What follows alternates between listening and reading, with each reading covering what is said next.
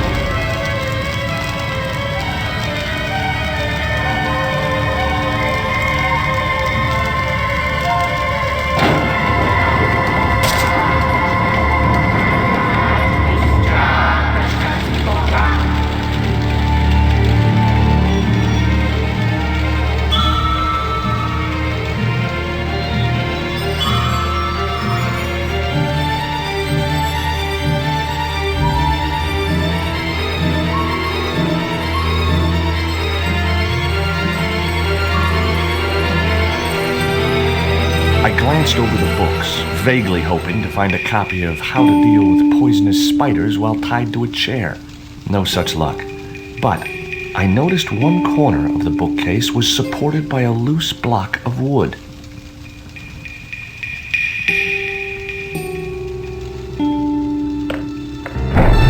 Maybe I'd been a little heavy-handed, but it was a question of survival. Of course, I was still tied to a chair in a burning house with no means of escape.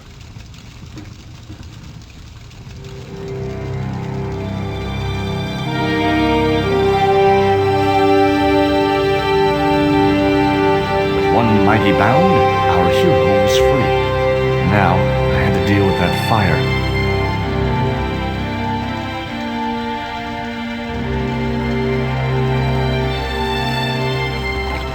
Inside, I found a bottle of tequila. Normally, I didn't drink strong spirits, but today was far from normal. Ew. Disgusting. Not only did the tequila burn like hell, I just managed to stop myself from swallowing the worm. There was something short, fleshy, and gross on the carpet. It was the worm from the bottle of tequila. In the drawer was a small decorated pot.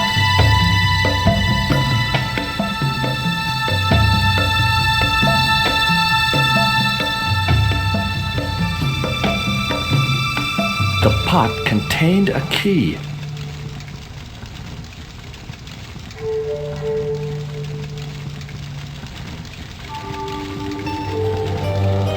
That dart was sharper than a mosquito's business end, but this didn't deter me from getting it anyway.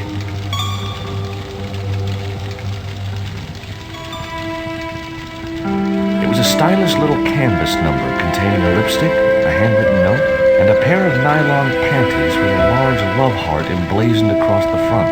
It occurred to me that Nico's tastes must have really changed while I was away. Well, they could be useful.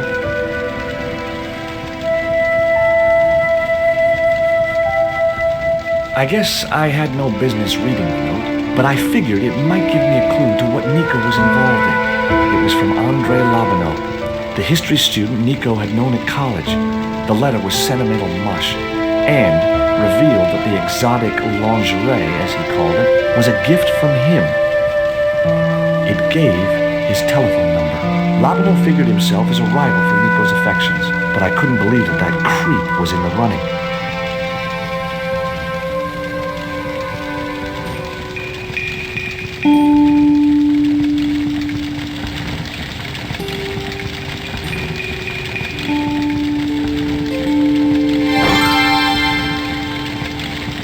As I released the lock, something blew the doors open.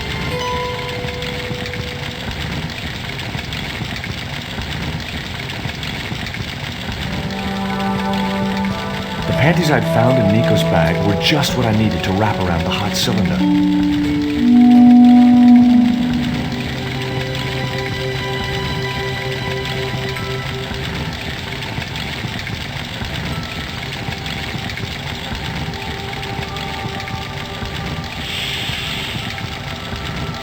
The cylinder gave out a faint hiss as the valve opened. What? Now I had one primed up and ready to use extinguisher.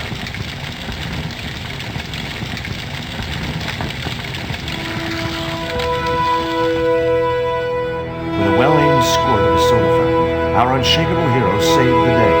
Now it was time to start looking for Nico. I wasn't going to burn myself on that red-hot doorknob, and it wasn't the time for subtlety.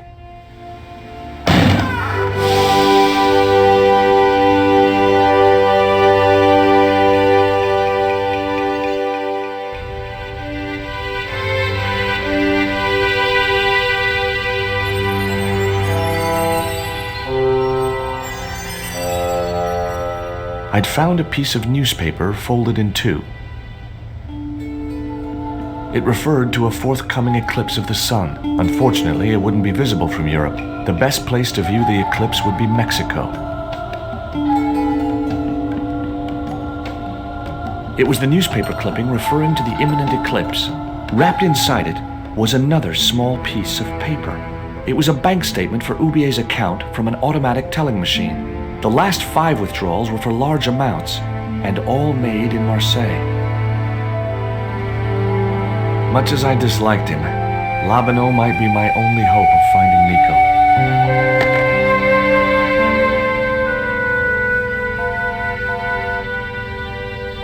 Hi, Andre?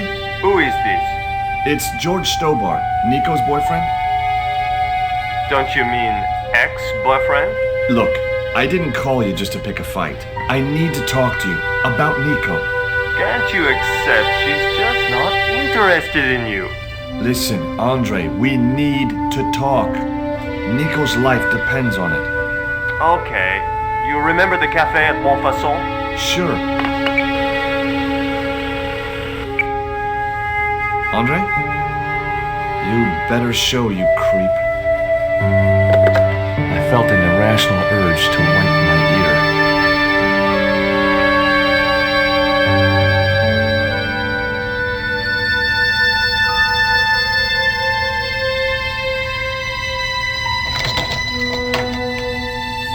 I unlocked the door.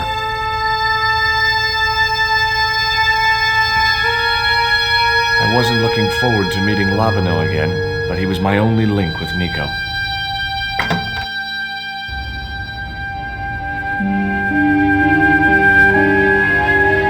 There was no sign of Lobino when I got to the cafe. I decided to order a coffee and wait for him.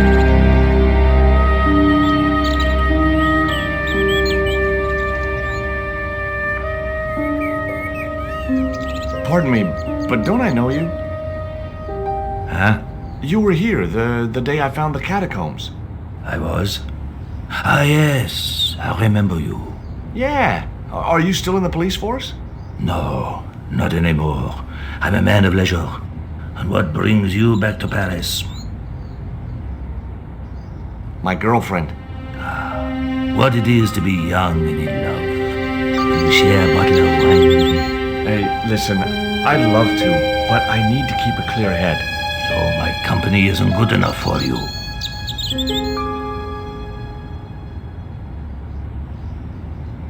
Tell me what you make of this note. From my years of experience, I gained a pretty good insight into handwriting. I'd say that note was written by a compulsive, obsessive type with an Oedipus complex. Hey, you got just about everything apart from the ponytail. What do you make of this news cutting? Orphanage supplies fast food chain? No, it's the article above that. Oh, total eclipse of the sun. Well, that's very dull in comparison. I don't know anything about eclipses. What do you make of this dart? I remember a case where the victim was killed with just such a device. The poison acted in seconds, causing his body to swell up like an inflatable life raft. Have you ever heard of a Professor Oubier? No, monsieur. I don't recall the name. Well, apparently he's an expert on Mayan art and history. A little out of my field of experience, monsieur. If he'd been a serial killer or a sodomite, I might have been able to help.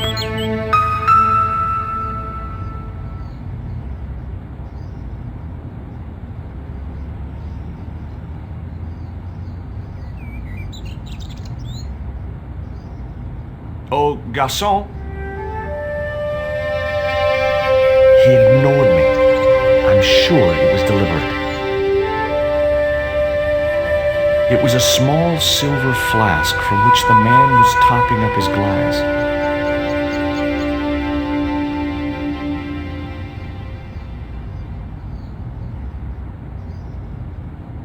What's that you're drinking? It's wine. Why did you leave the police? I was forced to retire. The golden handshake. Only in my case, it was more copper than gold. How come? I was made a scapegoat to cover up the department's inefficiencies. I couldn't snatch the man's flask while he was looking.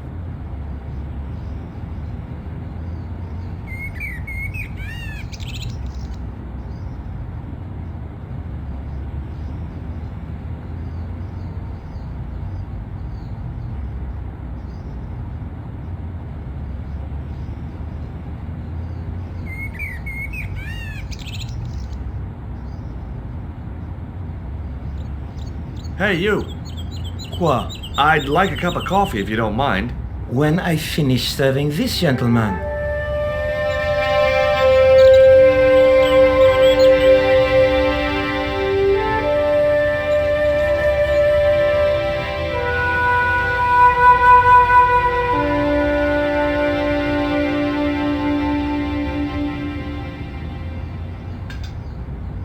Un café. Thanks. Look at this. A poison dart. Ah oui, sure. It's the real thing. Knocked my girlfriend out cold in a matter of seconds. Romantic. Sounds like a real close relationship you have going. Do you know that man over there? I should think so. He's a regular customer. Have you heard of Professor Oubier? Oui. He married that actress, the little dachshund. They used to come here. The nutty professor and the movie star. If Oubier's wife was a movie star, how come I never heard of her? She was big in France. The world doesn't stop at Hollywood. Her stage name was Carol Climax. She died in suspicious circumstances. How did Oubier's wife die? I heard he shot her. And got away with it? He had a good lawyer and a watertight alibi. Why would an eminent public figure like Oubier risk everything for murder? He wouldn't be the first, would he? Besides, people like him always get off. Do you know a guy called André Lobineau? Oui, I know him. What of it? Well, I'm supposed to meet him here. Did I miss him? No, I have not seen him today. What does that guy keep pouring out of his flask? Absinthe. Absinthe? I thought that was highly dangerous and outlawed in France. It is. Don't look at me, I didn't sell it to him. That's all. Thank you.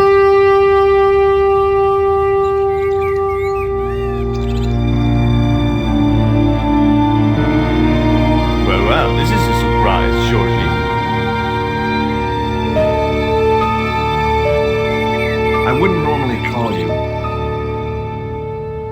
But Nico's in trouble, Andre. Deep trouble. You have to help me find her. What? What have you dragged her into this time? It was you that recommended Professor Oubier as an expert on Mayan art. Now his butler has kidnapped her, and he tried to kill me. Every time she gets involved with you, there is trouble. Walking out on her was the best thing you could do. My father was dying, damn it. I had no choice. Well, she soon recovered once she went back to her old friends. Drop it, Andre. Right now, Nico's in danger, and we have to work together. So, how can I help?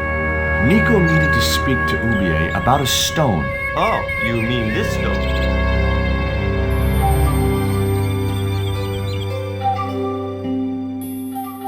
So that's what all the trouble's about. Precisely. Nicole told me to guard it with my life. Well, it's worth more than that, surely. Oh, very funny. What's funny is that your life really is on the line. What are you talking about? The stone is a Mayan artifact, dummy. And the guy who kidnapped Nico was from Central America. It was the stone they were after. Oh my god, you mean I could be in danger too?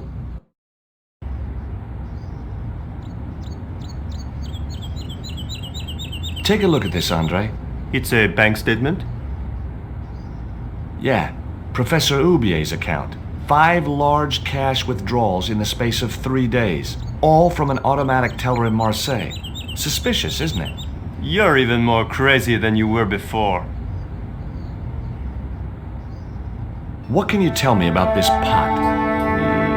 South or Central American, I'd say. I have a friend who'd be able to tell you more. Where can I find this guy? He owns a gallery on the left bank, the Gliese Gallery. What do you think this is, Andre? I don't know. I'll give you a clue. It's got more backbone than you. You think you're amusing, don't you? Does Oubier employ a guy from Central America? Maybe. I don't know. You've never been to his house? I thought you guys were pals.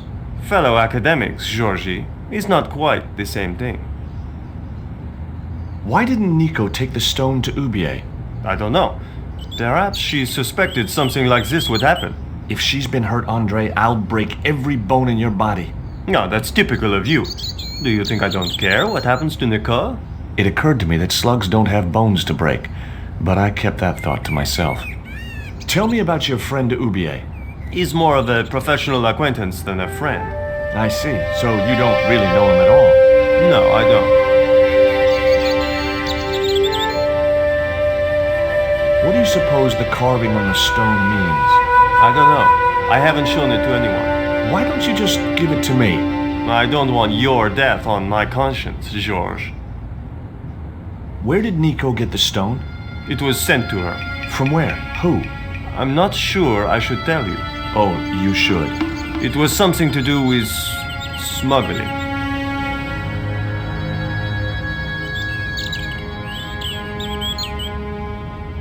See you later.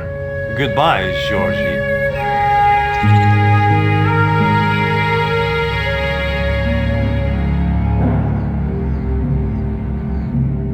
I've had enough of your games, Kala. Tell me what you've done with my stone. I thought your business was simply smuggling cocaine, Karzak. Why are you so interested in that stone? Either you tell me what I want to know, or Pablo here will make you talk.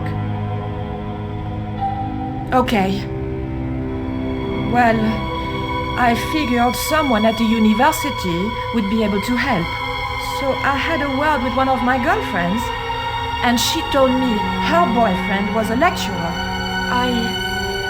I sent the stone to the Department of Ethnology. You know, I figured it was South American, so... You're not buying this, are you? That's enough! I don't have time to listen to your mindless prattle.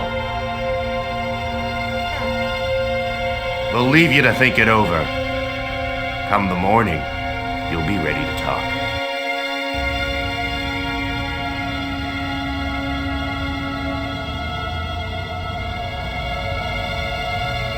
It was black, even though I was sure I'd asked for cream.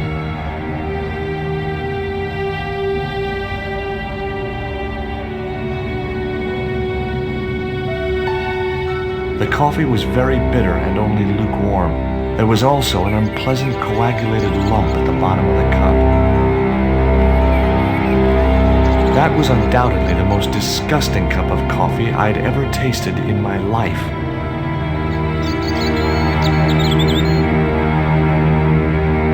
I'm trying to find my girlfriend. She's been kidnapped. Kidnapped? Yeah, it was our first day back together after many months. That's too bad. My God, that's depressing.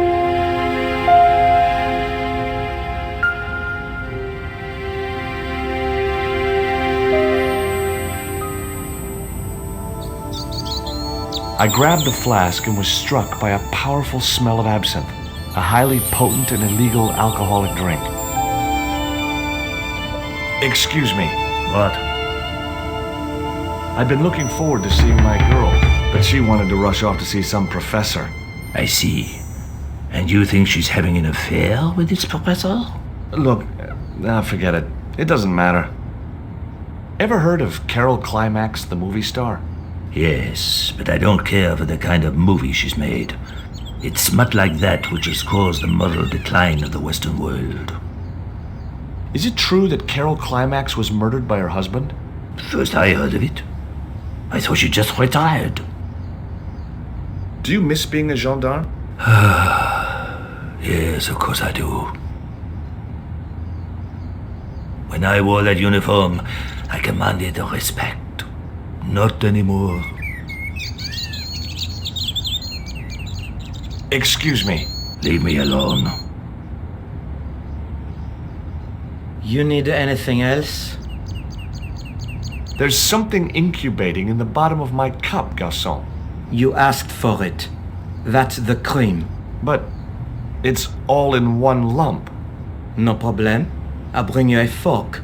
Forget it. That's all. Thank you. Now I had another lead. I could either go back to Ubier's house or visit the Gliese Gallery.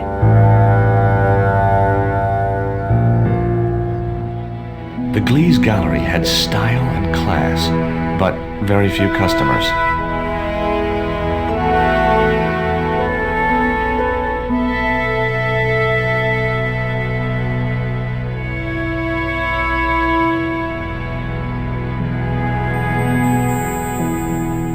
Are you Mr. Gliese, the owner? Yes, sir. May I help you? You're English? These days one prefers to think of oneself as European. Sure. Whatever you say. And how precisely may one assist you, sir? I'd like your opinion on this pot. Interesting. Would sir be interested in selling the article? That depends. How much would you give me for it? 300? Possible 325? I'll think about it. I found this news story referring to a total eclipse of the sun. Really, sir? Well, fascinating. Do you get many Central American Indians in here? No, sir. This is Paris. Central America is several thousand kilometers southwest of here. Straight across the Atlantic Ocean and turn left. You can't miss it. Well, as it happens, I saw some Central American Indians this very morning. Tourists, sir. Paris is full of them at this time of year. Have you heard of Professor Hubier? Of course. His name is synonymous with Mayan art. A number of these artifacts were supplied by Hubier himself. I suppose you have an import license for these relics? Of course. But that's not my problem, sir. The professor arranges all the shipping. We simply collect the items from the docks. Could you tell me which docks Professor Hubier uses to import the artifacts? Good God, no. I can't possibly reveal my commercial secrets. Who's that guy over there? That's Mr. Lane, sir, the critic. I'm hoping he'll give the gallery a favorable write-up. One has to be so patient with these critics. Lure them in with the correct bait, watch for a bite, and play them like a fish. Well, he's certainly drinking like one. Do you believe the story that Hubier murdered his wife? If it was true, who can blame him? She was an opportunist tramp. Well, that's what I heard. Have you seen any of Hubier's wife's films? Only one. Believe me, I was appalled, shocked, disgusted, and repulsed. Well, you sure got your money's worth. Last time I went to the movies, I wasn't even titillated. What I really wanted to ask you about was a black stone. A black stone? Yeah, it's a Mayan artifact, about as big as my hand. No, sir, one doesn't get much call for black stones. If it's Mayan artifacts you're interested in, I have some rather exquisite pots. Yeah, I noticed. I've already got one of those.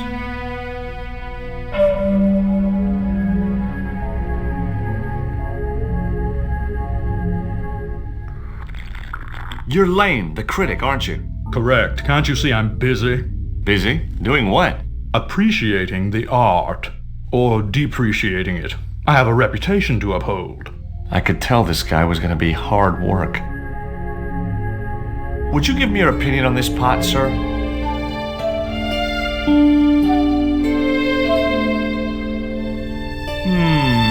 Yes. Very rapouche. Rapouche? Hideous.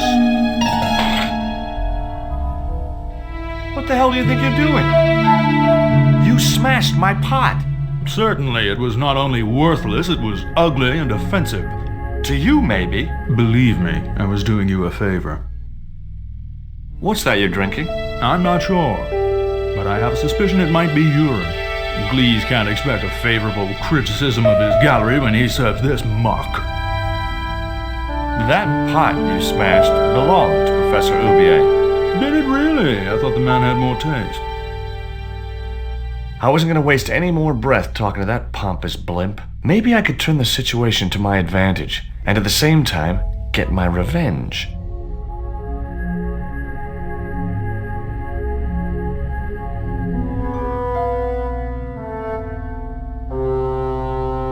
I splashed a little absinthe into the glass and hoped he wouldn't notice the change of color.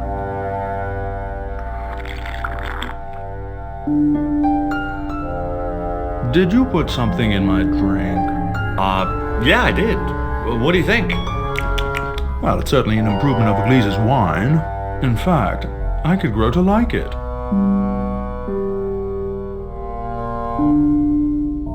Allow me.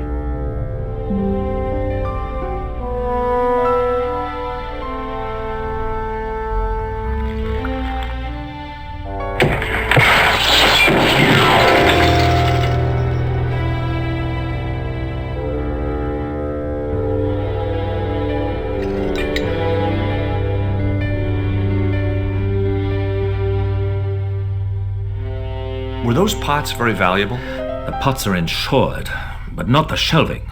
You've no idea how much that cost me.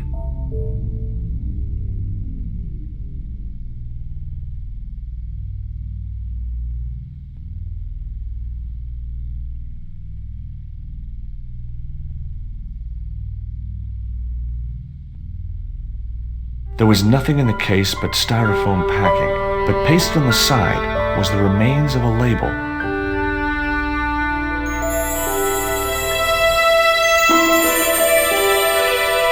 Underneath the logo of a flying bird were the words Condor Transglobal Mars. The rest of the label was missing. It was beginning to make sense. Oubier had organized Nico's abduction. Oubier withdrew money from Marseille. Oubier was connected with Transglobal, who shipped their goods from a warehouse in Marseille. That's how the torn Transglobal label had once read. Marseille, not Mars. It wasn't much of a lead, but it was all I had. I set off immediately to catch the evening train.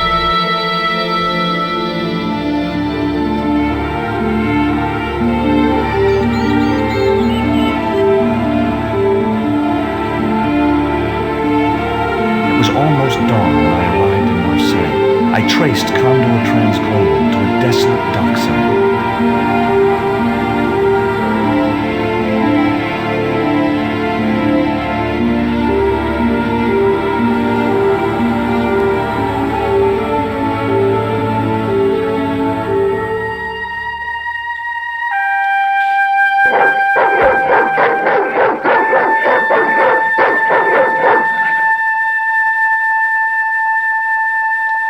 What's the big idea?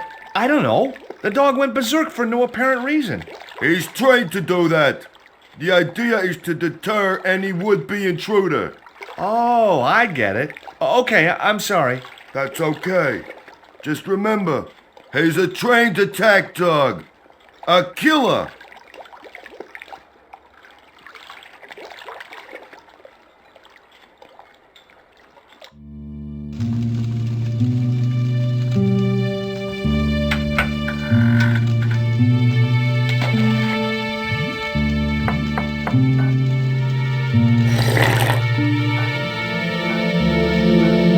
Hi, good morning. Do you know what time it is? No, I don't wear a watch. As my dad used to say, I'm not into time, man. Well, you're too early.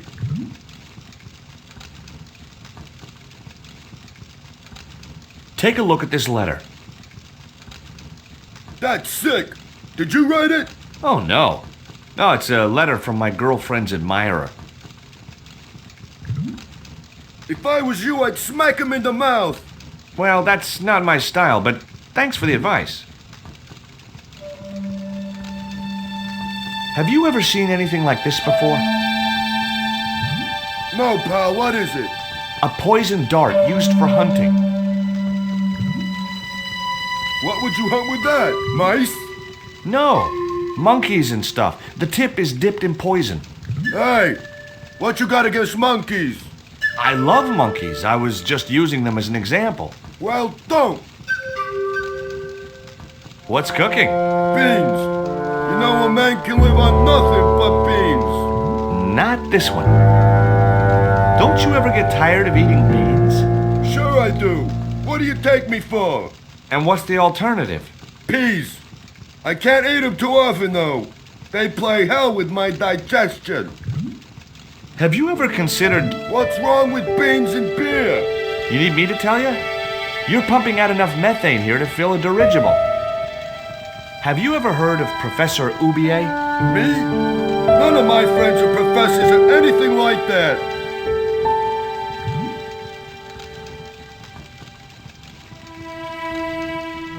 I have these very exotic panties. Take them away, you pervert! I'm looking for a young woman. At the docks? What kind of woman do you have in mind? You don't understand. It's my girlfriend I'm trying to find. Well, I ain't seen her, and you should tell her. The docks ain't no place for a young lady. They're dirty and they're dangerous. I'm certain my girlfriend was brought here when she was abducted. What? Your girl was kidnapped? Yeah, struck down by an Indian with a poison dart. Like the one you showed me? The very same. I could tell he didn't believe me. Ever heard of Condor Transglobal? Sure. They have a warehouse here. Well, could I take a look? Not until after the holidays. Come back in a month.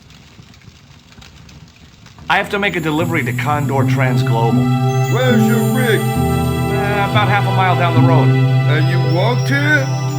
Jeez, are you some kind of nut? It was easy. I just put one foot in front of the other. Are you gonna let me make my delivery? Not without the paperwork. You get the papers, you make your delivery, and I get a fat backhander. I was getting nowhere with the story about being a trucker. Do you know what kind of business Condor's involved in? I'm paid to drive the gate. Their business is none of mine. Does that dog belong to you? Nah, he comes with the job. I just feed him every now and then. More then than now, I'd say. What's the dog's name? 20. It's unusual for a dog. It's his registration number. Security dog number 20. Does number 20 have rabies? Nah, just a bad attitude. Like I said, he's a trained attack dog. They took him when he was a puppy and messed with his head to make him the way he is. What time is it anyhow?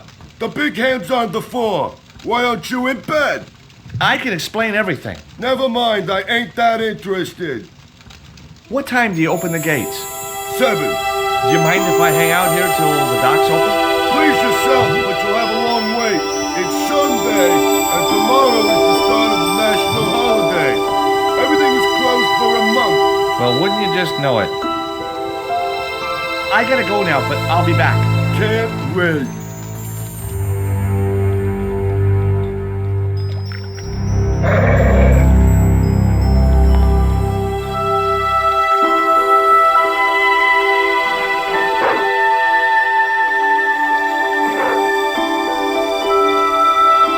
The stick had a hook on one end. I figured it was a boat hook for hooking boats.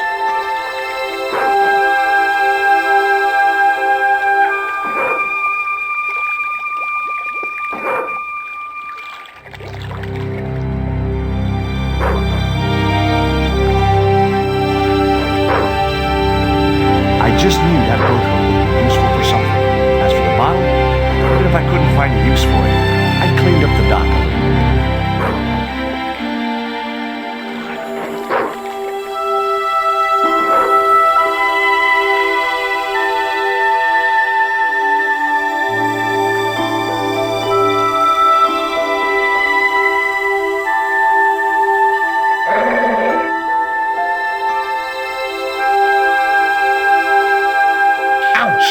That's hot. The bottle was half filled with water. Maybe it would cool the cone down enough to touch it.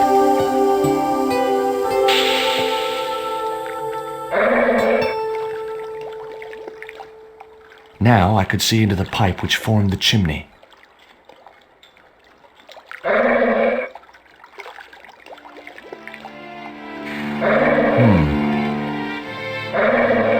The bottle had blocked the chimney, and the hut was filling up with smoke.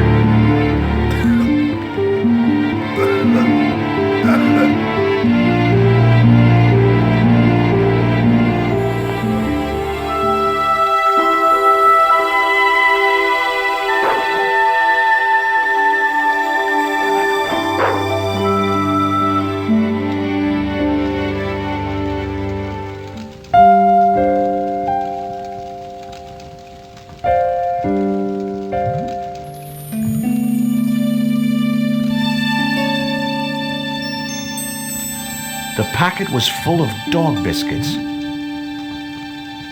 Someone had once told me a piece of coal brought you luck.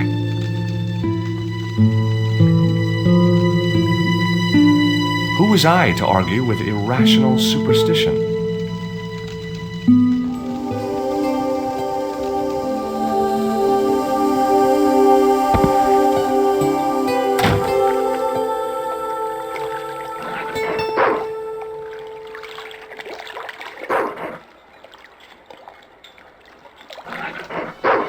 Hey, 20. Come and get it, boy.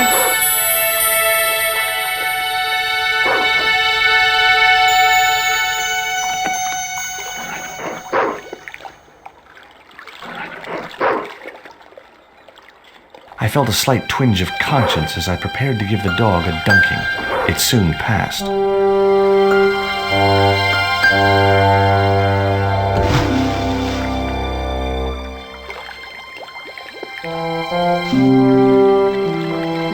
As I'd expected, the dog could swim like a dog.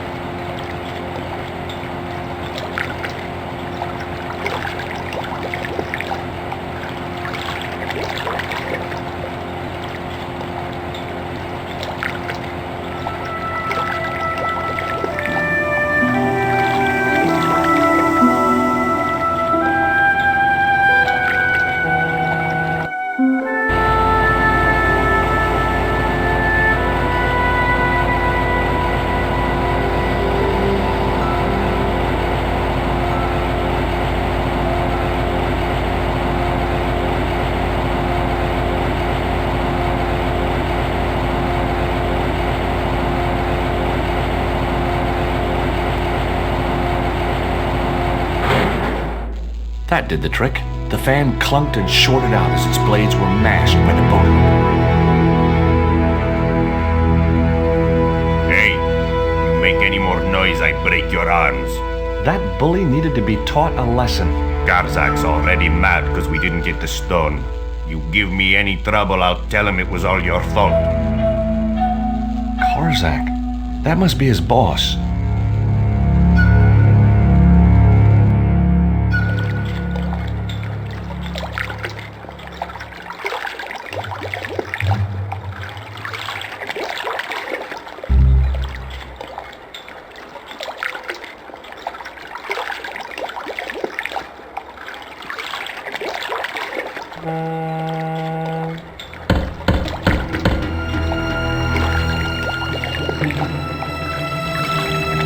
Who is it? Is this Condor Transglobal? Nobody here. Go away. I'll give you 5 seconds to let me in or I'll bust down the door. Okay. I'm coming. He didn't sound too happy.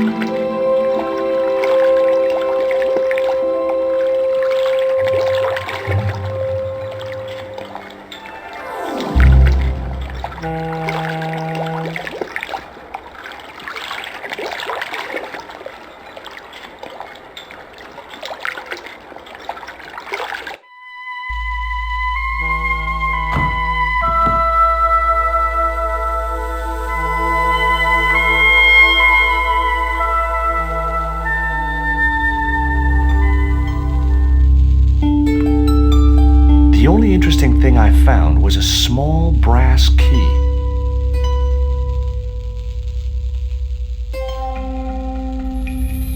Among the paperwork which adorned the notice board was something which caught my eye. It was a delivery note from Condor Transglobal, and the address was Coromante City.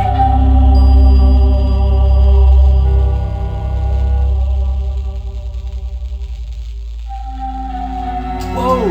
Don't shoot! The little guy had a blowpipe. That confirmed my suspicions about what had happened to Nico. I waited for him to shoot me, but it didn't happen. Instead, he seemed to want to tell me something. What? What do you want? He seemed excited, almost desperate. What did he want so bad? Hi. I'm not going to hurt you. Quaramonte! Is that where you're from? Coromante City? Quaramonte! Quaramonte! Okay. What have you done with my girlfriend? Huh? I am not leaving without her. Where is she? He didn't appear to understand me. Tell me what you've done with Nico, and I'll share these biscuits with you. I knew it sounded lame, trying to bargain with a box of doggy snacks. Besides, how was he to know how yummy they tasted? Do you know what this is? Peito. Lotseka peito. Hinyakotla gohino mutu.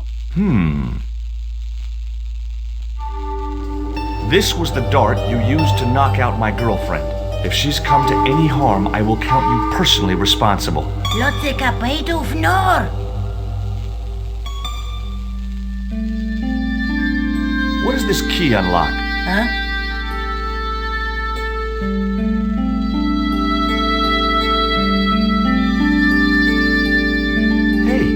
You're manacled. Who did this? That big thug? I'm gonna set you free, okay?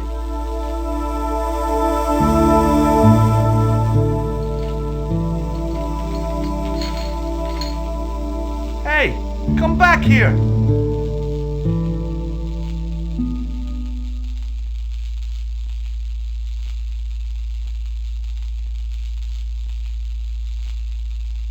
The little guy had gone to ground amongst the stack of crates.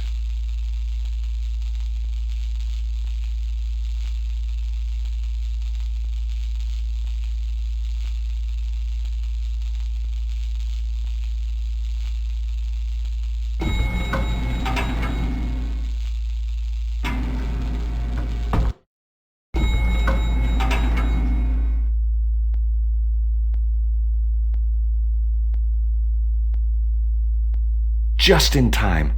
Interrupting the beam of light kept the doors from closing and stopped anyone from using the elevator. But what now?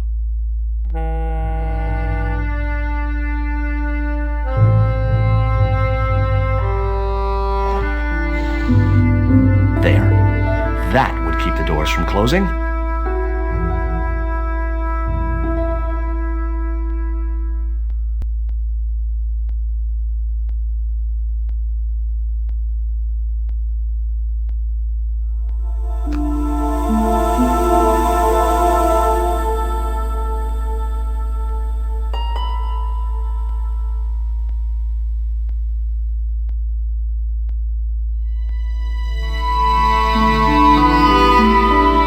There was an arc-shaped scratch on the floor, as if a door had been opened in the nearby wall.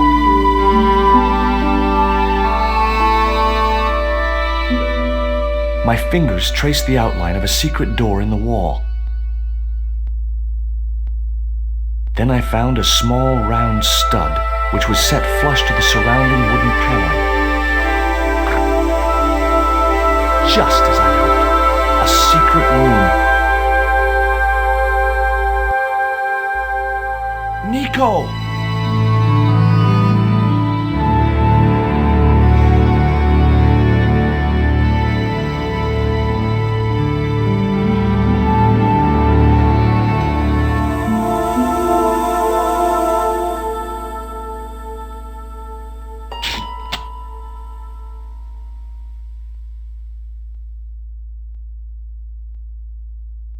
There, how are you feeling?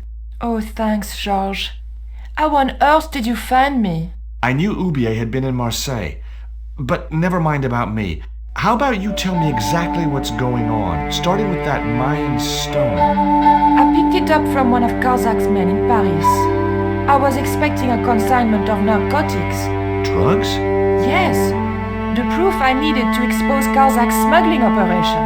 I'd set it up to act as his courier, and once I had the proof, I planned to go straight to Inspector Mou. But instead of the dope I'd expected, they sent me that stone instead. And to find out more, I called Professor Oubier, who invited me to his mansion. At least, I thought it was Oubier. I don't get it. If Carzak's business is drugs, why is he so desperate to get his hands on that stone? Maybe it has some significance to the local people in Central America. It could be Carzak's means of getting them to work for him. Anyway, we've got to get out of here. Nico, wait!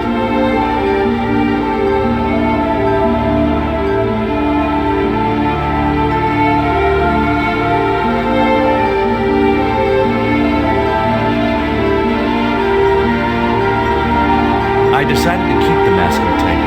It was bound to be of some use to me.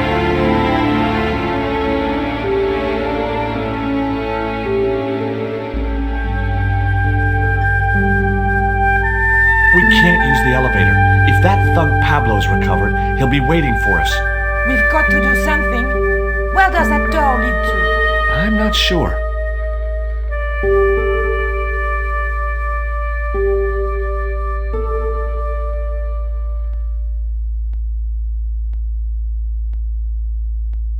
Look, the little guy downstairs was chained up with these. That must have been Pablo's doing. I don't blame him though. That little guy is dangerous. You're still sore about that poison dart? Of course I'm sore. I found these in your bag. Oh, they were a gift. I know. I read the note. God knows what was going through Andre's mind. I think that's quite plain enough. Have you any idea who this little statue is supposed to be? I'm not very well acquainted with Mayan deities, Georges. But whatever his name, he sure is ugly. Do you recognize this? Is that the dart which knocked me out? That's right. I kept it as a souvenir. Did that Indian guy mistreat you? If you forget about the abduction, verbal threats, and bondage, no. Well, what about the little guy? I don't think he knows where he is or what he's doing here. The big guy, Pablo, he brought Titipoco from the jungle. Titty what? Titipoco. That's what I heard Pablo call the dwarf. Did I hear you refer to Inspector Moon? Yes, you remember him?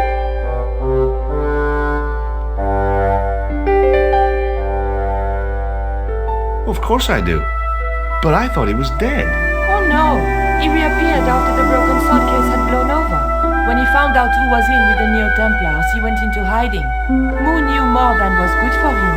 Does he know about our involvement with the case? If he does, he's not telling. Still, he got a sudden promotion.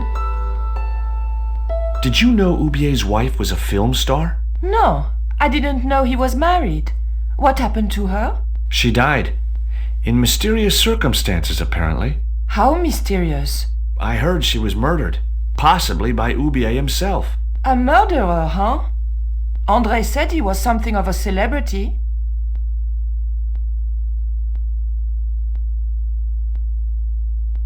Tell me about this Karzak guy. Well, I saw him for only a few minutes, but he frightened me. I got the impression that Pablo was nervous when he was around too. His eyes, they're like a wild animal's, like a tiger. That's what scared me most about him. He looked so unpredictable and dangerous. Okay, tell me what you know about Condor. Condor Transglobal exports Aztec and Mayan relics from Central America to Europe. But that's just a cover for the real business. Drug smuggling. What proof do you have? Nothing yet. Do you know where Condor is based? In Central America.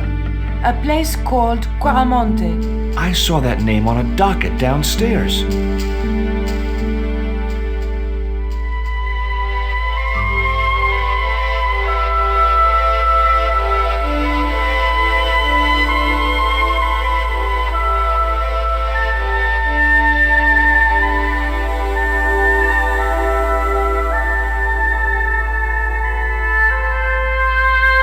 Hopefully, the tape would prevent those doors from closing and stop the Indian from being able to call the elevator.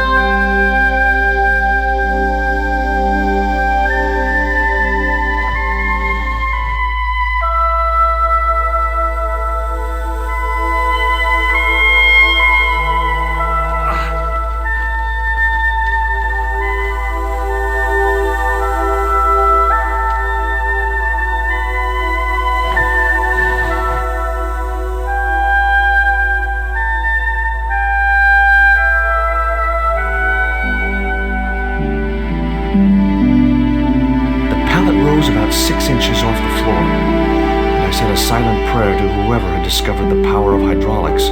What on earth are you doing? Trying to raise the statue so I can hook it to that pulley. Is that really going to help us? I like to keep myself occupied in times of stress.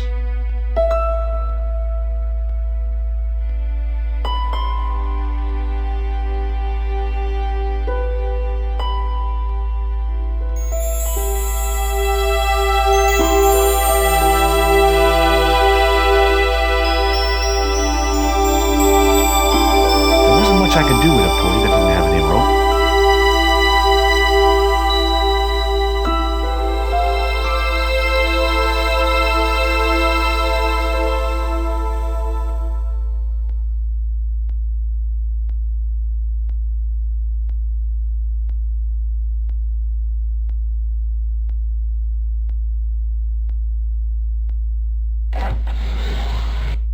It was too heavy for me to move on my own.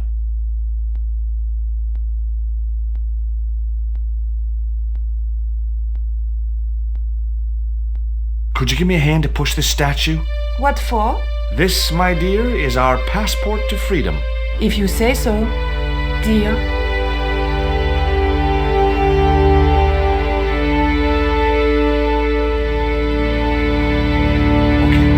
Push!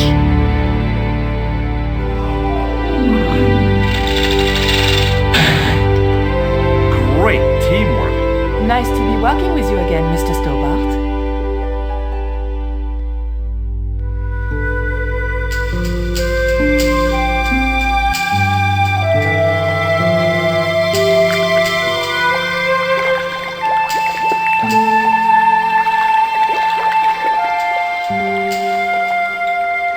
Nico, I have a great idea.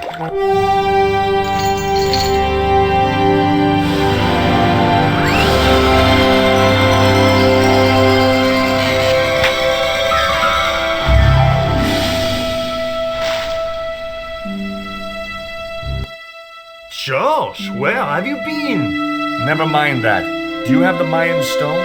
Maybe I have, but, Don't argue, Andre. Give the stone to George. well, of course, if you say so, Nicole. Thank you so much, Andre. George, he told me you'd been kidnapped, my dear. I'm glad to see he was mistaken. Oh, but it was true. If it hadn't been for George, I wouldn't be here now. It's not finished yet. Karzak's thugs will be back for that stone, you can bet. The best lead that we have is Coromonte City. Coromonte is in Central America. That's where Ubier gets his artifacts. That's all we needed to know. Come on, George. Quaramonte, the traveler's rear entrance to Central America. Well, that's how it was translated in the brochure. We didn't know what we were looking for, but the offices of Condor Transglobal seemed a good place to start.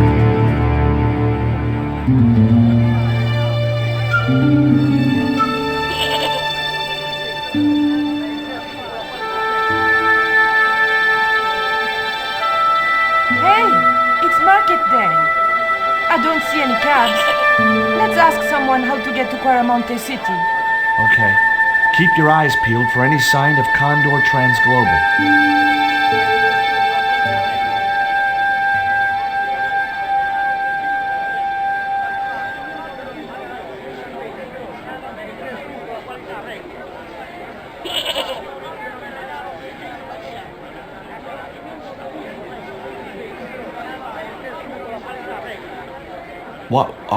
What was that?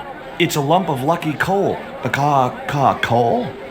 I would have preferred chocolate. Any flavor, so long as it hasn't got marzipan in it. God, I hate marzipan. You can talk. I mean, you're a talking goat. Keep your voice down. This is between you and me, right? Well, I guess so. I mean it. You tell anyone you've spoken to me, and you'll be cursed.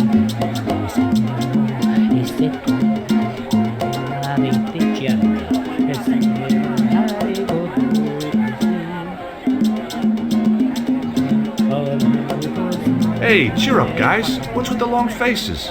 Our pipe player has been arrested and thrown in jail. Poor Miguel.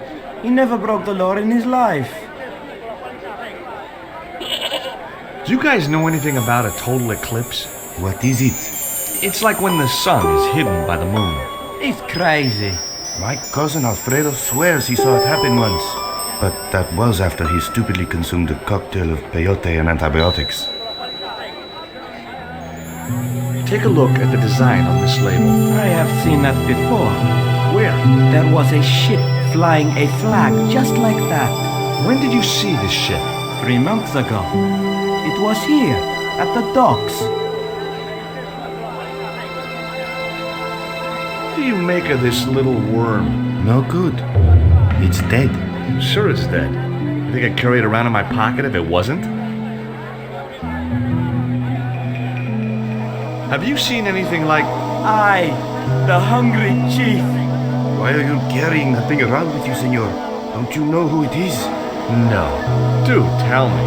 He's Tezcatlipoca, god of death and blood.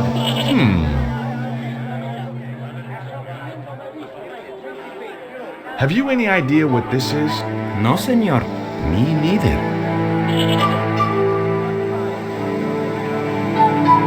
Would either of you guys care for a biscuit? A dog biscuit, senor? Are you trying to insult us? No, really, they're good. We'll take your word for it. Why don't you try playing a tune to cheer yourselves up? No, we should be looking for real jobs. We could earn 10 times as much down the mines. My cousin Ramirez was earning 8 pesos an hour. Before he lost his legs in the accident. Tell me about the accident at the mine. There was an explosion at Teoculcan. 30 miners were buried alive. They got some of them out, though. 2 of them, including your cousin, and they left half of him behind. Why was Miguel put in jail? For playing folk music. What? It's true, senor. He insisted on playing traditional Cuaramonte music, even though it's illegal. What was the ship with the Condor flag carrying? I don't know, senor. We weren't allowed near the docks. That's right. Usually we meet the ships when they tie up. We play to the tourists. Well, when the Condor ship came in, we were told to go away.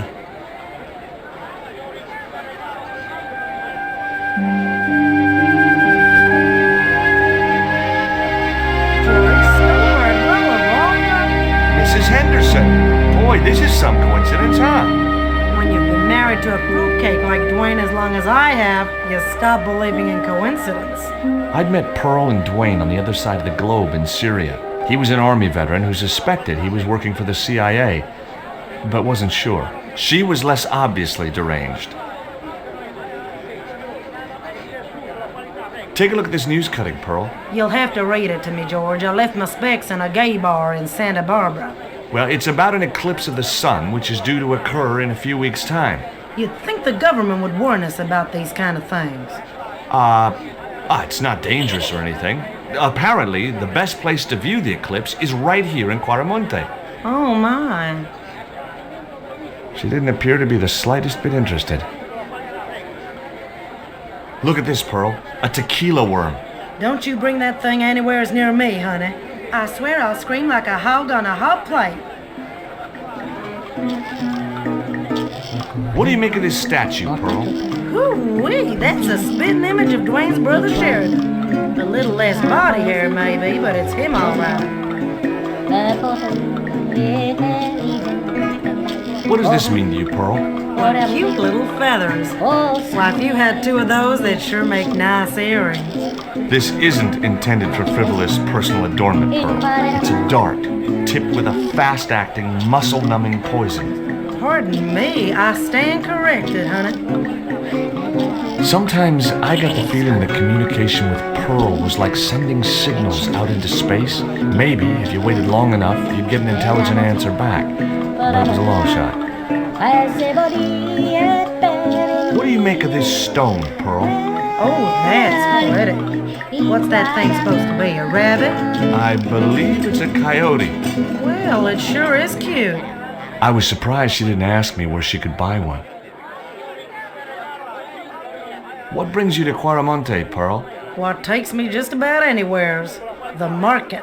You drove 2,000 miles to go shopping? Shopping is my role in the economy of the Great Design, George. Is Dwayne here with you, Mrs. Henderson? Why, sure, I couldn't leave him home alone. Since Dwayne came back from the war, we couldn't bear to be apart. So, where is he now? We ain't speaking. Why aren't you speaking to Dwayne? Because he's an old spoil-sport sourpuss. I want to visit one of those old pyramid places, but Dwayne says he has to stay in town. Right, and you don't want to go on your own. Well, there's no point in going to the pyramid if there's no one around to take my picture. Is Dwayne still working for the CIA? If he is, he doesn't know it. He's what they call a snoozer. Don't you mean a sleeper? No, this is different. He used to think he worked for them, but the psychotherapy cured him of that. What he doesn't realize is that now he really does work for them. At least that's the way I understand it. Catch you later, Pearl.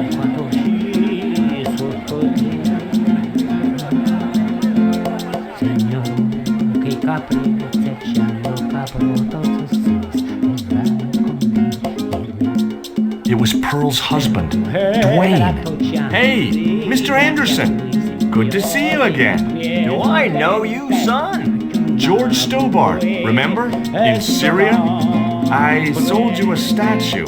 I remember that. Pearl was mighty vexed when the paint came off. Look, I'm sorry. I'll give you back the $50. No, you suckered me fair and square. What do you think of these panties, Dwayne? Lord, hot stuff, George. You buy those for your girl? No, a guy we know in Paris bought them for her. Oh, you're a threesome then. Why are you looking at me like that, George? Forget it. Do you know anything about a shipping company called Condor Transglobal? Sure I do. You have to get up pretty early to catch Dwayne with his pants down. What? You beat me to it? Condor Transglobal is all wound up. Seems like my investigations scared them off. Would you like to borrow my lucky piece of coal, Dwayne? What's so lucky about it?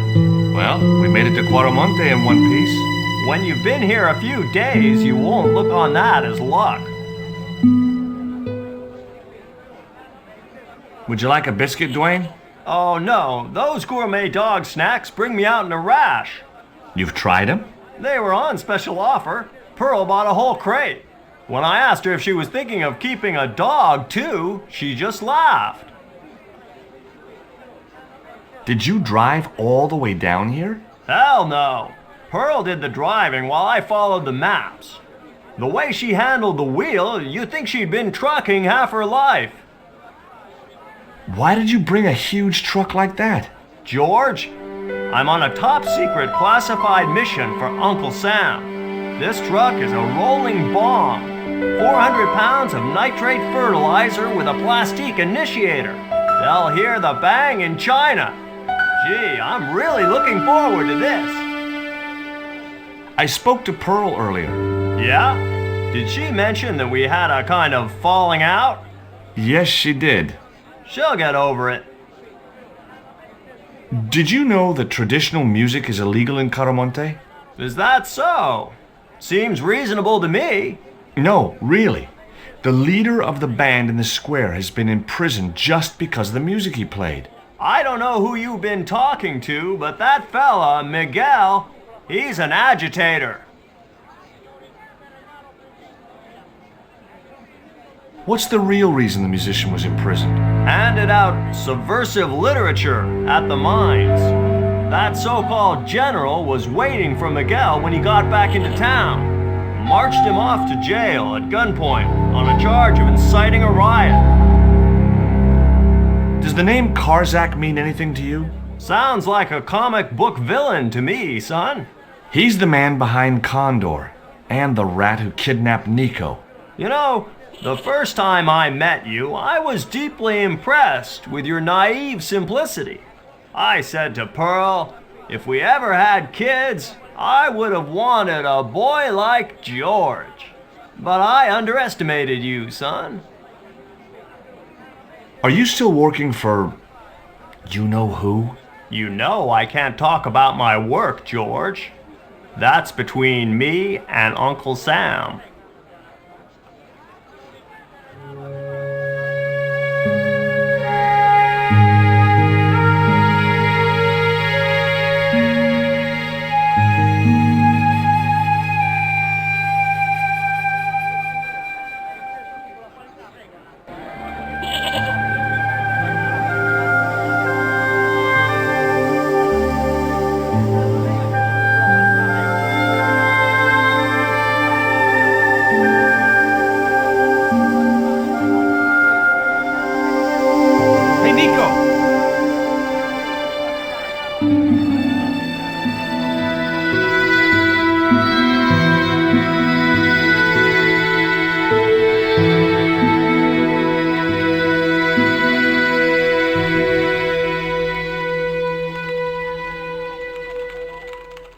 Hola, señora. Hi.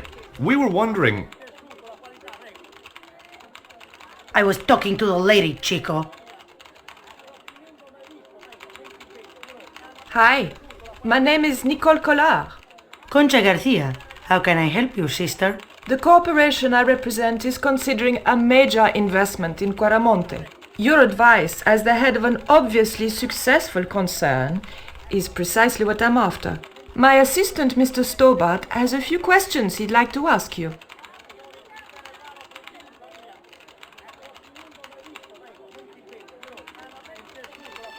Would you be interested in these panties? They look about your size. Is that your best line, Chico? I'm serious. They were an unwanted gift. Put them away before you get overexcited. Have you heard about the forthcoming eclipse? I don't take much interest in things like that. One of the boys might know about it. You see this? It's my lucky piece of coal. What's so lucky about it? I'm not sure yet.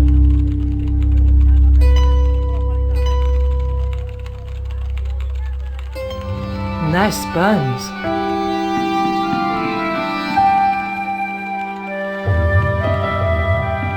Do you recognize the icon on this label? Condor Transglobal. Did the company operate here in Quaramonte? Yes, they ran an old container ship, the Mayan Princess. Can you tell me anything about this statue? It is Tezcatlipoca, the god of death and pestilence. That fetish would be considered by many to be a bad omen. Does this stone mean anything to you? I think it is a spirit stone carved by a Mayan priest, no? I don't know which of their many gods it represents.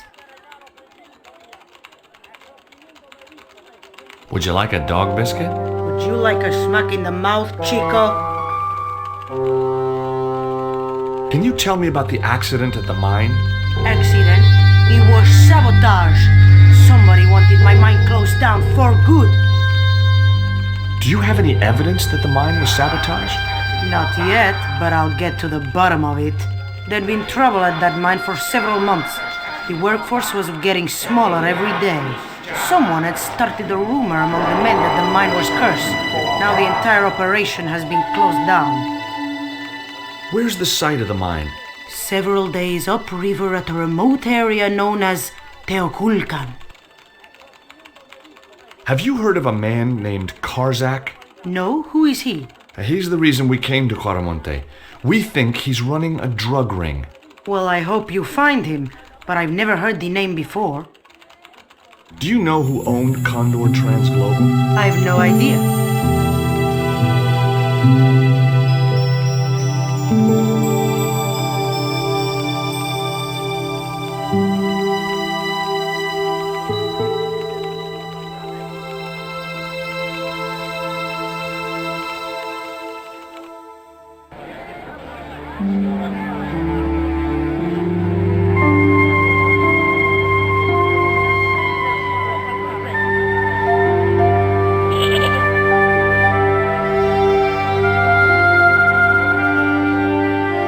Hey, Nico!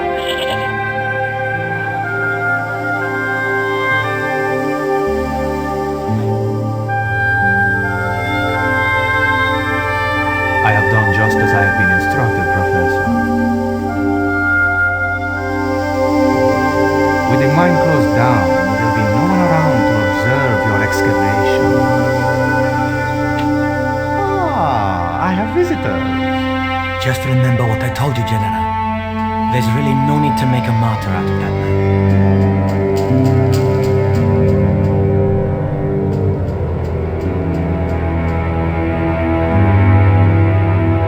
I'm sorry to keep you waiting, senor. Welcome to Quaramonte. Thanks.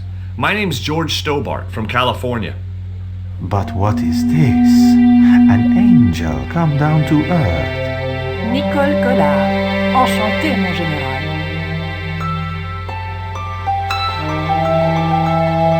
Pardon me, senorita, but I couldn't help myself. Look, we'd like to ask you a few questions. You've come to the right place, senor. Tourist information. General Graciento, at your service.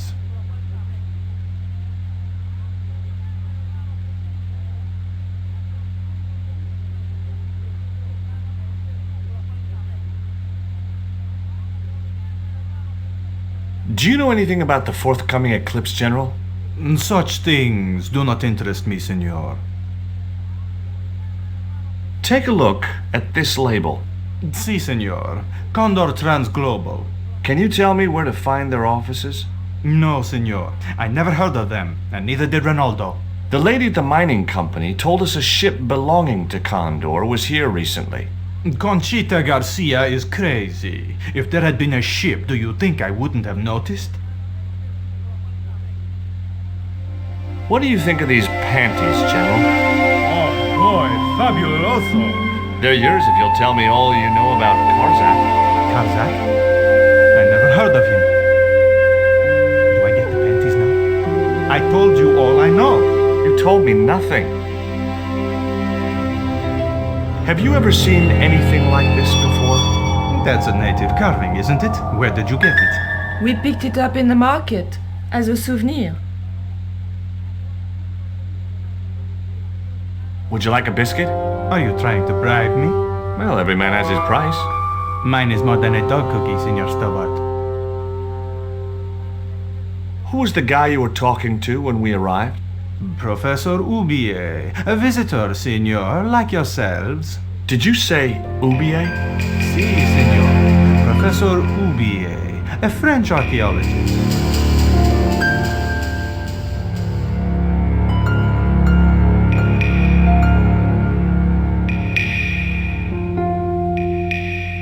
What's Ubier doing in Quaramonte? Researching our rich and glorious past, senor. The professor is planning an expedition to some Mayan ruins. He came to see me to get an excavation permit. Are there any ruins around the city? Of course, senor. Quaramonte has everything. I have a friend who wants to visit an historical site. Ronaldo will only be too pleased to conduct a guided tour. When he's dealt with today's paperwork, of course. Is it true there's a restriction on music in Quaramonte? Yes, there is. An emergency measure introduced by Nuestra Senora. Folk music is a link with the past for some of these people. Take away their musical roots and what do they got left? Easy listening. You think easy listening could replace a musical heritage hundreds of years old? Why not? It happened in your country. I hear there was an accident at the mine a few months ago. That's correct. A lot of men killed, weren't there? A few. 30? Barely 1% of the working population. This is the tourist office? It says police on the sign outside. It is both, senor. I am a man of many parts. I can see that, General. Are you sure you never heard of Condor? Oh, yes. The company is registered here in Quaramonte City. You are mistaken, senorita. The musicians out in the square say that a ship flying the Condor flag was berthed here. They are simple peasants. They will go along with anything you say in the hopes of parting you from your money. Condor is run by Karzak, isn't it? Wrong again, senor. Karzak has nothing to do with anything called Condor. Whoever he is. Do you keep a record of companies registered in Quaramonte? Of course, senorita. Unfortunately, all the records were destroyed by a flash flood. I'll be back.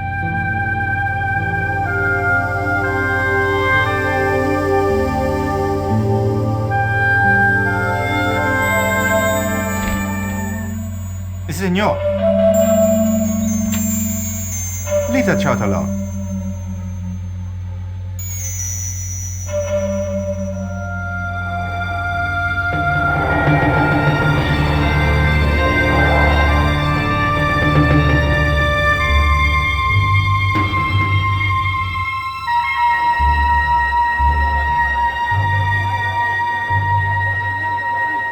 Why did you show him the stone? I thought maybe he might know something about it. Well, he does now, for sure. He knows we have it. Do you have any theories about this stone? I think that the design represents a dog, a Mexican dog. So, this is the sacred Chihuahua stone? Sheesh. Take a look at this. Mon Dieu! Where did you get that kind of money? It's not mine. I found that statement at Ubier's house. Take a look at this. An eclipse of the sun. Why the sudden interest in astronomy? I found the cutting in Ubier's house. Apparently, it's only visible from Central America. Take a look at this, Nico. That's disgusting, George. Why are you carrying it around with you? I don't know. I just can't seem to part with it. Guess what this is? Go on, guess. It's wrought iron, probably from a chimney stack on an old stove. Well, I suppose it could be. How did she know that? My grandfather used to work in a foundry. Would you like a biscuit? Gourmet dog? Have you been eating those things, Georges? Sure, they're great. That man we saw talking to the general was Ubier. Didn't you recognize him? I never met him, remember? The guy I called in Paris claimed to be Ubier, but he sounded nothing like the man in the police station. Maybe the professor really is innocent. Nah, it's too much of a coincidence that he's here in Quaramonte. Labano tells me he's been seeing a lot of you. We meet sometimes for lunch, a drink. After you'd gone back to the States, I was pretty lonely, you know. Lonely? You must have been desperate. Couldn't you just visit the zoo or something? You came on a little strong with the general. I was merely flattering his ego, Georges. Every man has his Achilles heel. Maybe, but that guy's weakness isn't in his foot. Did you notice that chart on the police station wall? Yes, it looked like a map to me, but I couldn't make out the details. Whatever it was, the general didn't want us to see it.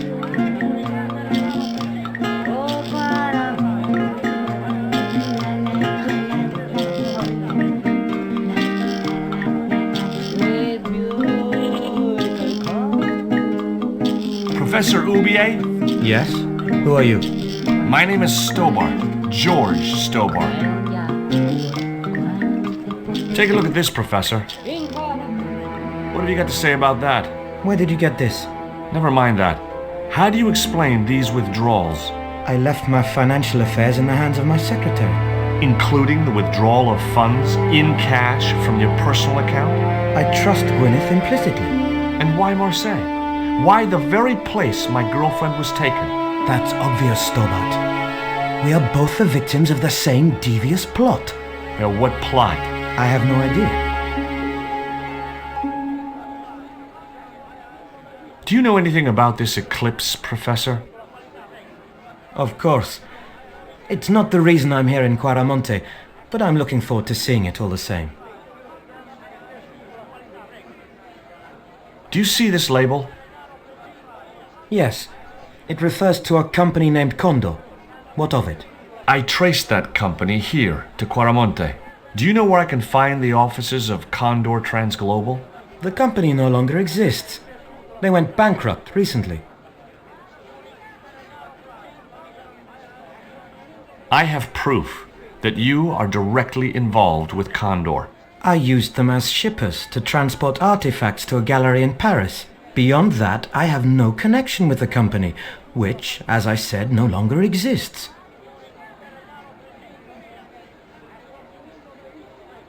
Can you identify this statue, Professor? Oh, yes. Tezcatlipoca, the Lord of Darkness. A Central American god, right? A supreme deity. Tezcatlipoca means, literally, smoking mirror. There.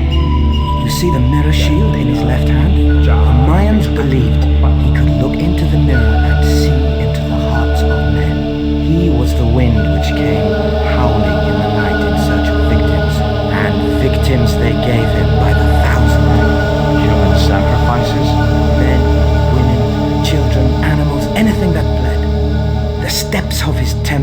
ran red with the blood of sacrifices. The Mayans have a legend that says he'll return one day. I hope I'm not around to see it. Can you tell me anything about this stone? Where did you get that? This is the stone my girlfriend called you about. The stone that nearly cost Nico her life. I assure you, I don't know what you're talking about.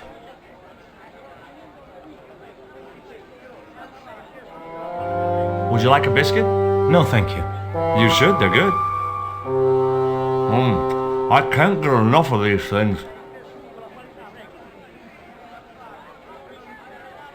Have you ever employed a Central American butler or servant? I've never employed any kind of servant, monsieur.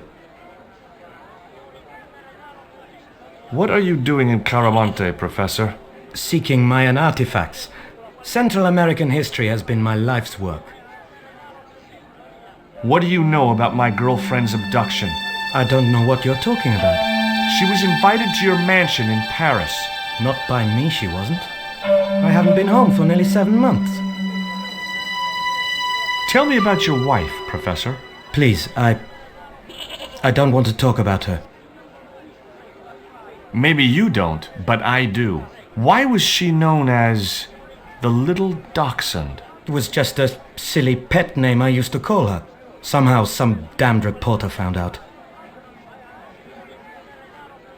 Does the name Karzak mean anything to you?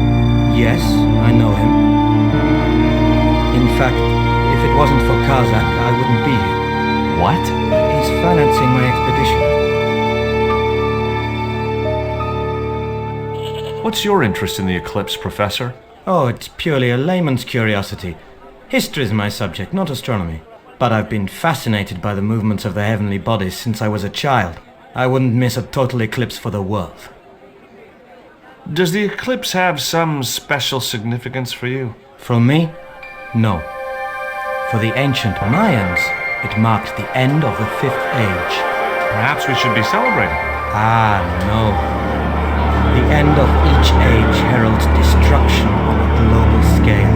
The 5th is the final age, ending in the total destruction of the Earth.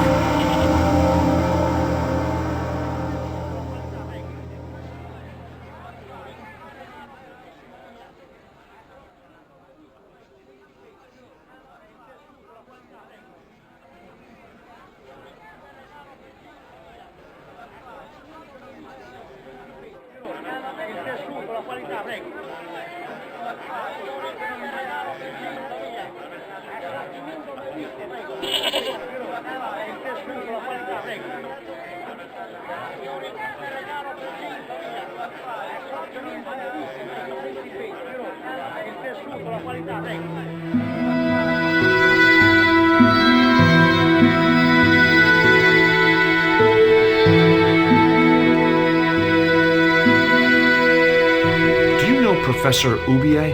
Yes. I understand he is about to embark on an archaeological expedition. He hired some equipment from me earlier today. I overheard him talking to the general. I think they're working together. What? If I'd known that, I wouldn't have hired out the equipment. Now, why would the general be interested in an archaeologist?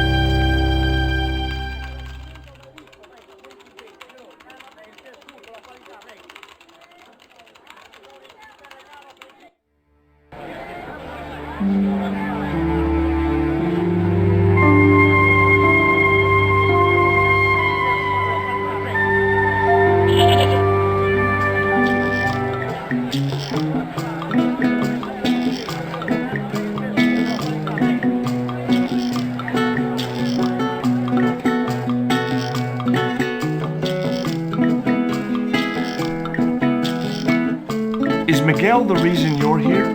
Pretty smart, George. I was supposed to make contact with him. By the time I found him, though, he was in jail. I've been trying to figure out a way to get him out since then. Sounds good to me. Count me in. Good man, George. All I need is a detonator. How come you brought a truckload of explosives but no detonator? Call me old-fashioned, but I say packing trunks is woman's work.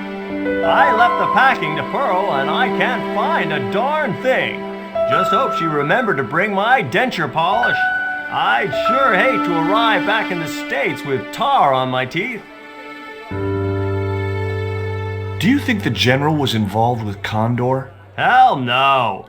And if he's a general, I'm a Buddhist. No, that fella's just a mouthpiece for the real power in Quaramonte. So the general is nothing but a puppet? He's like Pinocchio before he met the Blue Rinse Fairy. Strictly strings and wood. Who's pulling the strings? His mother. Better known as La Presidenta, the dictator. Did you find any evidence of Condor's drug smuggling operations? Drugs? Hell no! Condor was a cover for the illegal export of Mayan artifacts. So who was behind Condor Transglobal? It was registered in the name of Edan. Did you get the guy? I don't think he ever existed. Edan backwards spells Nady, Spanish for nobody.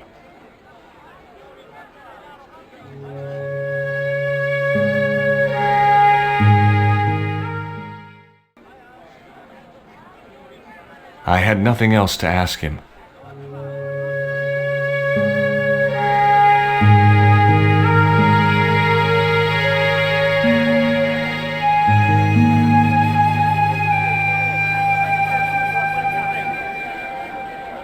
Have you met the guy who calls himself the General?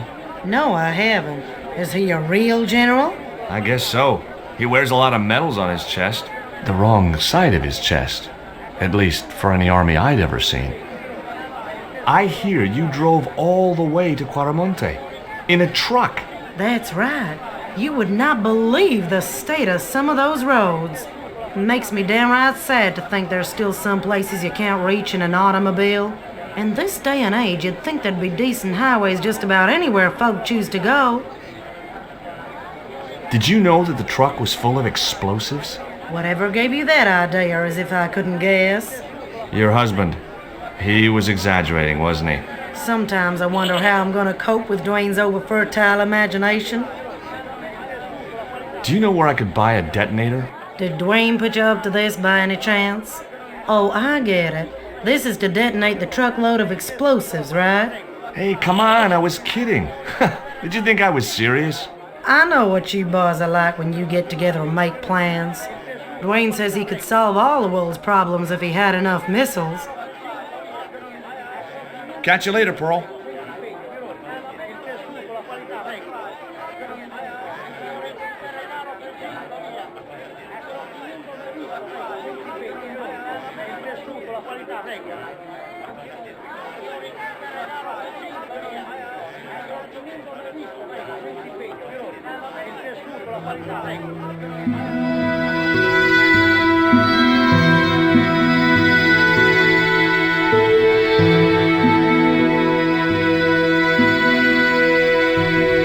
Any kind of detonating device in stock? Sure. They're kept in that cupboard. I don't suppose you have one spare? I can't simply give you a device like that, no without a damn good reason. The General has a chart in his office, which he was discussing with Ubier. Perhaps that chart will tell us where they're heading. Maybe, but I can't get anywhere near it while the General and his sidekick are there.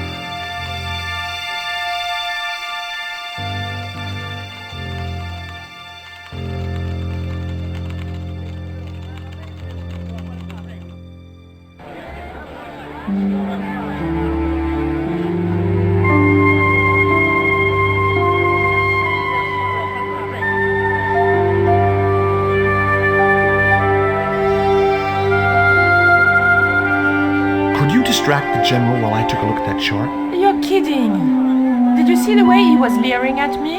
Yeah, you'd make a great snake charmer. Come on, 5 minutes is all I need. Well, maybe. But it's your harebrained scheme. You do the talking.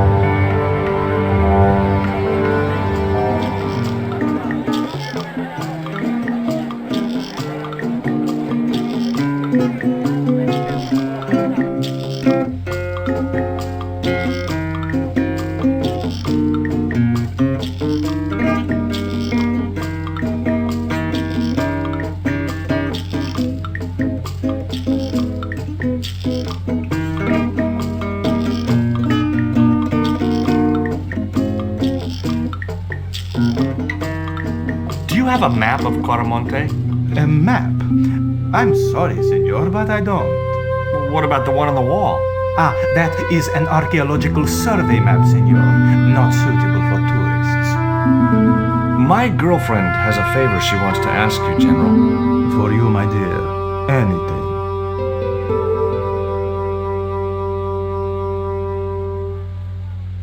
I've changed my mind. Oh, no, you haven't. She's embarrassed about asking you for an interview, General. An interview with me? Fabuloso! Well, I want to write a story about you. You hear that, Ronaldo? An exclusive glossy spread about your beloved general. Si, Signor General. Look after things here. I'm going back to my apartment and I don't want to be disturbed. I'll get you for this, George Stobart. Don't worry. If you're gone for more than a couple of hours, I'll come and get you. A couple of hours?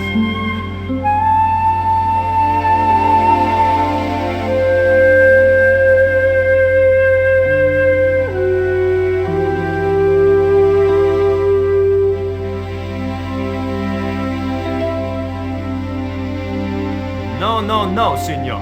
The General said nobody must see that chart. He won't know unless you tell him. You don't know him, Signor. He will worm it out of me as easily as he de-waxes his ear. Okay. I'd have to get rid of him. I'd still have to figure out how to get rid of Ronaldo before I went down there.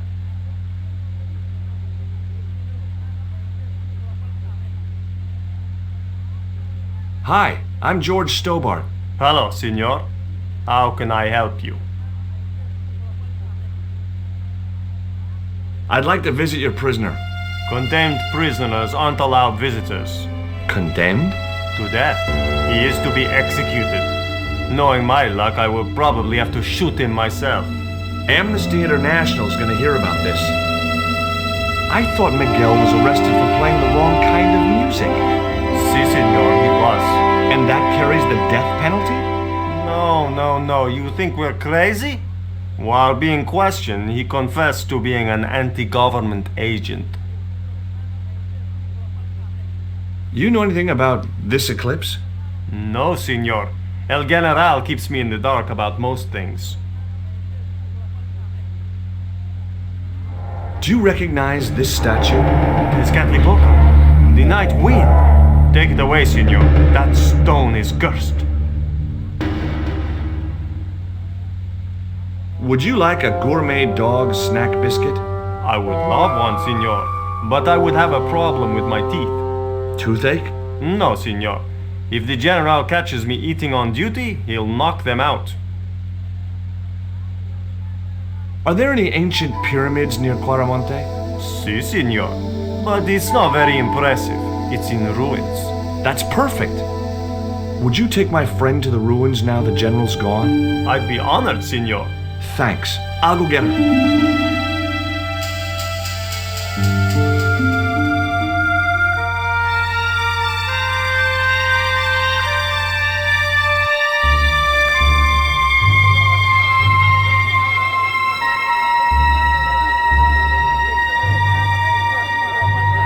I've made the arrangements for your visit to the temple, Pearl. Oh, that's just great, George. Why don't you come too, honey? I'd love to, but right now I have to save the world.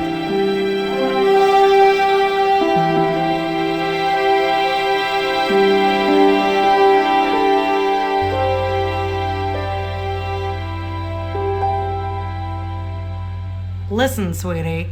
I'm looking for an official guide to take me to the old pyramid. For a lovely lady, I would go to the ends of the earth. For you, I will go as far as the pyramid and back. But what about your husband? What he doesn't know won't hurt him. Let's go, Beanpole.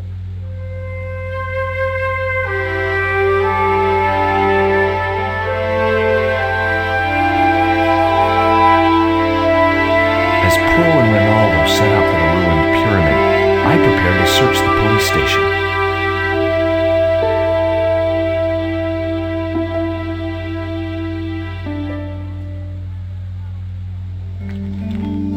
It looked like a geological survey map showing the land to the southeast of Cuaramonte City.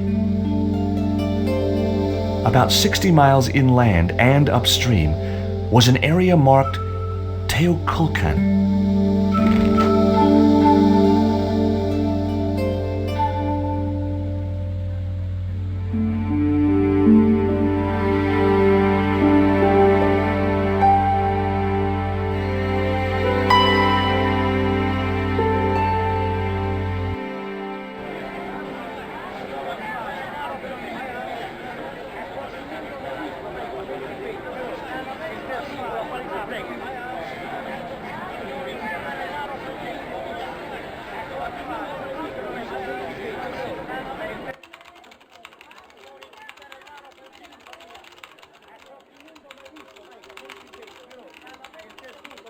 I got a good look at that chart in the police station. It's a map of Cuaramonte. Does it tell us where Ubier is heading? Yeah, a place called Teoculcan. That's the site of the mine. I wonder why they're being so secretive about Ubier's plans. One thing's for sure. If the general's involved, they're up to no good. I'd like to talk to that musician we get. Take the detonator and get him out of that jail.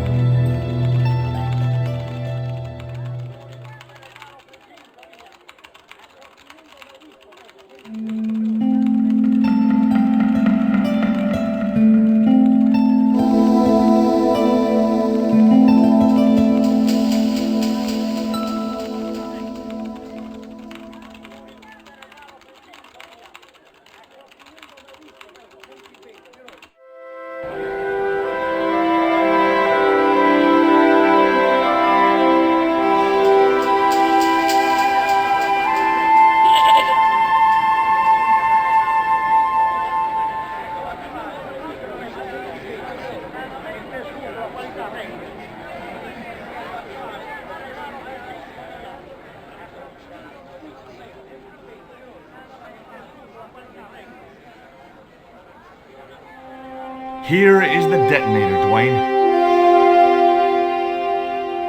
Keep your voice down, George. You want everyone to know. You'd best go and warn Miguel that the U.S. cavalry's on the way. Okay.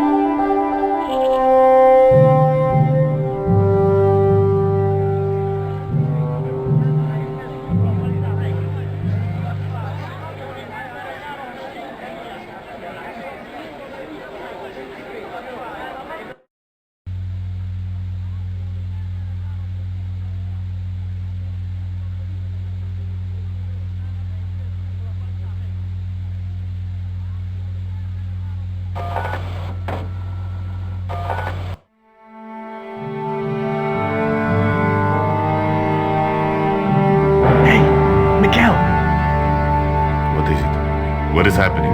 We're getting out of here. Who's we? They've sent the Delta Force? Nope. The Impossible Missions Force? Don't make me sick. Much better. Who then? A retired greetings card salesman from Ohio. I'm doomed. You're not the only one. I should have known you'd be trouble the moment I saw you. Look, I can explain everything. Get in that cell. Now. And what if I refuse? He'll shoot you. Okay, here I am, going quietly into the cell.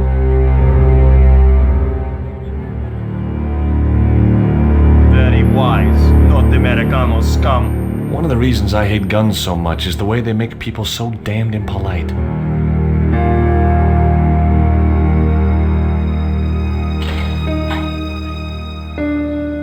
I hope you're enjoying your vacation, Senor Stobart. Go polish your weapon, Ronaldo.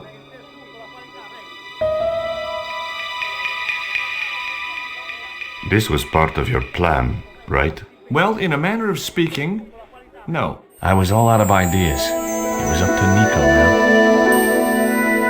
So, here we are. You've changed. I thought I would slip into something more comfortable. The stench of cheap cologne rolled over me like tear gas. So, what do you want to know about me? Ask and I will answer. I will deny you nothing.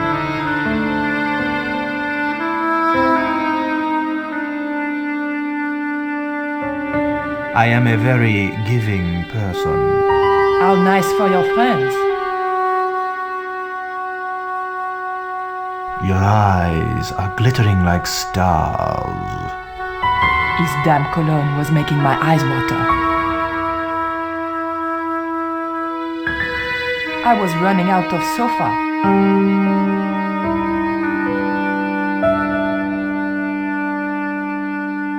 As spirited as you are beautiful, I admire that. As long as he admired it from afar. On close inspection, I noticed that the swordfish was peppered with machine gun bullet holes. The general was a real sportsman, and no mistake.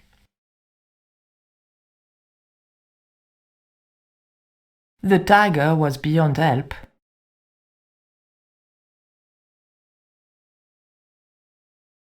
I didn't want the picture.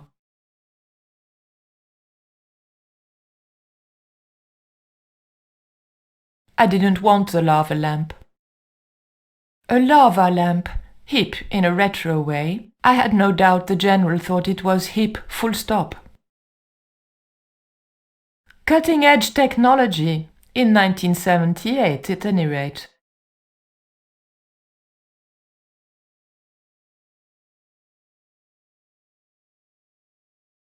That tiger skin, you didn't kill it yourself, did you? Alas, no. I had to import a synthetic one from the United States. It is very comfortable to lie on, naked. Unfortunately, I'm allergic to man-made fibers. Big fish. Catch it yourself? Catch it? Fishing poles are for children. Then how did... Are those bullet holes? 2 magazines on full automatic. It put up quite a fight. Is that a lava lamp? Sure, it's more impressive in the dark. I'll close the blinds. No, don't do that. Not on such a beautiful day.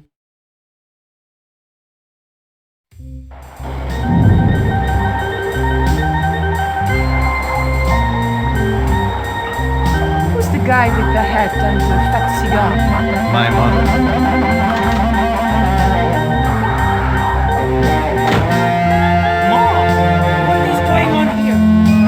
Nothing, Mom. I was... I'm in uniform. And when I'm in uniform, it's... Madame la Presidente. Sorry, Madame la Presidente. Now, what is going on here? Nothing, Madame la Presidente. I was just showing my friend Nico some of the cool stuff I've got. Hi. Good afternoon, señorita. And just what are your intentions toward my son? Intentions? We were just talking. How nice. She has a good bone structure now. Has she any brains? She's a reporter. Is she? And what sort of questions has she been asking? I'm a freelance photojournalist. I do lifestyle features. For what sort of magazines? It looked safest to play dumb with good bone structure. Haya, lifestyle of the super rich and vainglorious, Envy magazine. Excellent. Now, chosen well for it. It was pretty obvious who pulled the strings around here. I hope George was making good use of the time I was buying him. And then... And when you were in this band of yours, you used to play that song for 2 hours? Yeah, we were really famous at our college. Still, ours wasn't as good as the original version. I have never heard that song before, yet I have no doubt that this must be true. Hey! Psst! Hey, George!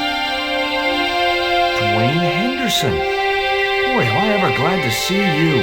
Get to the American consul and tell him I've been in prison without charge. Get real, George. He was the previous occupant of that cell you're in. We're gonna have to use good old American know-how to get you out of there. Uh-oh. That, and this truck full of explosives I've got here. Dwayne, listen to me. You'll kill all of us. You're such a naysayer, George. It'll go like clockwork. Negative to negative, it's positive to you gotta get the bare copper wire here. Let me just, damn. Alright, I'll just hook that up. Oh, there we go. Okay, just a minute. I've got to get to a safe distance. Quick, Miguel, hit the mattress. You have strange customs up north. Here we go! Too late.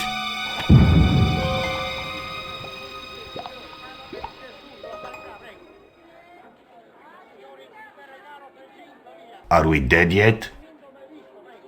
Horse shit. What happened to the explosives? There ain't no explosives. My dumbass supplier must have given me organic fertilizer instead of chemical.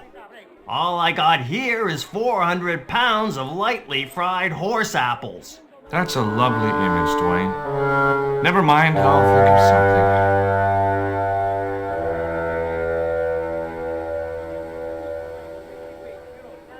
It was a length of rope, knotted in a hangman's noose. I couldn't reach the noose. I can't believe that punk jailed me for no reason at all. So? It happens. But I'm a U.S. citizen. See? That's true. They dare not execute you. Yeah? Well, that's something. They'll have to arrange an accident for you instead. Have you heard of a guy called Karzak? Yes. The old man spoke of him. The foreigner? Professor Oubier? That's right. This man Karzak is Oubier's boss. Why is that noose hanging from the bars? Ronaldo strung it up for me to hang myself. Don't cry for me, Senor Stubbard. When I am dead, the goddess will take my soul to rest in paradise. Listen to me, Miguel. You give me that rope and I'll get us out of here. Is there somewhere you can hide from the general? Of course. My friends have a boat ready to take me upriver. But how are you going to break out of here with just a short piece of rope? I'm not sure. But I'll think of something.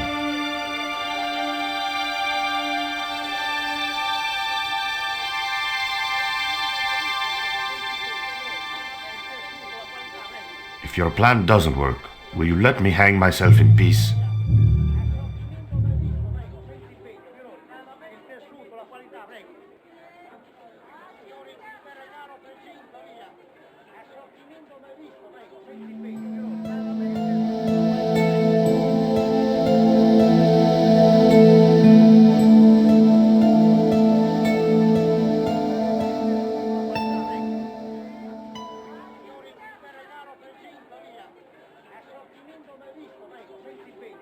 Hey, Dwayne, I want you to tie this rope to your truck and then drive forward. I'd had no idea whether this was really going to work, but I'd seen it in a black and white western. Of course, Hopalong was using a horse and Dwayne had a 4-ton truck, but hey, the principle's sound. Anything you say, George. Please forgive my mother. She can be a little difficult.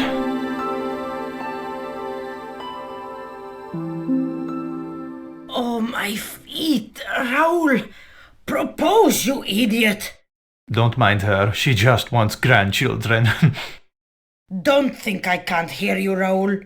I want a worthy successor, and you're not it. Propose now, or I'll do it for you. Look, Nico, we haven't known each other very long, but... What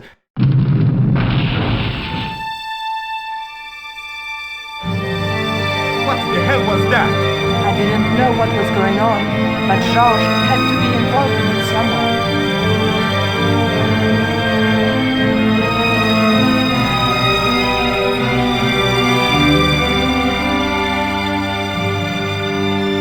I ain't gonna say a thing, 'cause that sweet sound of falling masonry says it all.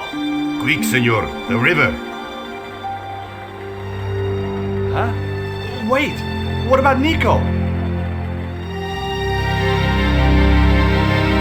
George, what have you done? You only had to sneak a look at the chart, and it's turned into World War III. No time to explain. Come on!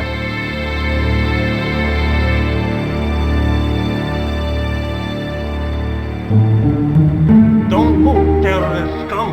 You talking to me, Junior?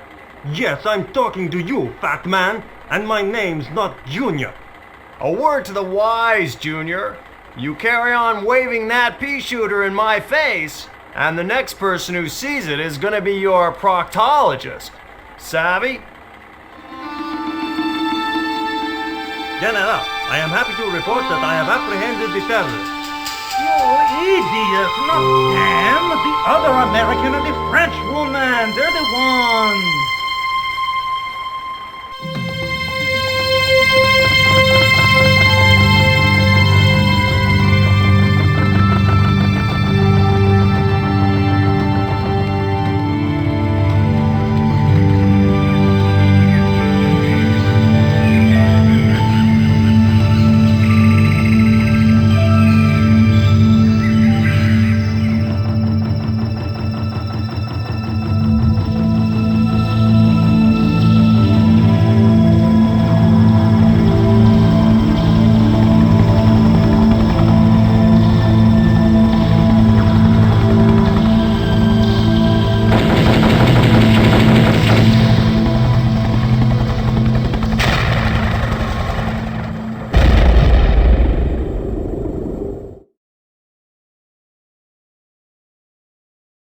When I recovered consciousness, I was alone, washed up on the riverbank.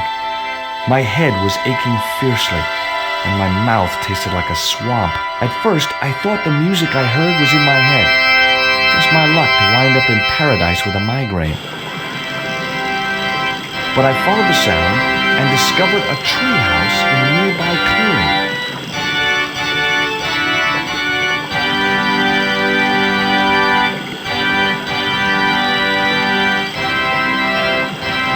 That vine rope could be useful.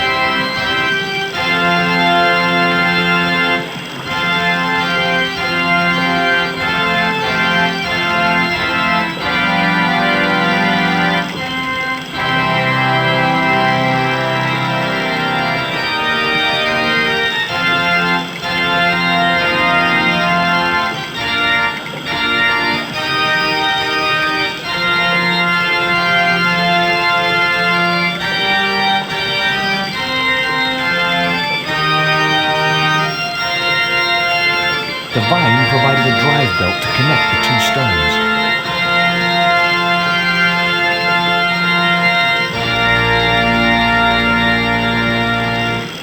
It was heavy. I guess that was intentional.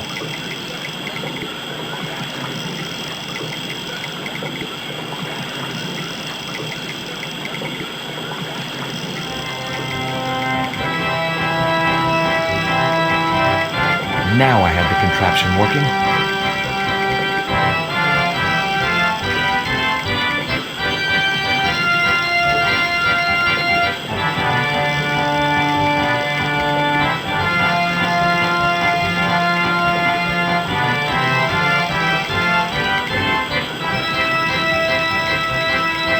I placed the bank statement over the damp leaves.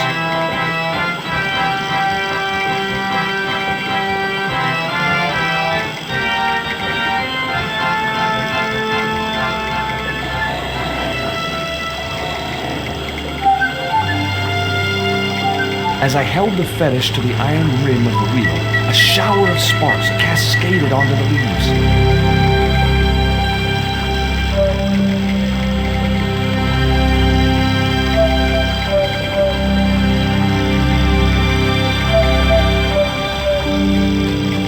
Quick, man, put out that fire. I've got a sick woman up here. Sorry, Father, but I needed to attract your attention.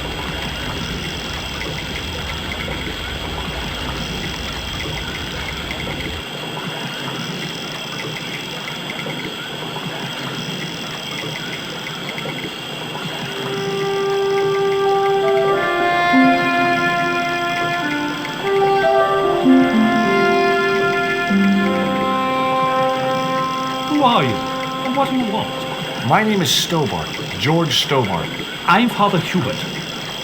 I don't suppose you speak French. Huh? Why do you want to know that? I found a young woman with a fever on the river this morning. The poor girl is close to death, and there's nothing I can do for her but pray. I don't understand her, but I think she's speaking French. Hang on. That must be Nico.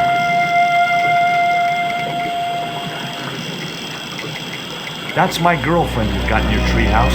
What's the matter with her? She's been bitten by a venomous river snake. But can't you do something for her? There's a cure, isn't there? I ran out of penicillin and morphine years ago, but the local people speak of a root which they believe will counteract the poison. Where can I find this root? I don't know, but maybe the shaman at the village can tell us. Will you show me the way to the village? Me? Oh, but I can't. Can't? Nico's life depends on it. You're right. Of course I should, despite my own guilt and shame. But I can't go as a representative of God with a creased collar. A creased collar? You mean you put your personal attire higher than the life of a sick woman? I will not go to that village looking anything but my best. Give me your collar. I'm sure I can find a way to press it. Thank you, my son. In the meantime, I must contemplate my sermon. There was obviously more than a creased collar bothering the priest.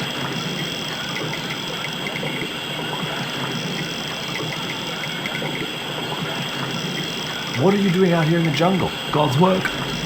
Not quite the destination I had in mind when I set out, but well, you know what they say? Mysterious ways and so on. You didn't plan to end up here? No. I was on my way to the miners' camp in the north. I was stuck here when my boat capsized on the river. That's exactly what happened to me. How long have you been here? 11 years.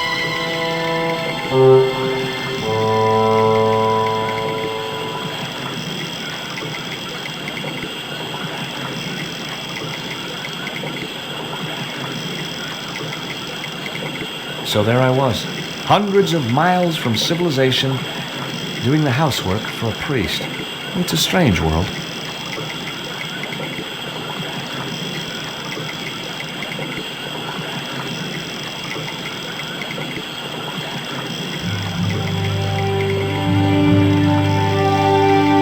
The press worked surprisingly well on the collar.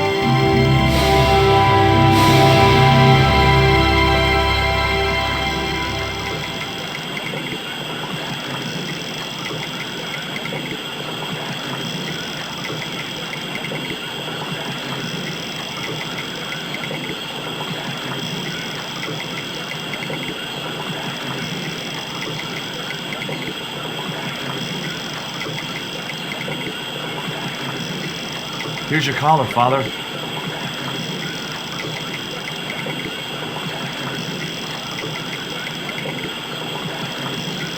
Thank you, George. You'll probably think it a little odd of me to make such a fuss. Oh, no. If I've been living in the jungle for 11 years, I'd be completely screwy, too. Screwy? Yes, perhaps I am. Ever since my last visit to that village. Do you want to tell me what happened at the village? I took off my vows. I let myself be overwhelmed by the beauty of this unspoiled paradise, and in a moment of weakness, animal passion entered. You know, you should be writing romantic novels. Did you experience some kind of a physical liaison at the village?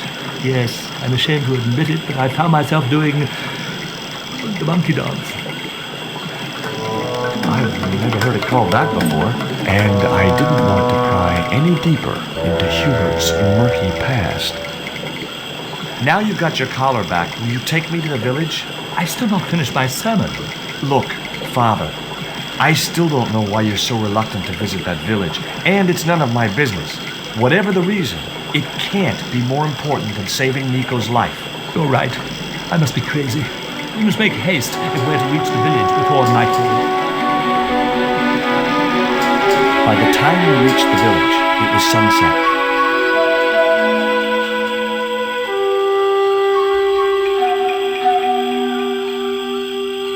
Hello, boys. Glad to see you're still wearing the underpants. What? They're the best Christmas present we ever had, Father. Mine are too tight. Well, we all have our cross to bear. This is George. He has a request to make. I'm afraid I can't stay. Good luck, George.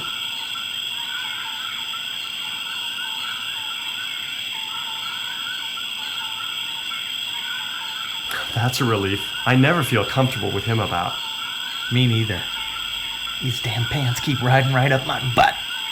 So, what do you want? My girlfriend has been bitten by a snake. So, everyone in my family has been bitten by snakes. I was bitten by a dormouse once. She's real sick. I hoped your wise man might have medicine. Wise man? You must have the wrong village. Father Hubert said there was a wise man in the village who could help me. No, there's no one of that description here. Ooh, he must mean the old man, the shaman. I thought he just made up all those stories he tells. I never thought of him as being wise. Are you going to stand by and let my girlfriend die? Of course not. What do you think we are, savages? We'll start the preparations for a cremation feast. I'd like to see the shaman, please. You can't just go walking in there and demand to speak to the shaman. Why not? You have to observe the protocol. The shaman demands tribute. Tribute? You mean like a gift? That's right. The eternal question. What do you give a man who has everything? Here, he'll like these biscuits. If you say so.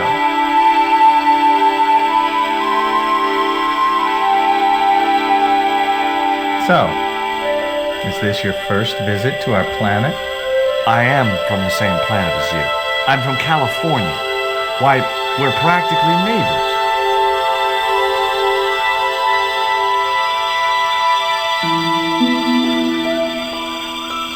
He liked the biscuits, especially the black ones. He wants to know if you've any more.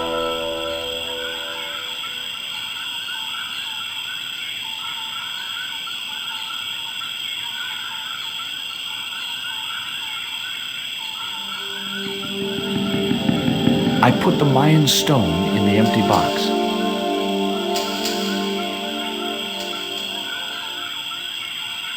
Here, I found some more of those biscuits for the shaman. I'll give them to him.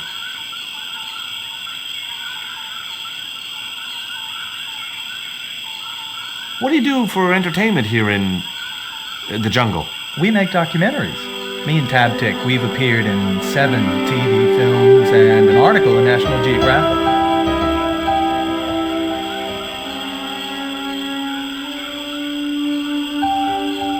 The shaman wants to talk to you. I hoped he would. Well, it's been nice to talk to you guys.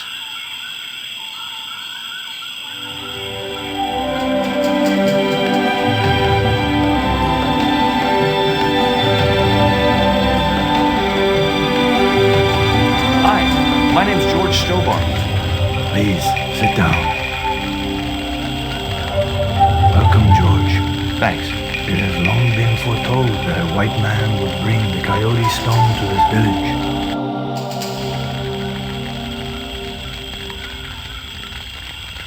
I don't suppose this would be any use to you. It sure would. This wax on a stick will change our lives. What do you want it for? To decorate our bodies for the monkey dance. Why is Father Hubert so reluctant to visit the village? I don't know. He used to come here a lot, but then he just stopped. You'd think he'd want to spend some time with his kids. Did you say Father Hubert and his kids? 3 girls and 5 boys by my reckoning. All conceived in the same week at the Feast of the Monkey Dance. My girlfriend's been bitten by a snake. And you want me to heal her? That's the idea. Can you do it? I'm not sure. My gums aren't what they used to be. Listen, my girlfriend's in a coma. Please, old man, give me the root. What root? Father Hubert told me of a root which could cure the bite of the river snake. There's nothing sacred with these people. That was our secret, known only to members of my tribe. If that root is my chance of saving Nico's life, then I want it. Fast. There is time yet, George Stobart. Time to learn why you were called here. Fine. If I listen to your story, then will you give me the root? The eel travels far, but still returns to the place of his spawning. And look, I'm running a tight schedule, so can you skip the riddles? Many years ago, when the world was young, the great god and king Quetzalcoatl was defeated by trickery and deceit. His enemy Tezcatlipoca took his place as leader and demanded terrible human sacrifices. A group of loyal priests found a way to trap Tezcatlipoca. But his powers were so great, they knew he would not remain trapped forever. His time of incarceration would end with the eclipse, which marked the close of the Fifth Age. So the priests fashioned 3 obsidian stones which contained the power to seal the mirror for all time. But before the stones could be put in place, they were seized by the invading Spanish. But how did they trap Tez, the evil god? They built a pyramid which they told Tezcatlipoca was dedicated to him. At its center, they fashioned a huge mirror, perfectly smooth obsidian. Luring him into the pyramid with praise and flattery, they used sorcery to ensnare him in the mirror. There's an eclipse of the sun due very soon, isn't there? Correct. The eclipse which marks the ending of the Fifth Age will come before the next full moon. Less than 2 weeks. I didn't really believe that Tezcatlipoca would return, but I figured Karzak's plans were in some way connected. What happened to the stones? They were taken by the Spanish to the coastal town that is now called Cuaramonte City. Only 1 stone reached Spain. The other 2 fell into the hands of buccaneers. The Jaguar Stone was captured by an English captain, El Draco. The Eagle Stone was taken by a pirate called Ketch. The 3rd stone, the Coyote Stone, reached Spain safely. That is the stone in your possession. Tell me more about the Jaguar Stone. Many centuries ago, the port of Cuaramonte was entered by a ship flying Spanish colors. The captain, the man known as El Draco, sent soldiers ashore. Only when the soldiers arrested the mayor did the people realize that they were English privateers. The mayor was held hostage while the soldiers looted and plundered the city. Amongst the treasures they stole was the Jaguar Stone. Where is the Jaguar Stone now? I suppose El Draco took it back to his homeland, across the Great Sea. To England? Tell me more about the Eagle Stone. The stone was loaded onto a galleon with many valuable artifacts plundered by the Spanish. But shortly after leaving harbor, a terrible squall blew up and damaged the ship. The ship was intercepted by a bloodthirsty pirate, Captain Ketch. Ketch made short work of overpowering the crew, stealing the treasure, and sinking the Spanish ship. Where's the Eagle Stone now? Nobody knows for sure. Ketch retired from piracy and bought an island in the Caribbean. What do I do when I find the stones? Bring them here to me and I shall prepare you. The stones must be taken to the heart of the pyramid. Only there can they be used to seal the gate by which Tezcatlipoca will return to this world. Suppose I was to believe there was anything in your story, other than the rambling delusions of a seriously wacky old man. Suppose I was to swallow it, hook, line, and kitchen sink. What then? Then you would see that the fate of the human race rests upon your shoulders. Do I get anything to help me combat Tezcatlipoca? Like what? Well, a magical weapon? Get real, George. Can you show me the way to the pyramid of Tezcatlipoca? Not until you possess all 3 stones. Now do I get the root? Here, take it. Make haste if you wish to save the girl's life. The hummingbird sings to me of death to come. Now you're talking in riddles again. Listen, is it okay if I crash here? I've got no chance of finding my way through the jungle in the dark. You're welcome, but you probably won't get much sleep. Tonight's the night of the monkey dance.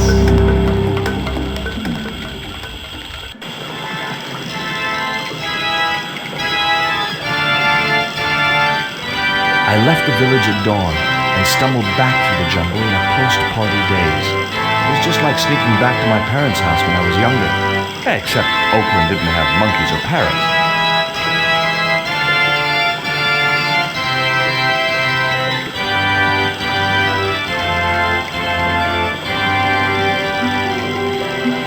The cone was ideal as a makeshift container.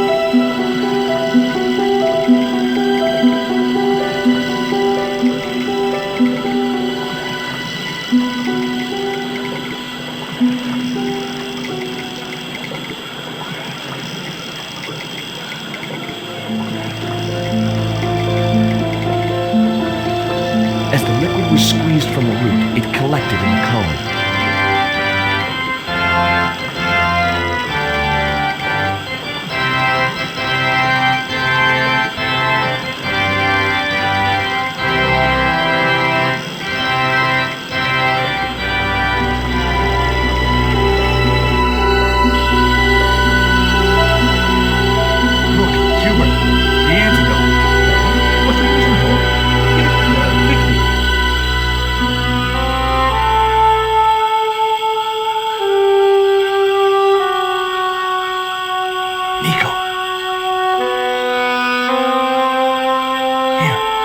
Drink this. Oh, George, it's horrible. Just swallow it down. Okay, try and rest now, darling. You'll need all your strength when we go after the other two stones. Other stones? What other stones? What have you gotten me into now, George Stobart? The patient is sounding more like her old self already. Nico recovered quickly from a fever. To save time, we decided to split up and look for each stone independently. I traced the pirate Ketch to a remote island in the Caribbean. With the fortune he'd amassed from piracy, he'd retired to a place that was later called Ketch's Landing.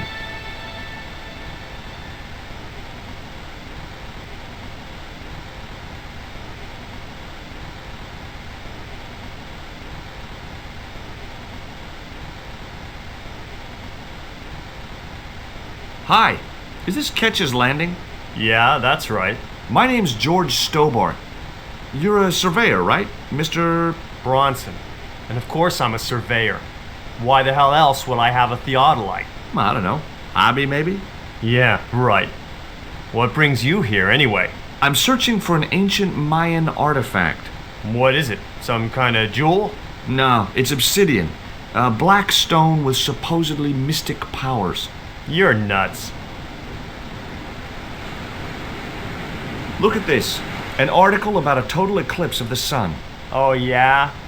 Listen, I don't want to be rude, but it just comes naturally. I really don't care.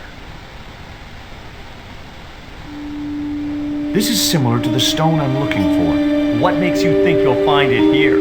Because when the stones were stolen in the 17th century... Hold it! The stones have been lost for 300 years? Approximately. And you're hoping to find them again? You're nuts. And why here? A wise old Indian shaman told me he saw the stones in a vision. Ha ha. That's rich. Listen, I got work to do, okay? Catch you later, Bronson.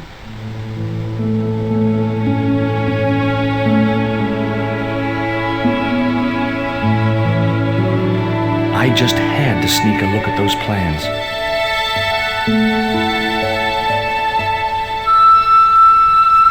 Hey, get out of there. You know, wherever I go, I hear those words. Paris, Syria, Ireland, or Spain. Makes no difference. What do you think you're doing? I was trying to show some interest in your project.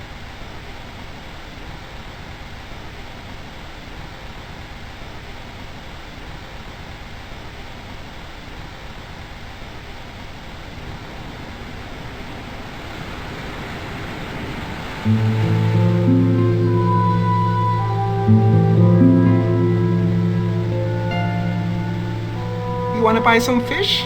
Nah, I don't like fish. What's your name? Rio. It means river. What about you? George. It means, well, it's just a name. Do you know anything about a forthcoming eclipse? No, but that explains why the weather's about to get real bad. Rio, it's a beautiful day. There's no more than a whisker of cloud in the sky. Trust me, man, it's going to get real bad. Do you know anything about pirate treasure? Man, that's all stories. There's no such thing as a real pirate treasure. No school today? No, sir. What about your education? I can fish, sail, and swim. I've been looking after myself since I was 6, and I'm bilingual.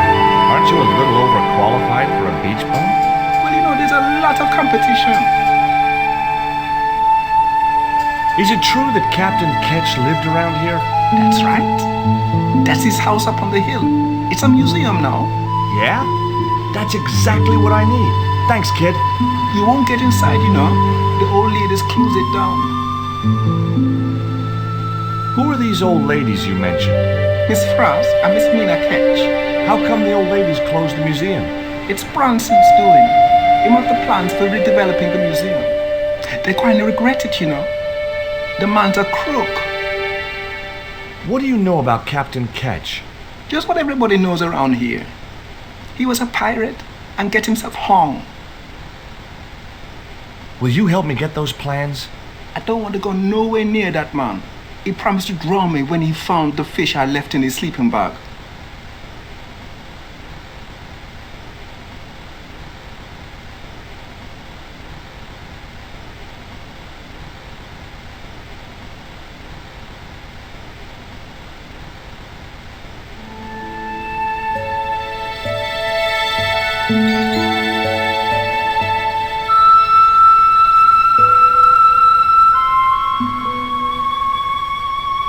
Hi, my name's George Stobart.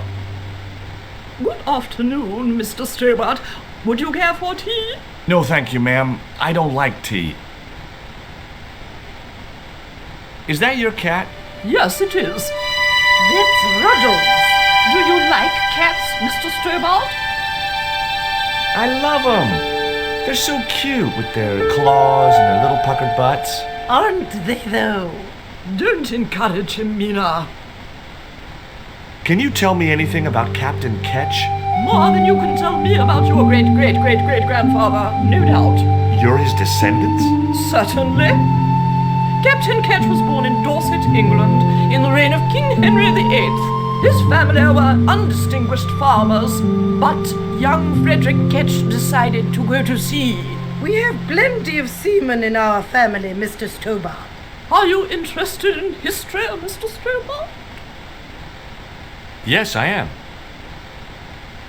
You were telling me about Captain Ketch. Do go on. Oh, yes. He sailed under Hawkins. Jim Hawkins? John Hawkins, one of the great traders of the Elizabethan age. In 1568, Frederick Ketch was a young man serving aboard the Jesus, Hawkins' flagship. They sailed from England to Africa and across the wide Atlantic to these islands. Ketch was never to see the shores of England again.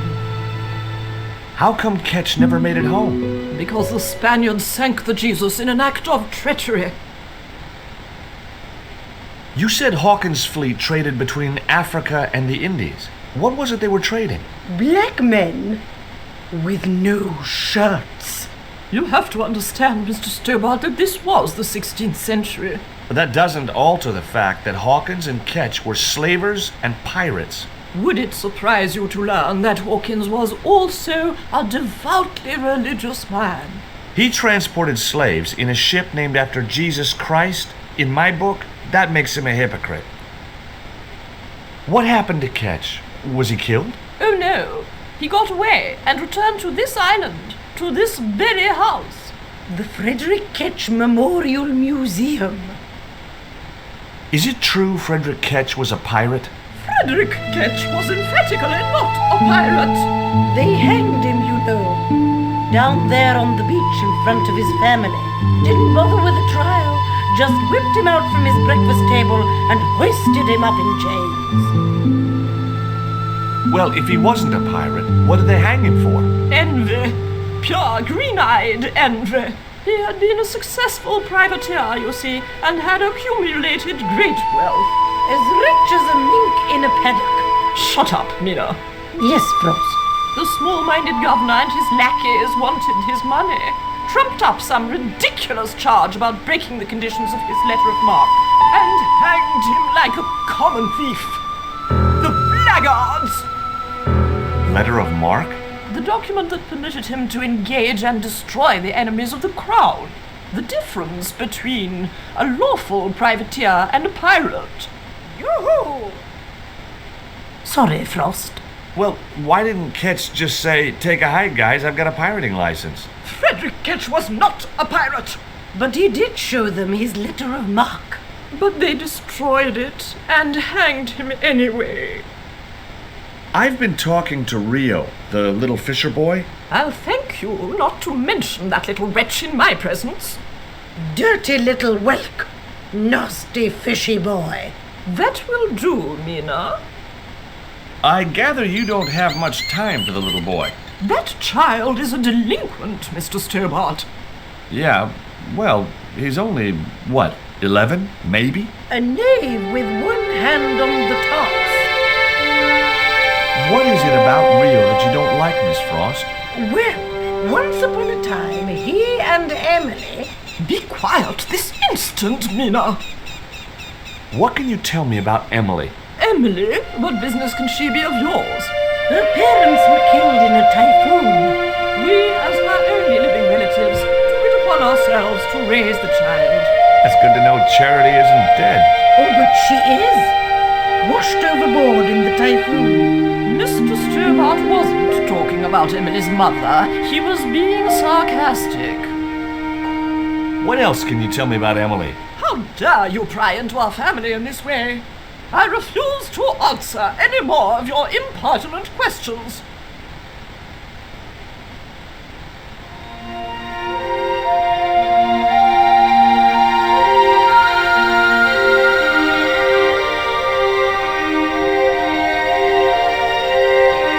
It was locked. The house is closed. How come? It is undergoing refurbishment. Refurbishment? Where are the workmen? Preparation is half the work, young man. The intention is to prepare the museum for the new century. The Frederick Ketch Memorial Museum. It would look nice in neon. A museum for a pirate? There was a stony silence. As I have already told you, sir, it was not a pirate. It's precisely this sort of vile misrepresentation that Mr. Bronson is seeking to rebalance. Oh? How? Mr. Bronson has kindly agreed to undertake the museum's refurbishment at a very reasonable price. He understands the importance of a sense of history. Funny. That's not the impression I got of Bronson at all. He also understands spherical geometry. Mina? Well, he does. Listen, ma'am, I came a long way to visit this place. If we make an exception in your case, everyone will want to get in. Pardon me, but I didn't exactly have to fight my way through the crowds. You're the second visitor we've had today. No, I'm sorry, but it's impossible.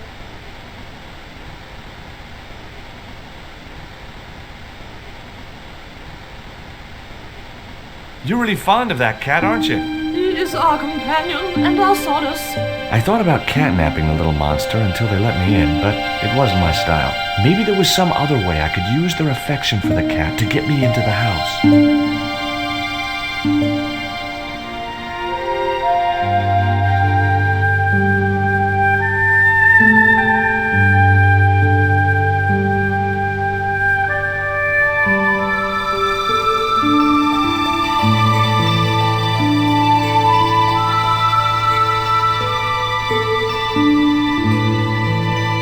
Let me have a fish, kid? I thought you said you don't like fish. It's not for me. It's a present. For the old ladies? Well, it makes a change from flowers and candy. No, it's for their cat. Okay. What do I get out of it? I can pay you. I've got Quaramontian dollars, French francs, and traveler's checks. You must be joking. The nearest bank is 3 islands away.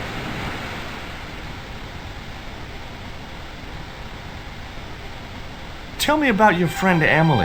Why are you so interested in Emily Ketch? Emily Ketch? A descendant of Captain Ketch, the pirate? Yeah. Well, it doesn't bother you? Why should it? We don't responsible for our ancestors. How come the old ladies closed the museum? It's Bronson's doing. He made the plans for redeveloping the museum. Oh, I know all about Mr. Bronson's plans. Is this worm worth a fish? Could be good bait. How did it die? I think it drowned in tequila. Just like my Uncle Gabriel. Yeah, I'll have that. Okay, I'll get you a fish. It might take a while though.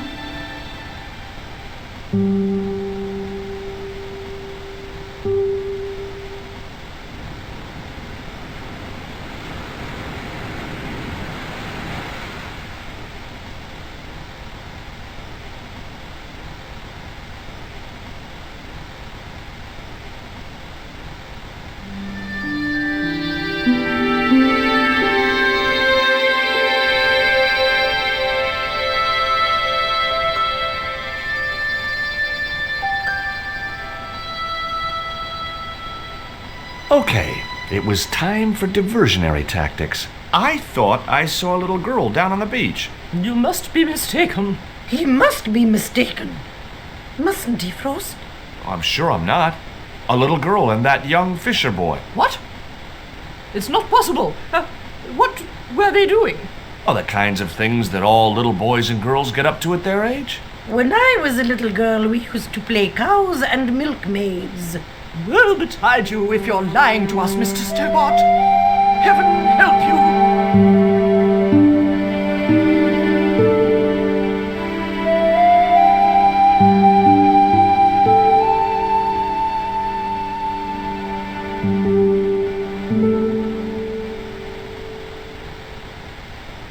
With a creak of ancient corsetry, the sisters sailed majestically over the distant horizon.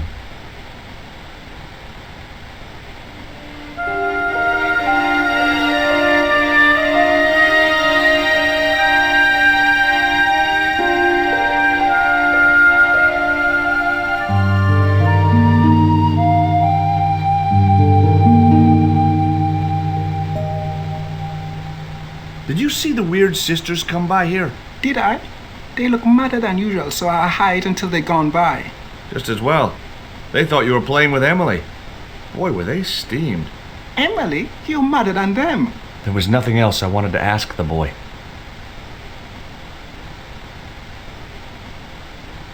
It was a seaworthy little craft, in bad need of a coat of paint, but spotlessly clean and maintained. I didn't know the first thing about sailing a dinghy.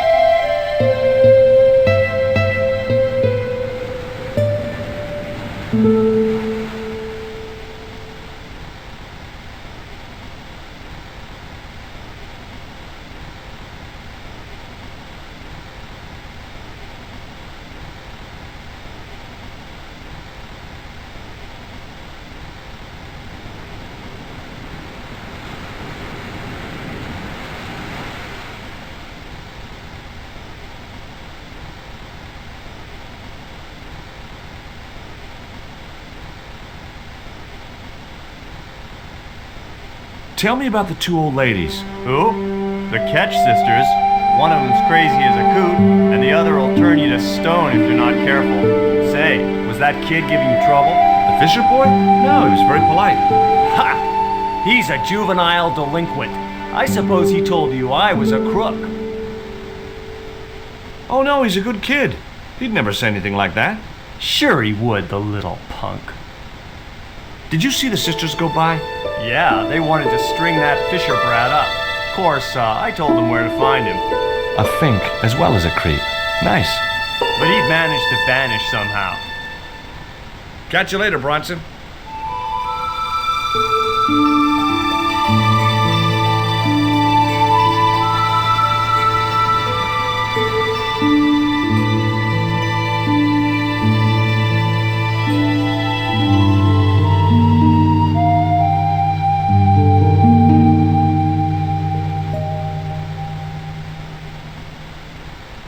No luck with a fish? No, man. They don't want bite. That's 'cause they know there's a storm brewing. Storm? I don't think so. Hey, I got a bite. You have? It's a big one. A real big one. Reel him in, Rio. Jeez, it must be a whale or something.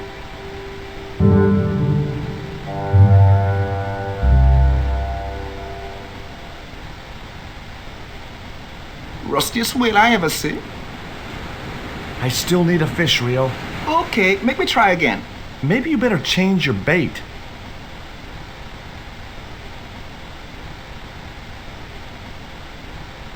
The only serviceable part of the bicycle's wreck was a rubber inner tube. You just never know when you're going to need stuff like that.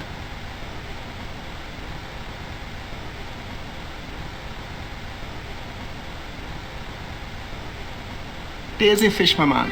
I can't put it in my pocket while it's flapping about like that. No problem.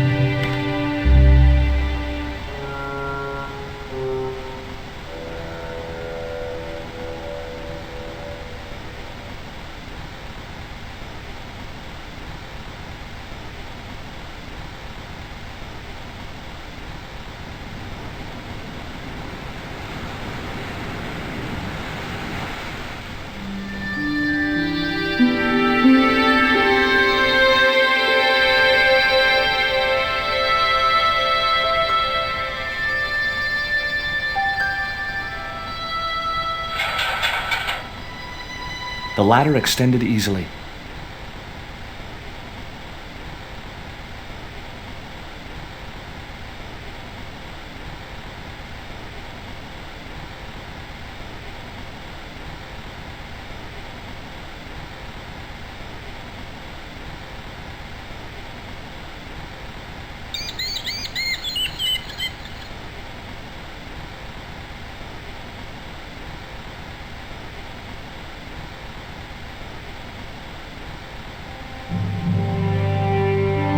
That should get the old cat dancing. I just hoped it didn't give itself a cardiac.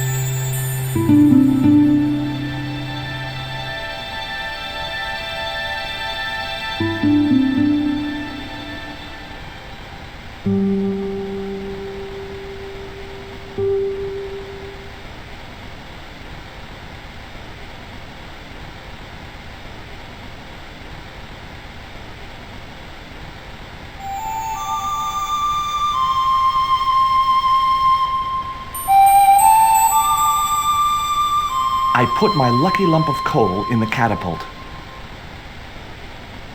Took aim. No! My lucky piece of coal vanished into the distance. It looked like it was going into orbit.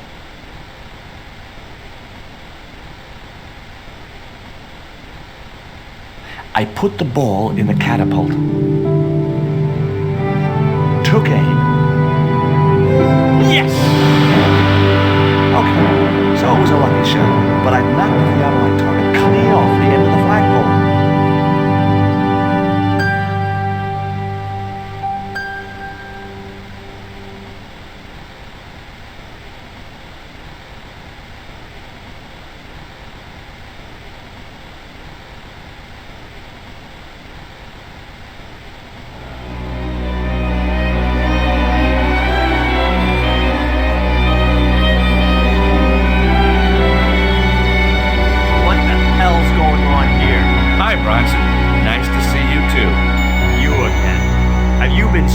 Around with my Theodolite target?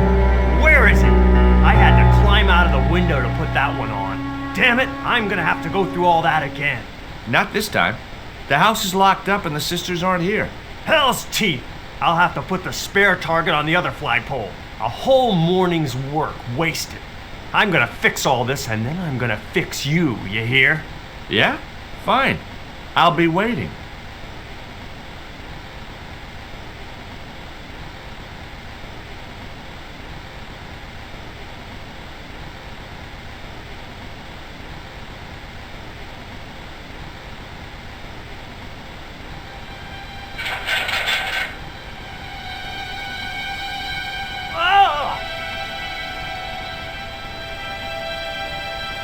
What you doing, Bronson? Just hanging around? I'm gonna kill you for this, Stobart! Get me down from here! What, so you can kill me? Gee, you talked me out of it, Bronson. I felt a little guilty about leaving Bronson up there, but not much, obviously. The marker was a bright, shiny thing, and I have a weakness for bright, shiny things. It wasn't going to be much use without the theodolite, though. Hey, get me down! What's the magic word? Please! Oh, bad luck. I was thinking of Alakazam. I had no more to talk to him about.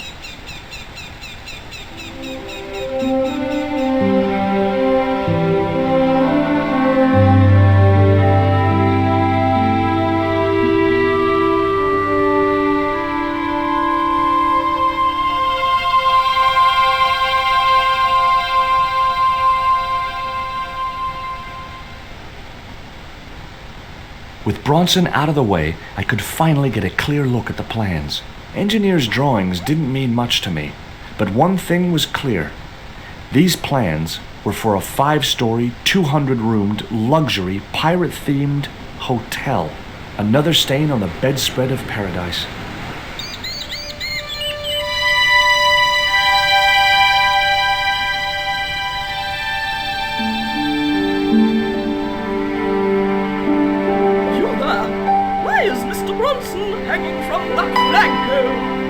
He climbed up there of his own accord. Then help him, you stupid man! Quickly, before he falls!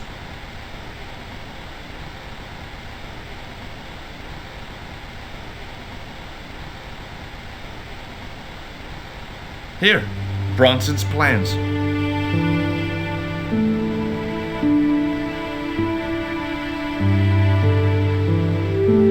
This means nothing to me. She's not wearing her reading glasses. Ah, wait! Yes, I see now. I see it all too clearly. That man is planning to build a huge hotel. Bronson is a confident trickster. Mina, we have been duped. I'm glad we didn't sign his contract. Oh, I hate tricksters, especially confident ones. Come, Mina.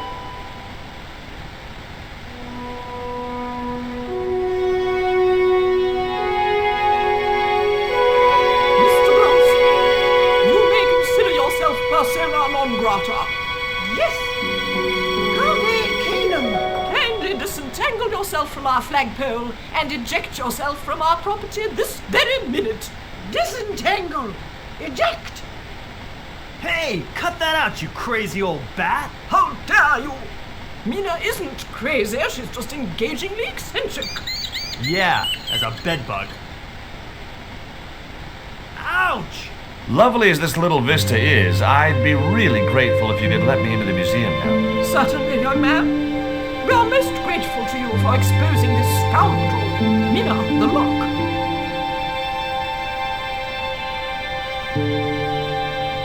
Thanks, ladies. Stobart, be a pal. Get these harpies off me. Ooh.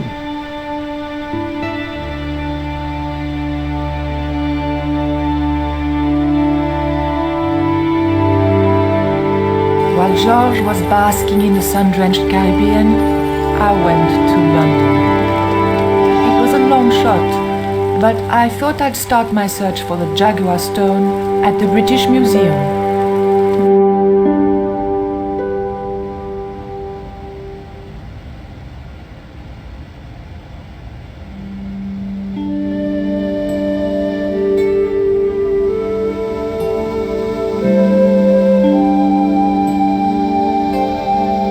The cabinet was locked. The cabinet contained a dagger decorated with Mayan designs.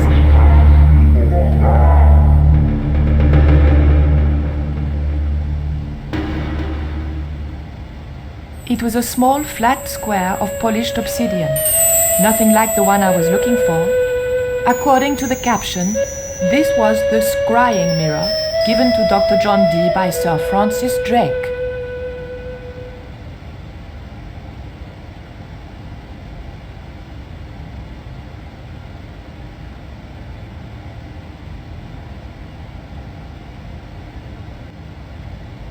It was a stone identical in size and style to the Coyote stone. However, this stone bore the image of a jaguar.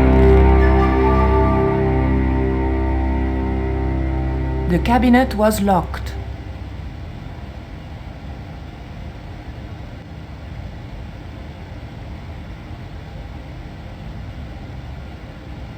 Can I help you, miss?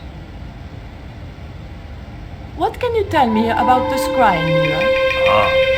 That belonged to the alchemist and part-time Elizabethan spy, Dr. John Dee. It was brought back from the New World by Sir Francis Drake and presented to him. It's Mayan, you know.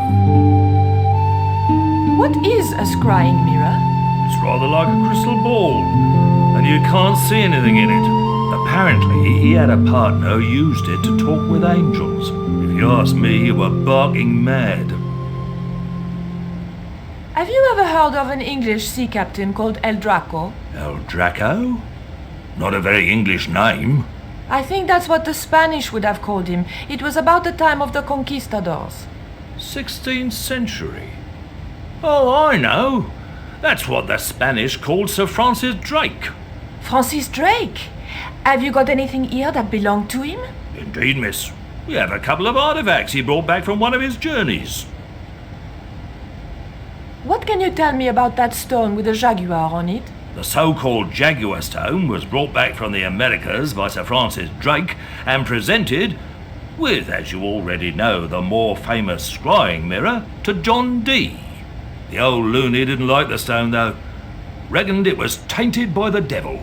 Come along, miss. I'll show you the mirror. I've already... Oh, never mind. There. John Dee's famous scrying mirror, given to him by Francis Drake. Do you know if this mirror has any relevance to Tezcatlipoca? Who? Tizletlik... I can't even say it. There's someone here who'll be able to help you better than me.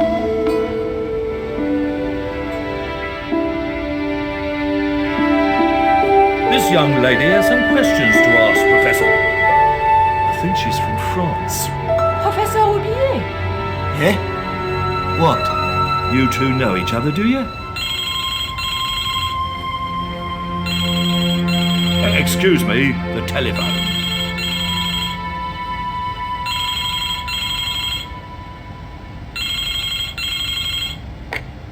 We meet again. Mademoiselle? France, eh? Yes, I believe that's where you live, Professor. I have a house there, on the outskirts of Paris, but I haven't been back for many months. What can you tell me about the Jaguar stone, Professor? It's obsidian, from the Chichen Itza region.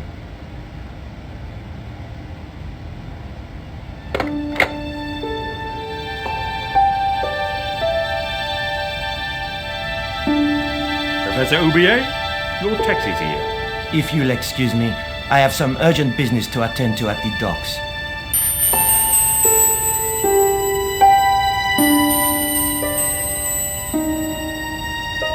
Can you answer me some questions about the Jaguar stone? Certainly, miss. If you just step this way.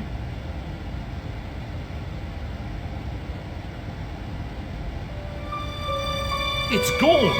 Some sods half-inched it. Half-inched? Stolen it, miss. Never mind. The silent alarm will have been tricked. I'm afraid nobody can leave until our crack security team gets here. How long will that take? It could be a while. I think it's their tea break. The thief could be miles away by then. Don't you worry about that, miss. Just don't try to leave. It was too much of a coincidence that Oublier showed up and the stone promptly disappeared. I didn't have time for that crack security team to finish that tea. I had to get after him.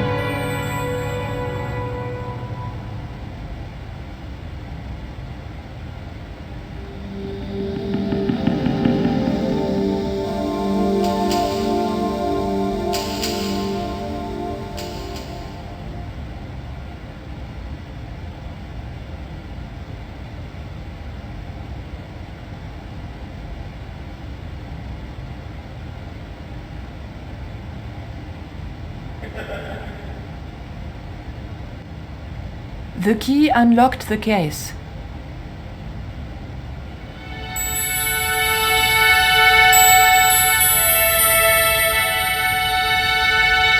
I locked the case again and took the key.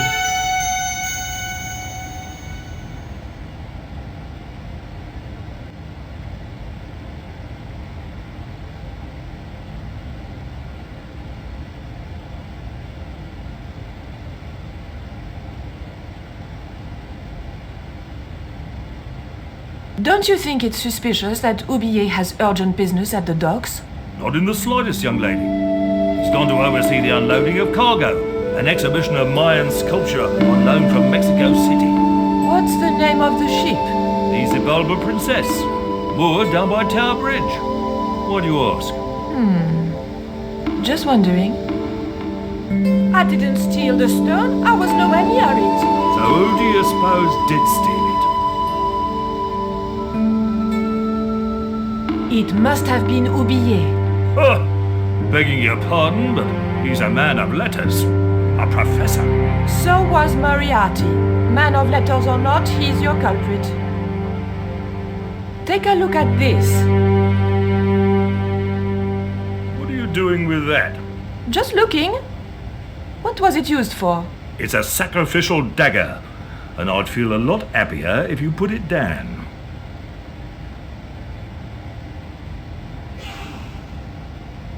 Look at this. The thief left this key in the cabinet. Oh dear. Oh dear, oh dear, oh dear. That makes the theft an inside job, right? Oh dear. In other words, the thief was Professor Oublier. Well, let's leave that for the police to decide, shall we? I better phone them right away.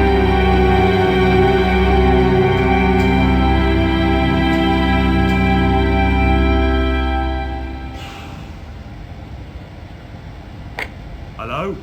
I knew I had nothing to worry about if the police were called. Yes, hello. But I had to catch up with Oublier, and fast.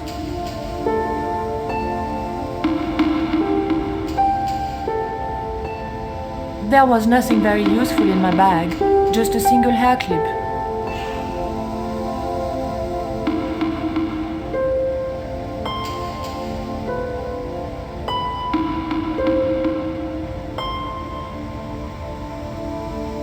You'll have to be quick, miss. I'm on the phone. I didn't think the museum attendant would be interested in a hair grip. Not even a cute one like this. Thank you, you've been most helpful.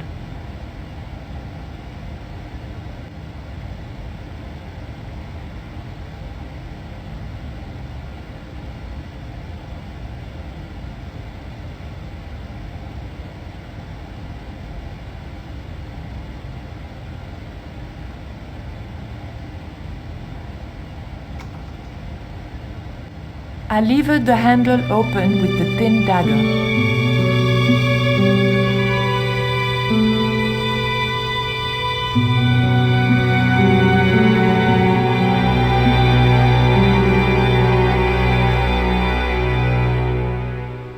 The room had been decorated to resemble the interior of a sailing ship. It was disturbingly effective.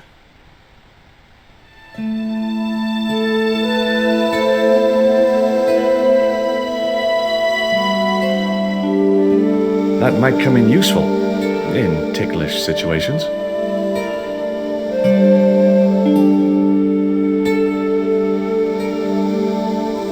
Holding that lantern, I felt kinda biblical. Like Jesus or Florence Nightingale.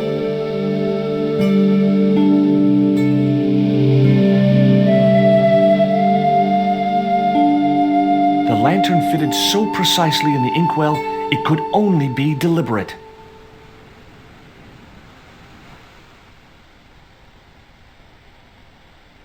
Okay, I've had my hands on an historical document. Now what?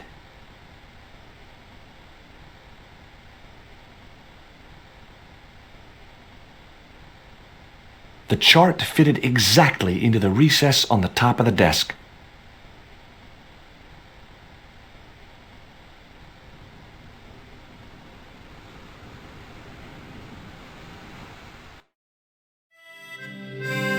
Captain Frederick Ketch, 1570. Around his neck was a cross. Maybe he was a part-time pirate.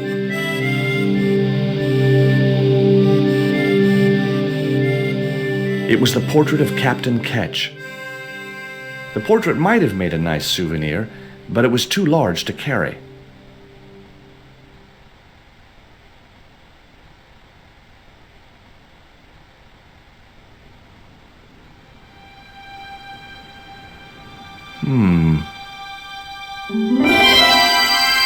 Surprise!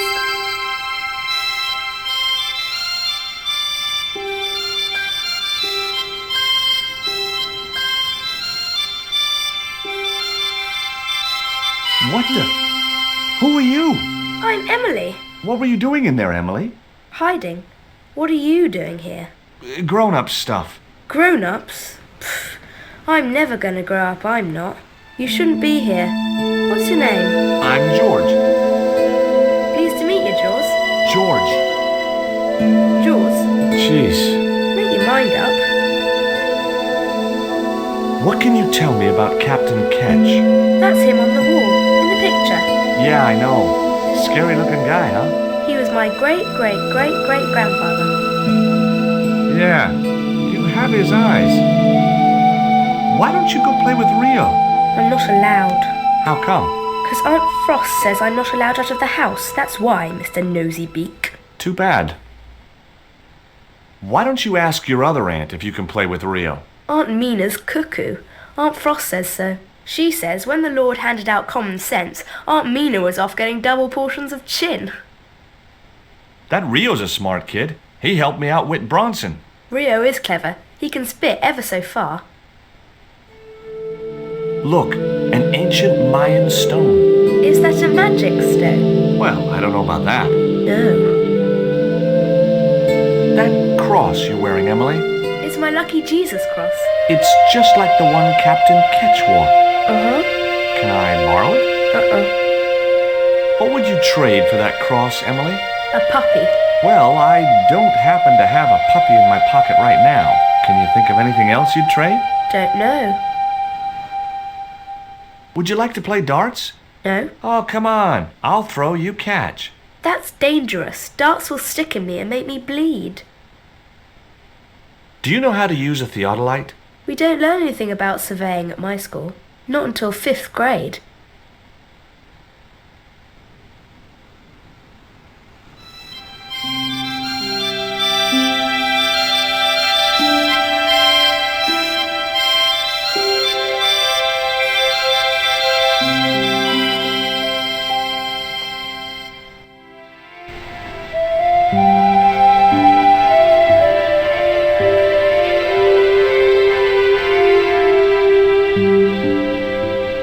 The cat made short work of the feather, tearing it into a blizzard of small pieces.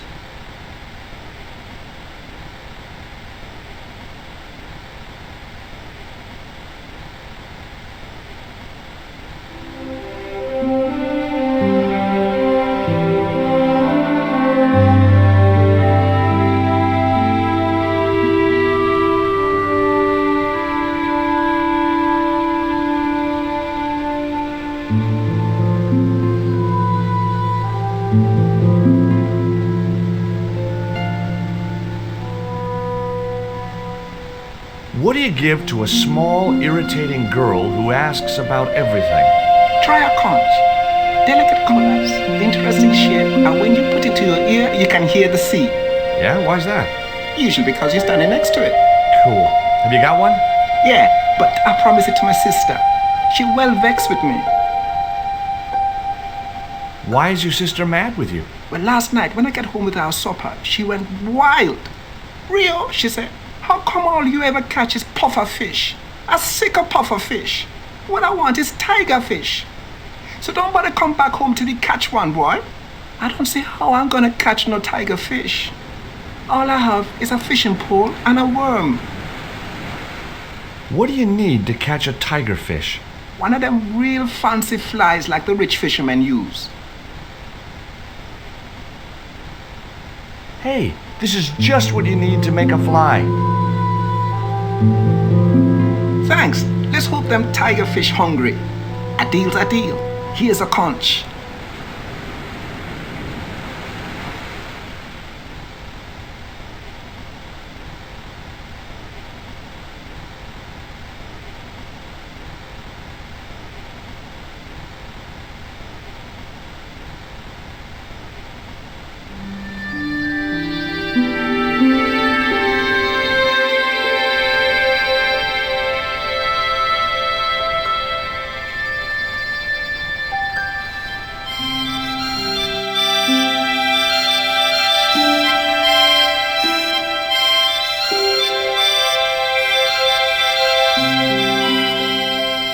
Why don't you run along and play? Aunt Mina told me, stay out of mischief. Well, that doesn't mean you have to stay indoors, does it? On a beautiful day like today? There's a storm coming. Oh, nuts. You don't know that. I do so. I can see the whole world from the window. Yeah, well, like I said, I'm busy. Here, I've got a conch. Would you like it? Dunno. Aunt Frost told me never to take presents from strange men. I'm not a strange man. Then why are you called Jaws, Jaws? That's a stupid name. I'm not called... Look, conch, pretty. Swap for the cross, yes or no? Right, this thing's going out the window. Okay, we'll do swapsies.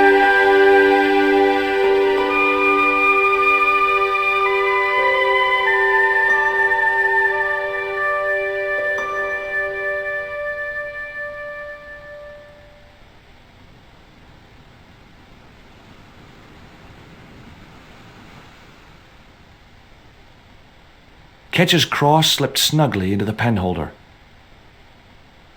What you doing, Jaws? I've put your cross in this little hole in the desk. Why? Impulse mainly, with a dash of irrational intuition. Silly. Only women have intuition. The lantern cast a strong light over the desktop. The light cast a shadow of the cross. And the shadow fell precisely over a small, unnamed island shaped like a skull.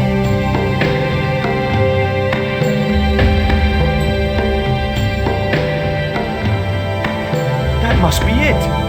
Ketch's Treasure Island. Uh-oh. That's Zombie Island. It's a bad place. No kidding?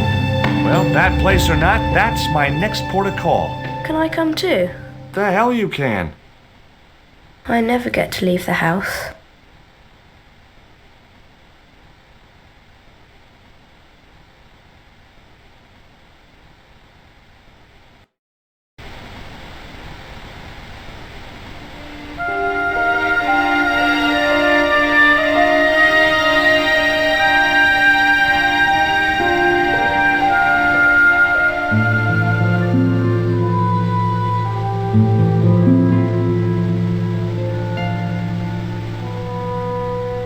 Would you take me to, Zombie Island?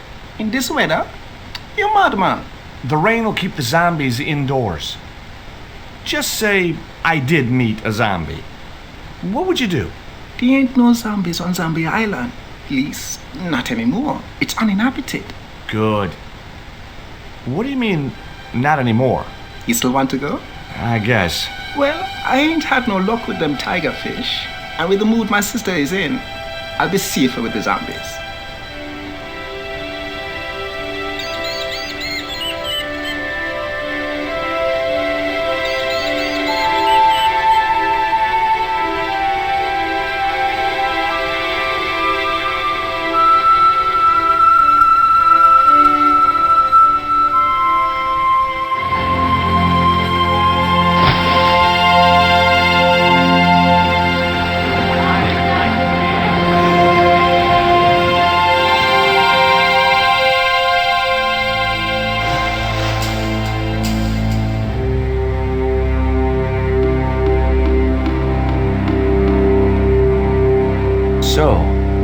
This was Zombie Island.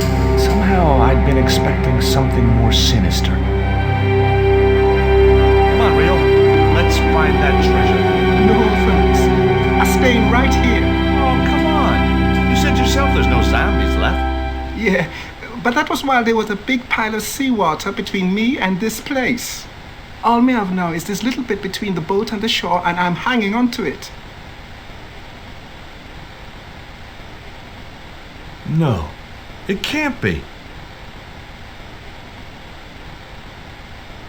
But it was. My lucky piece of coal. Rio, how far away is Ketch's Landing from here? Best part of 10 miles. Why? 10 miles? That catapult must have been a lot more powerful than I thought. Rio's boat was strewn with fishing nets and tackle. I was quite happy where I was, relatively speaking.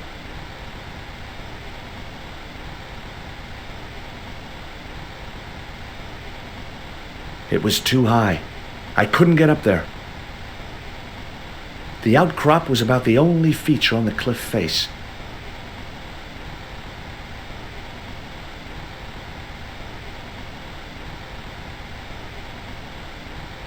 That Emily sure asks a lot of questions. Rest man, this whole Emily business just isn't funny. Look, we're obviously at cross purposes here. I'm talking about Emily Ketch. Yeah, and so am I. She was my friend. Her aunts hated it, but we did move together, you know. She used to be real keen at hide and seek. It could take hours to find her. One time, the last time, it took days. She must have shouted and screamed herself hoarse, but there was nobody to hear her. Where'd she hidden herself? Captain Ketch's old sea chest. The only way to open it was from the outside. Suddenly, I didn't feel so good. We never exchanged another word about Emily Ketch. Could I borrow your net? Yeah, man, no problem.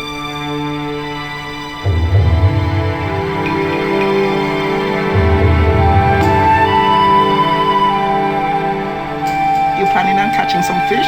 Nope. I'm after a big rock.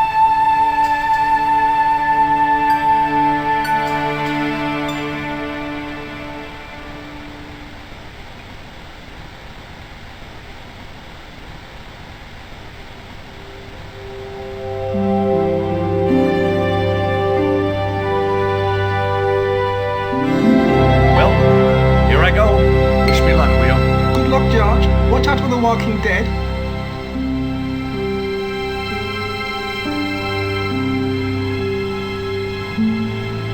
I stumbled down dark stairwells for what seemed like forever, until suddenly I found myself, wow, in an abandoned London Underground station. This place must have been closed down decades ago.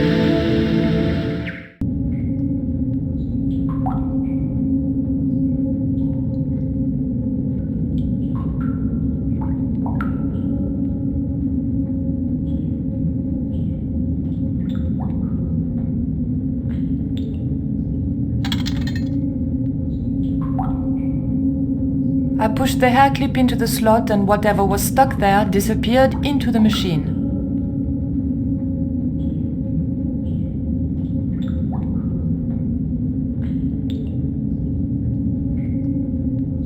I pulled out an old English penny.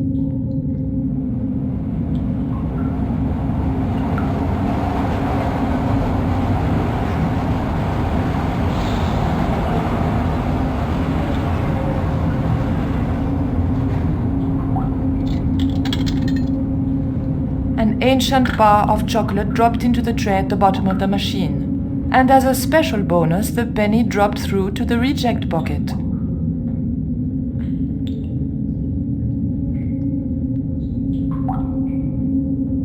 I took the ancient bar of chocolate.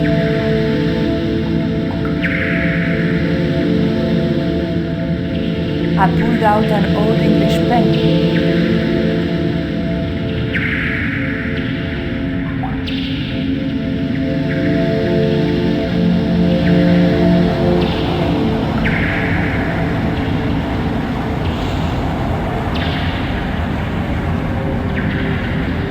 ghost didn't seem threatening in any way.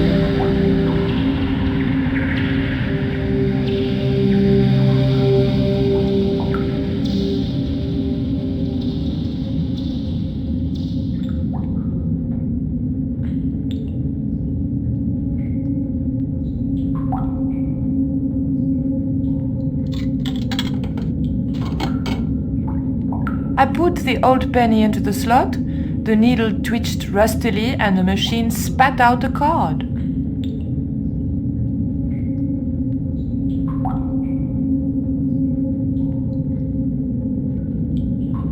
A latch lock stopped me getting into the cupboard.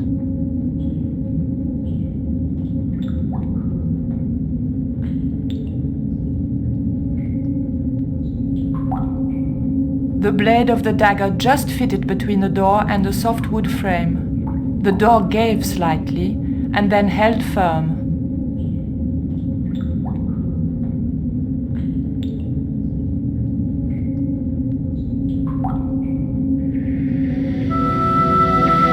I remembered my student days when I regularly forgot my house keys. A wiggle with the thick cord between the frame and the lock, and the latch lifted.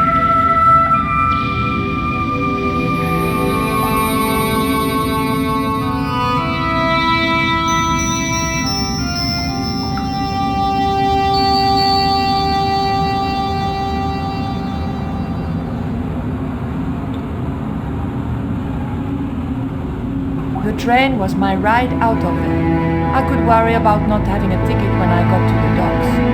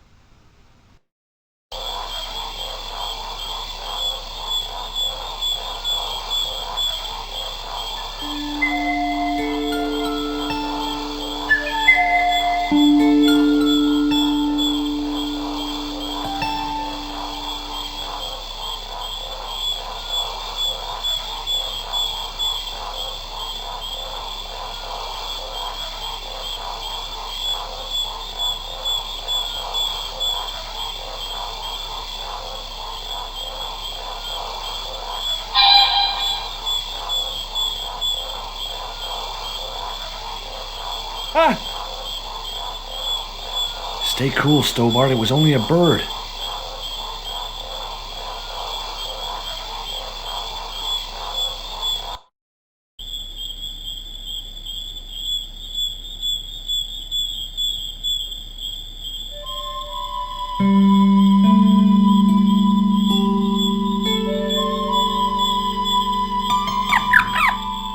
The end of the reed had been neatly bitten off. Now I knew what was living in there. A long-toothed, snarling, furry wild thing.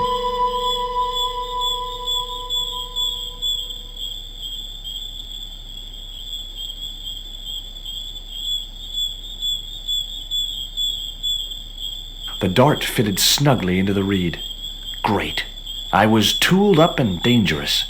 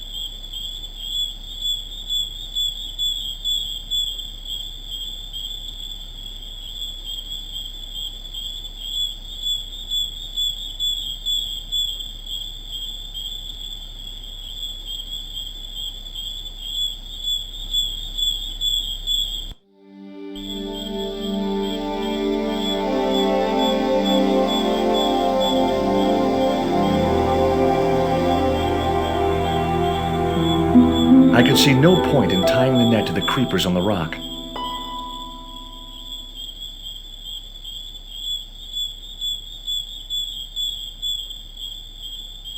The creeper just came away from the rock as I pulled it.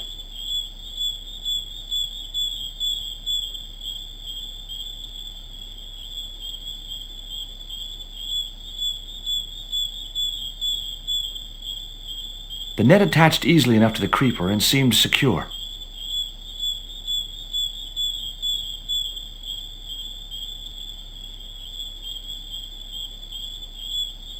Great. I'd created some sort of creeper marker fishing net assembly. Sometimes I terrify myself with my creative genius.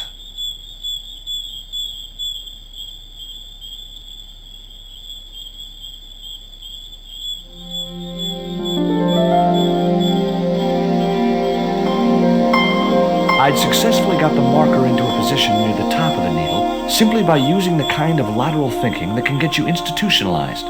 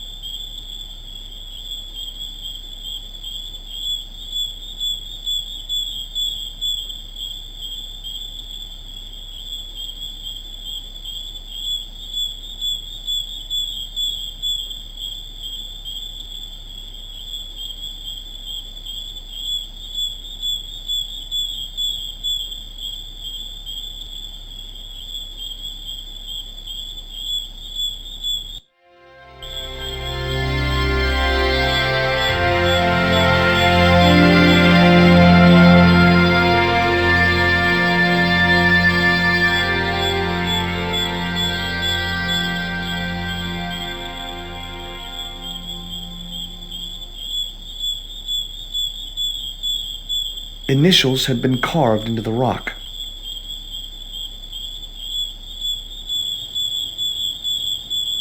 Initials carved into the stone read F.K.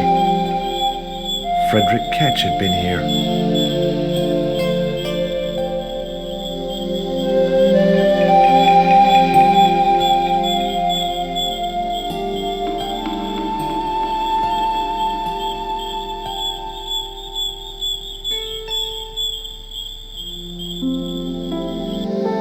The hill I was on had reminded me of a camel's hump as I'd climbed up it. Now I had to see what I could see.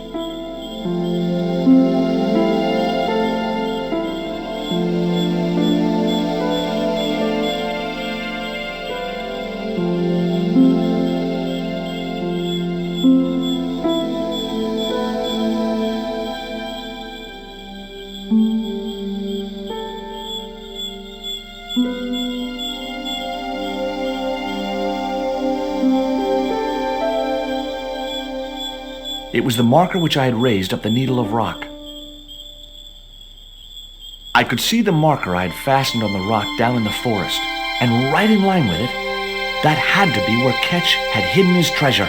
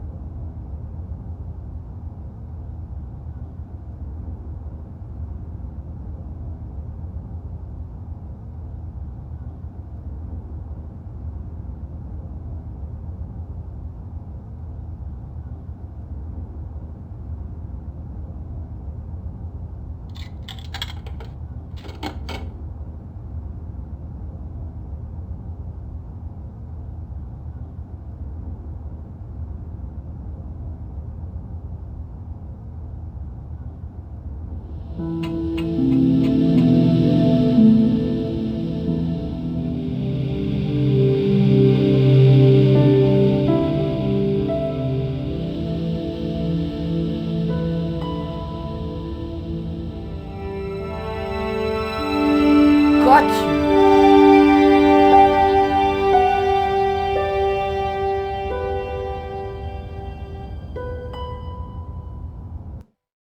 But the collar woman was there.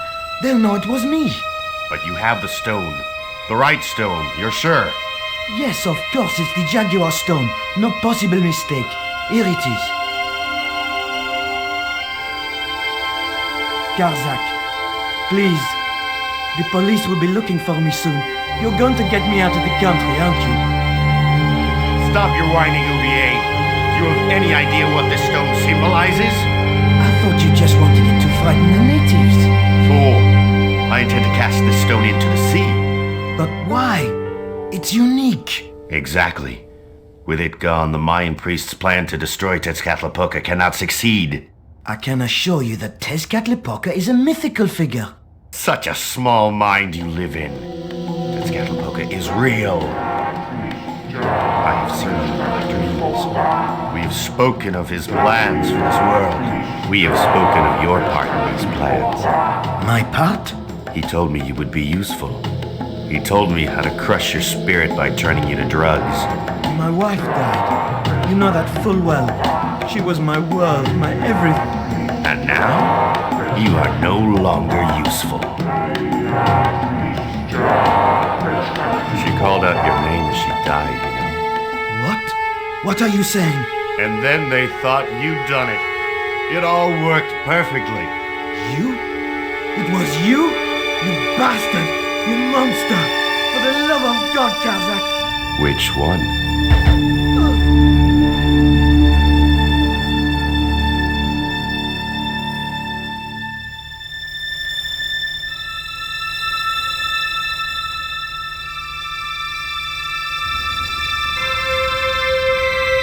I couldn't just rifle his body without making sure he was really dead. There were no signs of life, but I checked that Ubier really was beyond help. We were going to need the stone to thwart Karzak. I knew Ubier would have approved. It was the Jaguar stone, all right.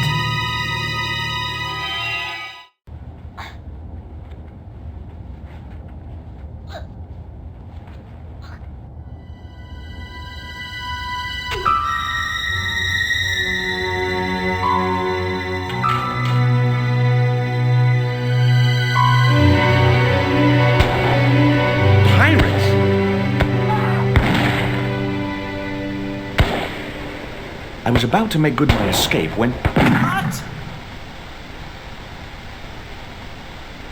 Who the hell are you? I can explain everything. Don't bother.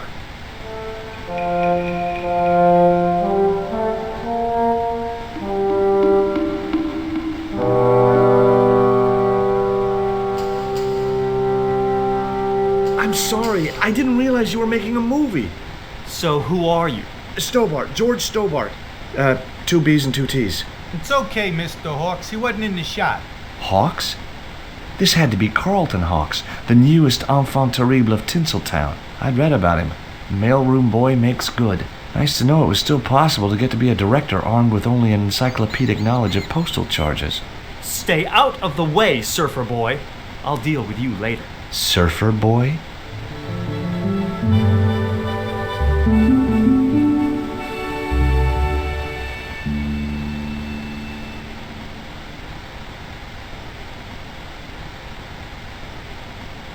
What's the name of the movie? Are you trying to be funny? No. It's Treasure Island, the only book I ever read twice. I don't recall any girls in Treasure Island. Gotta think box office. People like that kind of thing. What other changes have you made to the story? Just a few minor details. You haven't written out Long John Silver. Are you questioning my integrity as an artist? Of course Silver's still in it. We've even hung on to Captain Flint. His parrot. His trained attack falcon. Why do you think Blind Pew's blind? Did you say you've changed the ending of the story? That's right.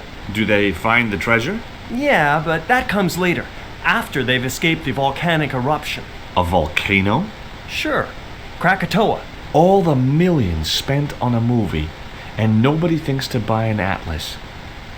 Who's playing Jim Hawkins? Haiku McEwen. Oh, don't tell me you've never heard of him. I don't go to the movies too often. Jeez. Haiku is only the hottest teen star in Hollywood. That's why we're on such a tight schedule. Gotta film the close-ups before he hits puberty. Who's the leading lady? Don't you recognize her? That's Sharon Kowalski. Oh, right. I'd never heard of her. You know what the locals call this place, don't you? No, but I guess you're gonna tell me. Zombie Island. Zombies? A crazed gleam came into his eye. Get me the writers. Get me makeup. I want zombie pirates in this movie by the end of today.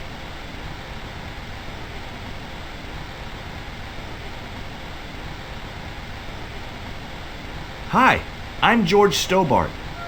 My name's Harris. Most people call me Flash. You're the cameraman, right? That's right. Why'd they call you Flash? You used to be a stills photographer? Nope. I decided not to pursue the subject. There was nothing else I wanted to ask the cameraman.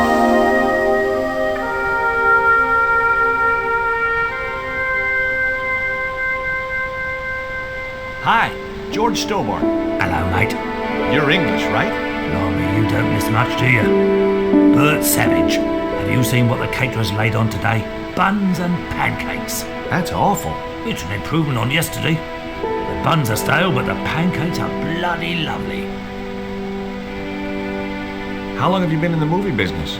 Flipping years, mate. Absolutely flipping years. I was in the army before that. Thought to myself, you've been risking your bleeding neck every day, why not cash in on it like? So you became a stuntman, just like that? Nah, of course not. I had to do the training first. What training does a stuntman do? First they told me to stand in the road. Then they rammed me down. Straight up. Drove at me with a car. I couldn't believe it. I was up on the bonnet and over the other side before I realised he wasn't stopping. Then they threw me downstairs a bit and gives me a certificate. Did you ever work with Carol Climax? The Dirty Dachshund? I'll say. Flipping princess, mate. I heard she was very beautiful. Mind you, she acted like one too. Ordering this, demanding that. Did you ever meet Bertrand Oubier? Meet him? No. I saw him a few times though. He didn't like his wife being in films. Do you think Oubier murdered his wife? I wouldn't be surprised if he did. Mind you, there were plenty of people who could have done her in. I thought the public loved her. Yeah, but people who knew her saw the other side. Have you ever seen anything like this before? What's that, mate? Stone axe? No, it's just a piece of polished stone. Very nice indeed. Shine it up a bit, you get a few bob for that.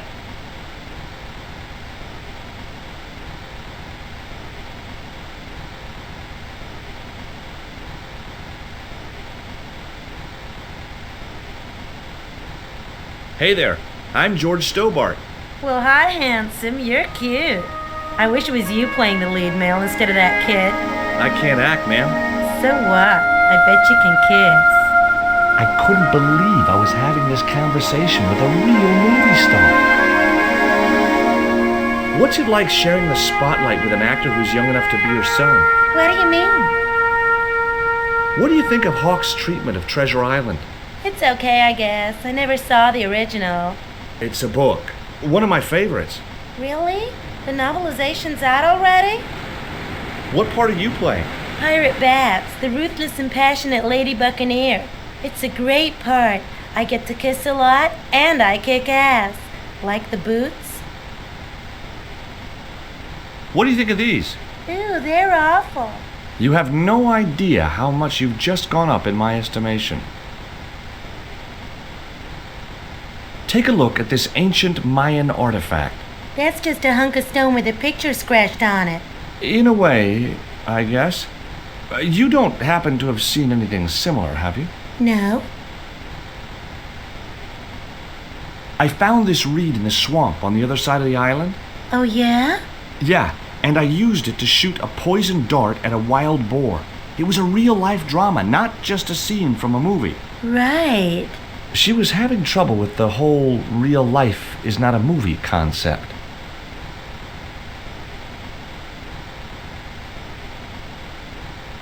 Hi there, George Stobart. Uh-huh. Yeah. Haiku McEwen. You're playing Jim Hawkins, right? Jimbo. I had Mr. Hawks change his name. Jimbo Hawkins, right. Is your name really Haiku? Yeah. It was my mom's idea, okay? When I was born, I was so small and perfectly formed I reminded her of a Japanese poem. Well, I guess it could have been worse. She could have called you Limerick. That's my middle name. Did you always want to be an actor? I don't think of what I do as acting, man. You're not alone. It's more like I'm the voice of my generation. What I'm saying for the kids on the street. Which is what? I'm crap, I'm going nowhere? Huh? What are you saying, man? Stobart, get out of shot. Positions, everybody. I'll get a flip chart and explain it to you later, Haiku. Haiku, baby, are you ready? Okay, man. Which scene is this? You've been captured by Silver's accomplice, Pirate Babs, who's fallen in love with you. That whirring sound you can hear? It's Robert Louis Stevenson spinning in his grave. Okay, people, top of page 76, Sharon. What about my big speech? It's been cut. Everybody ready? Up to speed. Quiet on the set. Okay, let's make magic. Oh, please. And action! Why don't you forget that dumb old squire and his bunch of merry men? Can't you see we were made for each other? I know, but Squire Trelawney saved my life, Captain Babs. Why, if it hadn't have been for him, that giant octopus would have made mincemeat out of me. But right now he thinks you're a traitor. He's locked you out of the stockade, Jimbo. That 20-foot-high wall with spikes might have kept out Silver's men, but it ain't gonna stop me. Oh, Jimbo. And cut! Good heavy breathing, Sharon. Natch, I'm a pro. Did you get the heavy breathing, Flash? Did I ever, boss? You should have made this movie in 3D. Haiku, you were great. We're setting up for the stunt now, so get a bite to eat.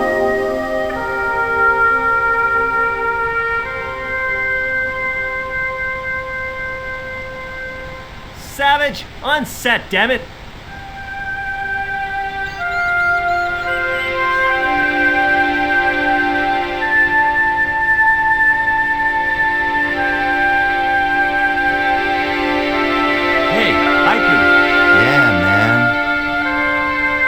I may not be making millions of dollars, and I may not have thousands of nubile, if uncritical, young women lusting for my body, but I've got something that you haven't. This small piece of coal. Man, you're getting freaky on me.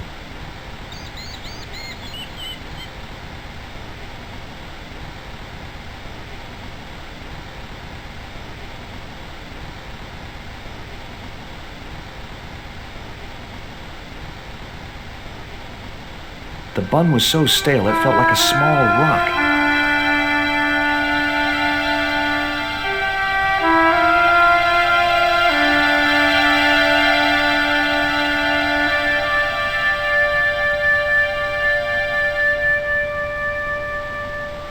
Mr. Hawks, I was wondering if... Not now! I got a movie to make. Time for the stunt, Savage! It's a short run, bounce on the plank, and somersault over the spikes and stockade wall. Do what? Plank, spikes, wall, over. Easy, a child could do it. At my age? You must be joking. I could replace you, Savage. Yeah, with an arthritic baboon. Replace me? Lummy, this could be the last stunt I ever perform. I need to think about this. Get myself in the right frame of mind. A suicidal one would fit the bill for that stunt. Fine, you do that. In the meantime, we'll break for lunch. Oh, great. I'm famished. Stay right there and meditate, Savage. Tight-ass little git. I was talking to Mr. Savage, the stuntman. Is he all right? What makes you say that? He's not making any sense. The guy's English.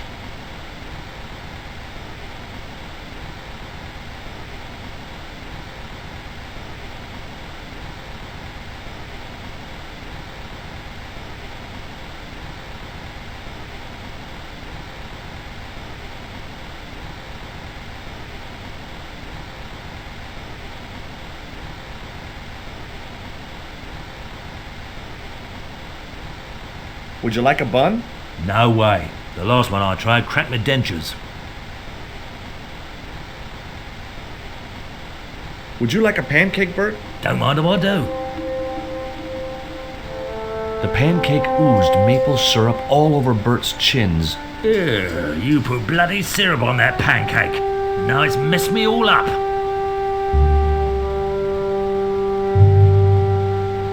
Would you like this pot of syrup? No way, I'm messed up enough already.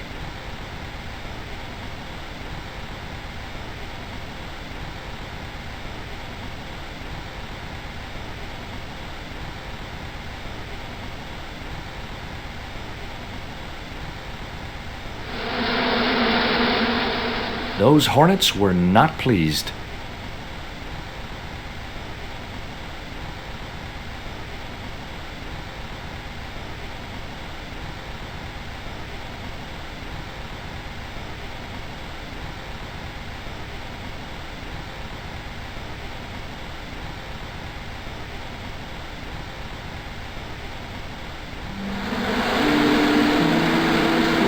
Get that camera rolling. This could be good.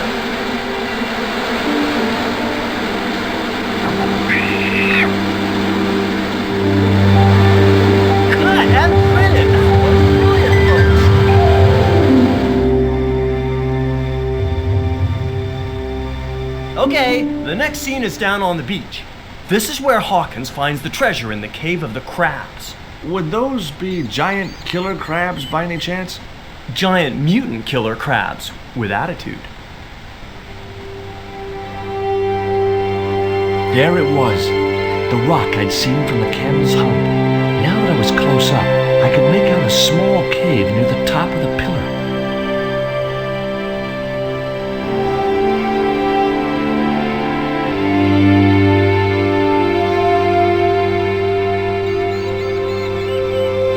Hey, you! Trouble! Who, me?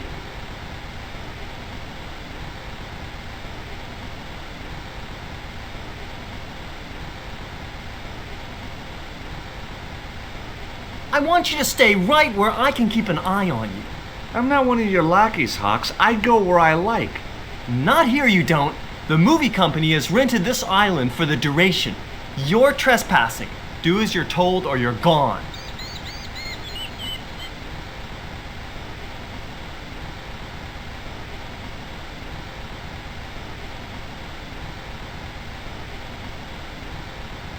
Why don't you use that cave up on the rock pillar at the end of the beach? We don't have a stuntman anymore. Hey, I'll do the stunt. I appreciate the offer, but if you fall, you'll sue us. No, I won't. Everybody hear that? I heard it. Good enough, we're covered. Got any experience? Death-defying leaps, desperate fistfights, getting caught in explosions, you name it. Okay, people, move out. We're shooting the scene at the end of the beach. No, we're not. The camera's still bogged down.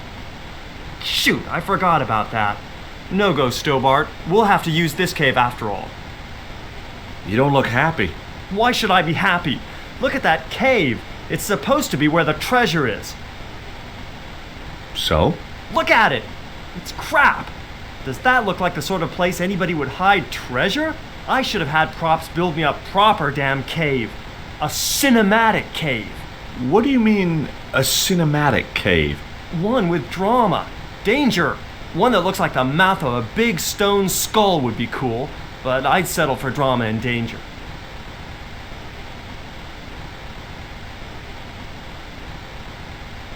What do you think of Haiku McEwen? What's to think?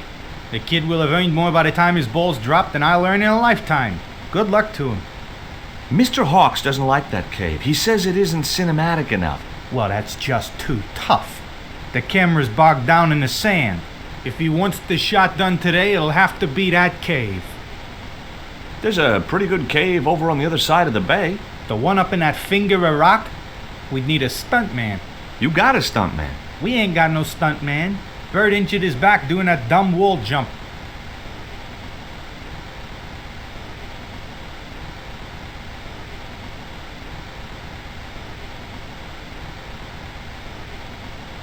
Hi, Bert. Don't you eye me.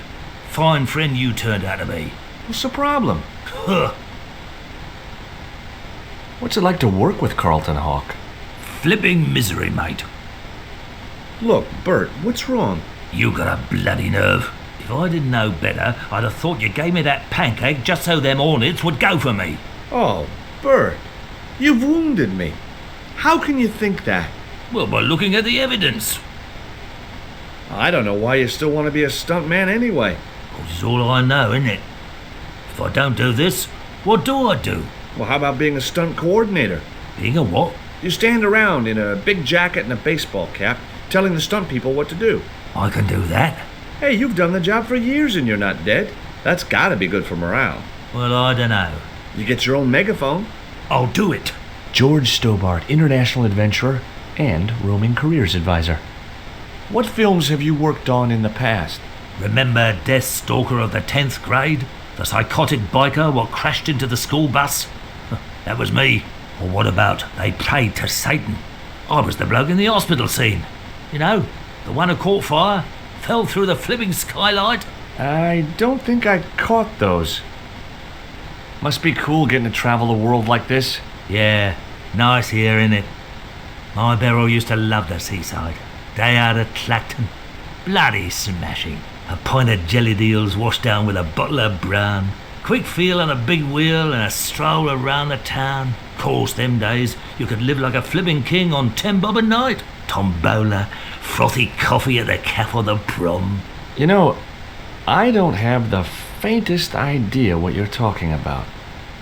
I've had a great idea. How about you dress up as Jim Hawkins and climb up to that cave over there? What cave? That cave? You must think I'm balmy. I did me back in being chased by them hornets over that flaming stockade wall. No way am I going up there. Well, that narrowed the field.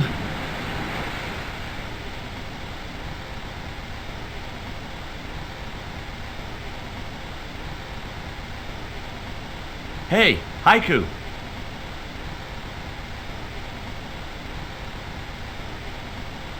Yeah, man.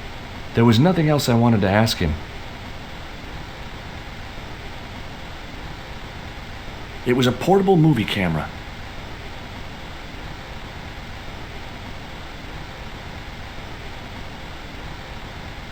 Flash? Yep. We can't film at the Needle Rock because the camera's bogged down, right? You got it, champ. So why can't we use the portable camera instead? You know, that's a pretty smart idea.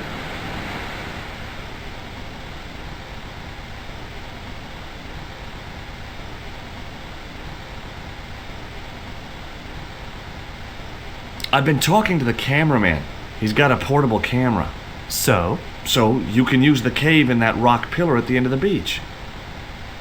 That's a dramatic cave if ever I saw one. We ain't got a stabilized harness for it. The camera'll wobble. Did D.W. Griffiths have a stabilized harness when he made Birth of a Nation? You're right, damn it. Hitchcock, Wells, none of them needed one. For crying out loud, Sam Raimi stabilized his camera on a plank. Props, get me a plank. We're gonna wing it. Hot dog. We're gonna do a cinema verite pirate movie. George, get to wardrobe. We're gonna make you a star. On my way.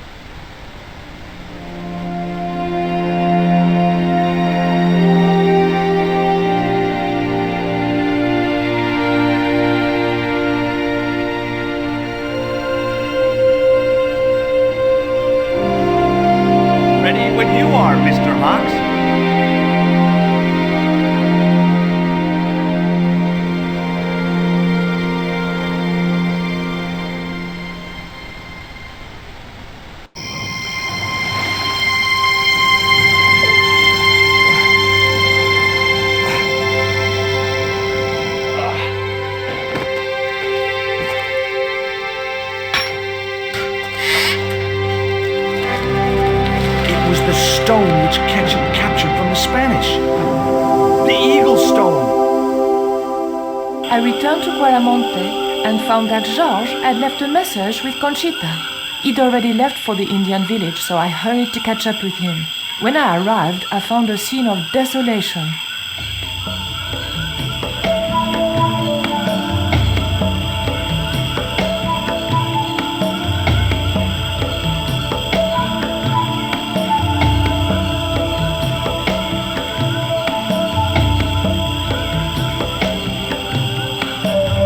These sunglasses are Georges.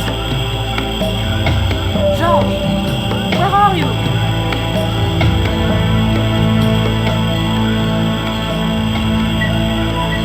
Titipoco, I'm almost glad to see you.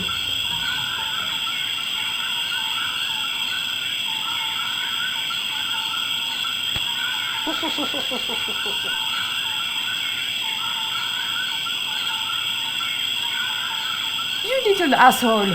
What happened here? Are you responsible for this? And where's Georges? Have you seen him? He was pointing to the remains of a burned-out hut.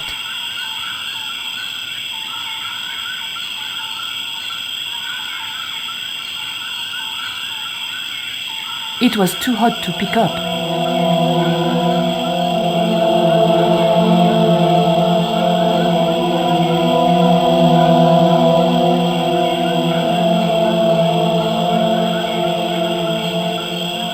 I just didn't have the strength to tip that barrel.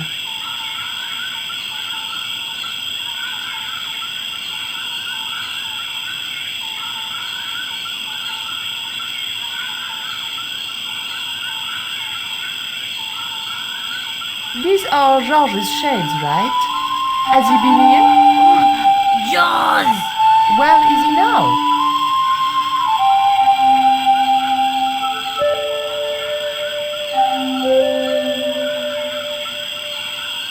What's that? It looks like the stone we bought from Paris, but it's different. Yes, it has a carving of an eagle. That clinches it. Georges must have found this stone in the Caribbean and managed to hide the stone when the village was attacked by Carzac's men. I hope to God that Georges was all right. Where's Georges? Georges has been here, right? He was pointing to the smoldering remains of a hut. Hey, Shorty, make yourself useful and help me with this barrel.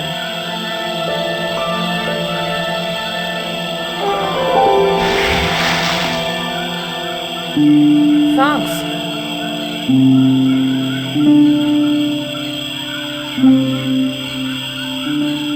It was the Coyote stone, the original stone that I found in Paris.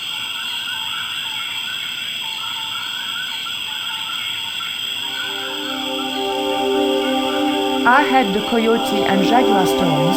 Titipoco had the eagle, according to the shaman. That's all we needed to deal with Tezcatlipoca. Pity he hadn't any ideas for dealing with Carzak.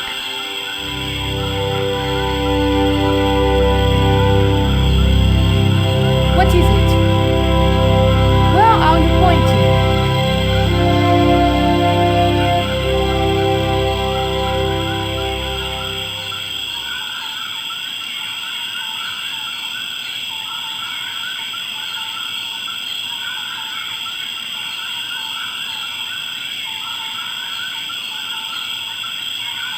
We arrived to find Georges being led up the stairs.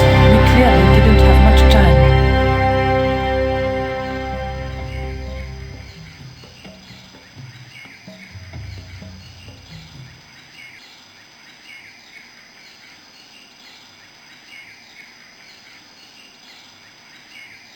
Hey, señorita! Too late. I had been seen.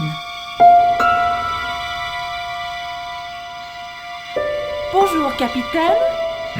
Only Sergeant, pretty one. What are you doing here?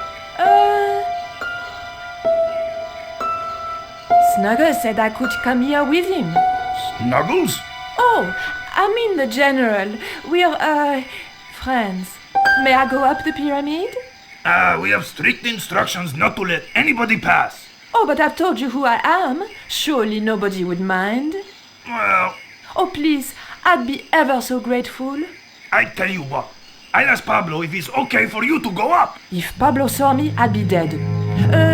No, it's not worth the bother. I'm not really that interested in their stupid pyramid anyway. Well, okay. It's men's work up there anyway. I'll just run along and play around here, okay? Okay, you do that.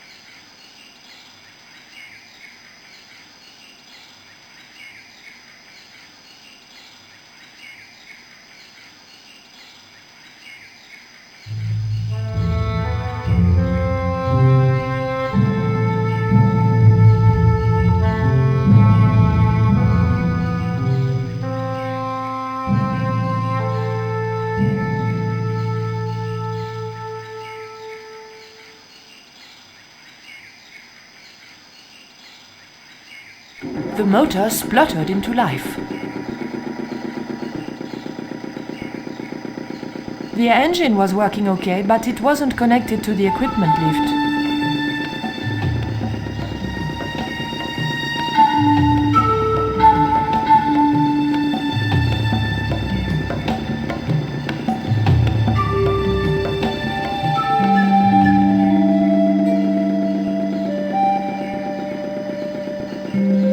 Would you like some chocolate, Titi Poco? It's good vintage. You're smarter than you look. How did you hook up with a maniac like Karzak in the first place? Karzak?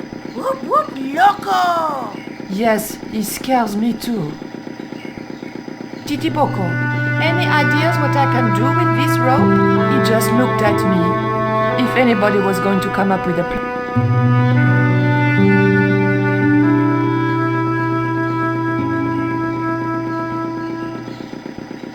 The scaffold gantry went all the way up the pyramid.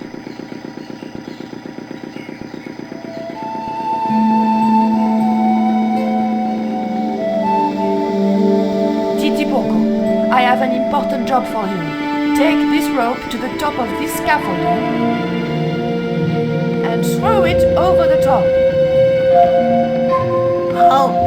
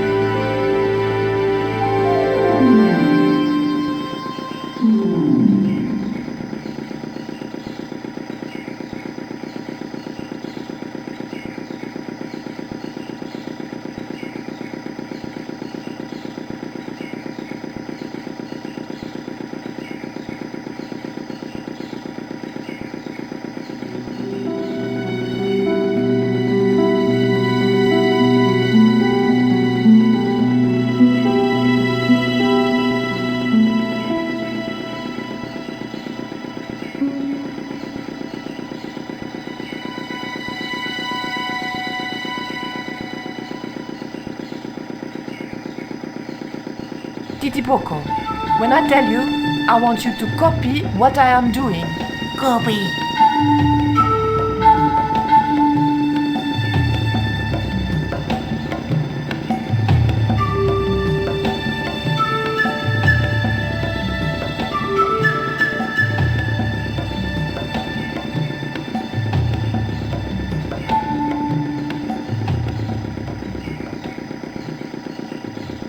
Okay?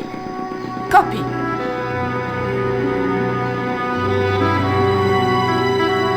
Georges!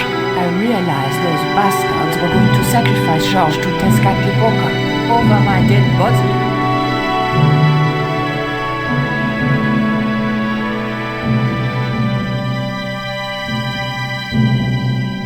Thankfully, Georges was the only one to notice me.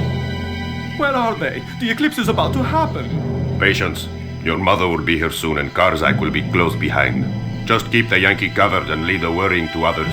Yeah, Raoul. The maniacs were going to sacrifice Georges!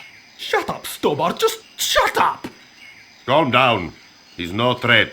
Hey, Raoul, why don't you do us both a favor and shoot Pablo? You're very funny, Stobart. I haven't forgotten Marseille. When Karzak cuts your heart out, I'll be the one laughing. I'll bet I'm not the only one due for the chop around here either. Hey, Raoul? I'm warning you. Raoul was a bundle of raw nerves. I hoped Georges wouldn't push him too far.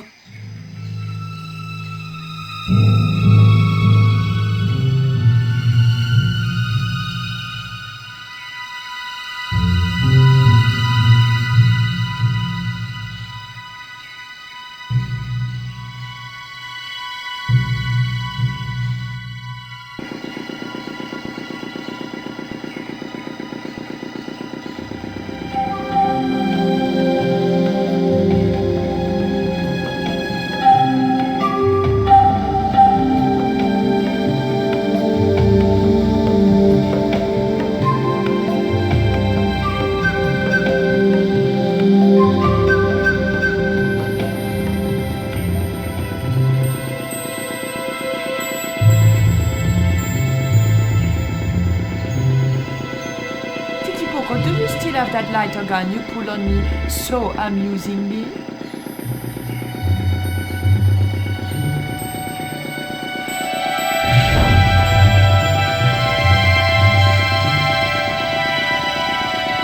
What's going on over there? Do you need help, Red Pretty? Nothing's wrong. I dropped, a cigarette, but everything is under control.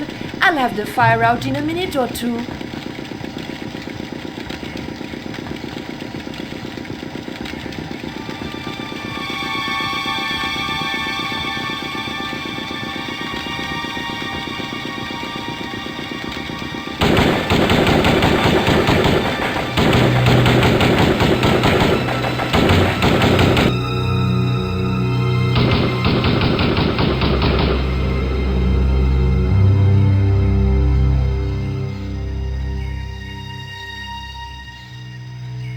What's that? What's happening? Trouble. Give it up. The pyramid's surrounded. I'll find out what the trouble is. Watch Stobart doesn't pull any tricks. If he does, shoot him in the head, not through the heart. Why does it matter? He'll be dead either way. His heart belongs to Tezcatlipoca. That's not true. We just had dinner a couple of times.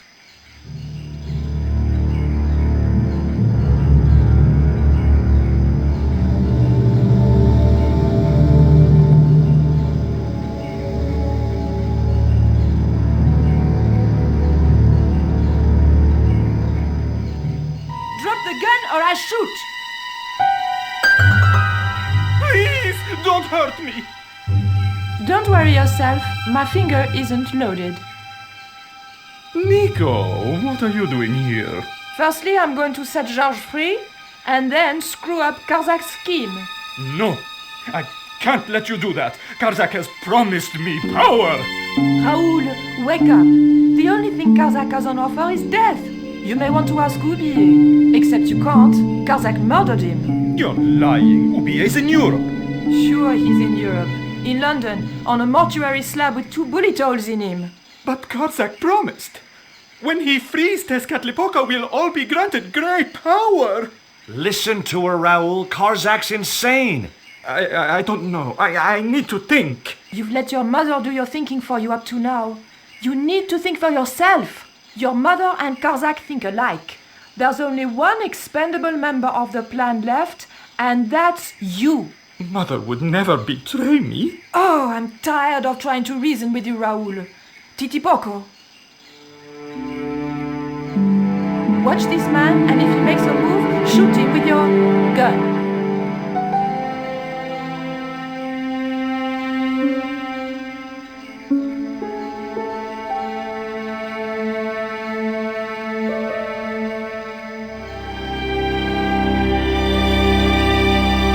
Hold still, Georges. I don't want to sacrifice you by accident.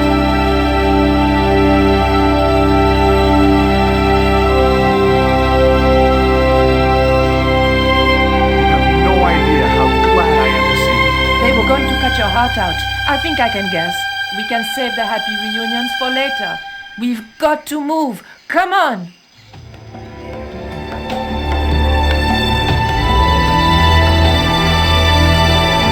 We're safe.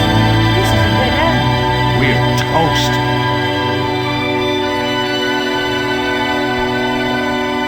I know, Titipoco. I'm not too happy here either. He knows this is Tezcatlipoca's pyramid, the house of the enemy. Well, we can't stay here like rats in a trap. And we can't go out the way we came in. It would be suicide. I'll have a look round. Maybe there's another way out. In the meantime, take this. It's the Coyote Stone. It might bring you luck, I hope. You managed to recover the stones from the village? Then we might have a chance after all. Incidentally, what would Titipoco have done if Graciento had moved? Titipoco? Nothing. He's given up violence.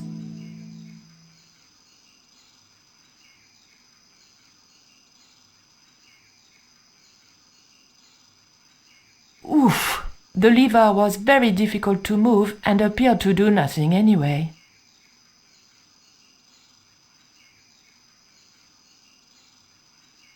Georges? Yeah?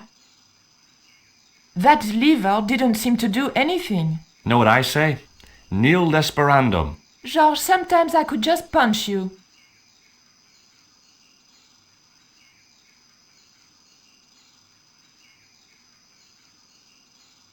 Heave! Still no good.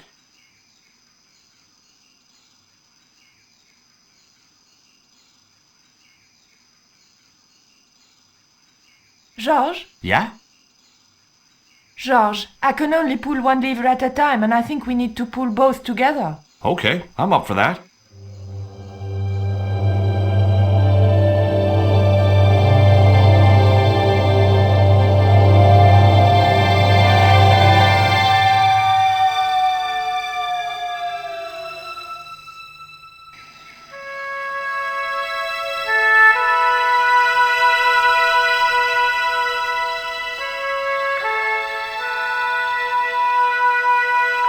Raoul, there's something suspicious. This sacrifice! Where is it? Nico was here with Titipoco. They set him free. I couldn't stop them. You idiot! I should have strangled you at birth. Titipoco's gone soft. He wouldn't have hurt you. I know that. The darkness of this sun is almost upon us, and we have no sacrifice to appease Tezcatlipoca. Have you any idea what your incompetence will cost us? I think so. And I'm glad. What? The Mayans weren't fools. Tezcatlipoca should stay exactly where they put him. Finally got some backbone from somewhere, huh? Shame it's so late in the day. I'd rather die than see you and Karzak with that devil's power. Fine, we're still a sacrifice short. See, the eclipse begins. Pablo, kill him! Tezcatlipoca can feed upon his yellow heart. Nico was right all along, but it's still not too late. Come on then, Pablo. Let's see who sacrifices who.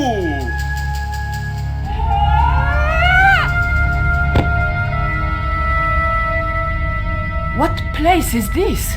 I was in some sort of strange room. Tiles and dials. The priests who designed this place must have known how to use them. I was going to have to figure it out for myself if I ever wanted to get out of here.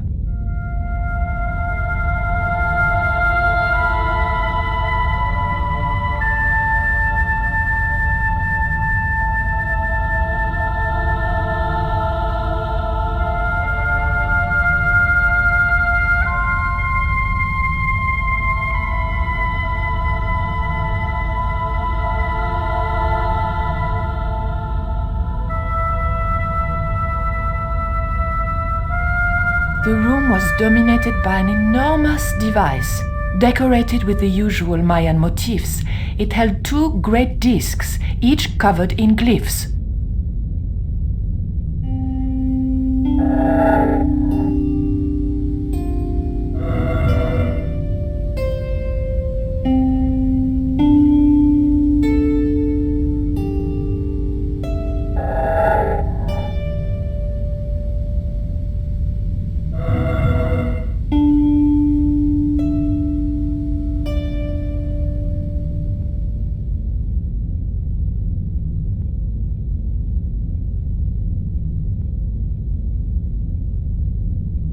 The tile moved slightly.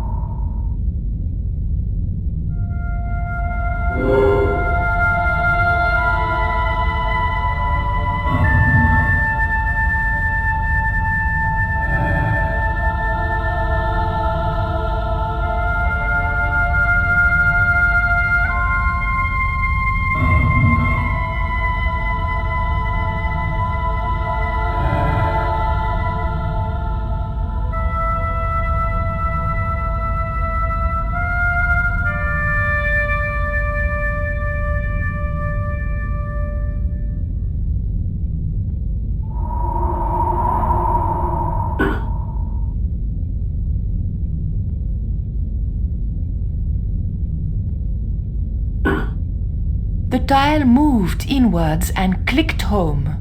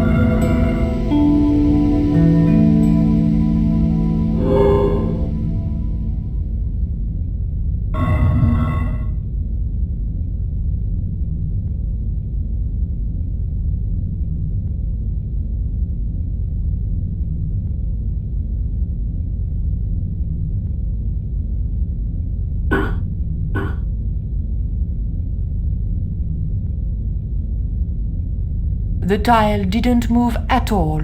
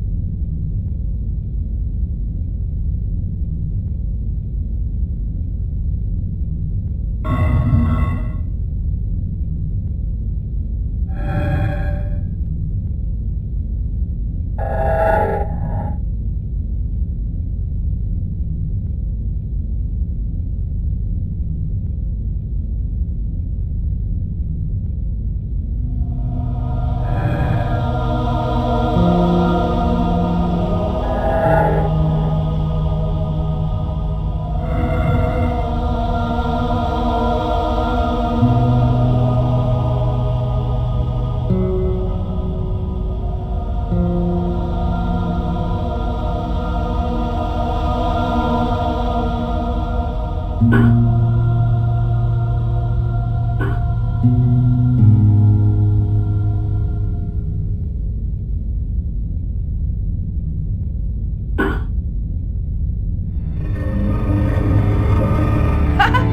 voilà!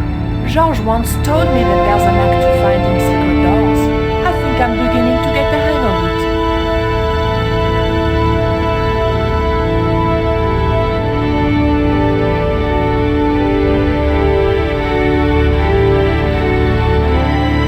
So I thought, this is it, you know? This is true love. Anyway, I have to leave for a few weeks, and when I come back, what do I find?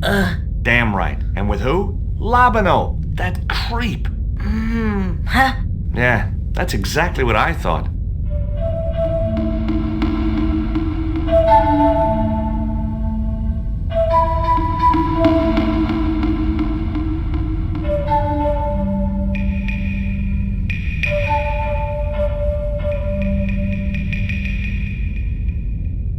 Oh, heck. Looks like another dead-end titty, Poco. Any ideas?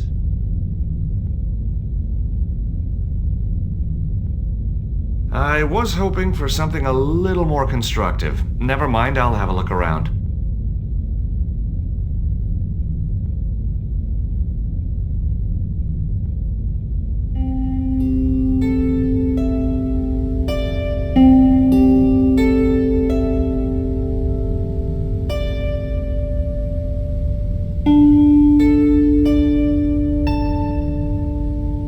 Look, I need to light this torch. Can you do something clever with a couple of sticks, or flint and tinder, or...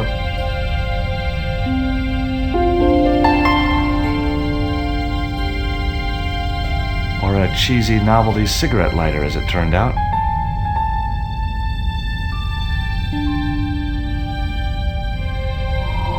Well, there's nothing else to do around here, so I pulled the lever. Nothing's happened. Oh, I hate that. Don't you hate that? Did it, Poco? Oh my...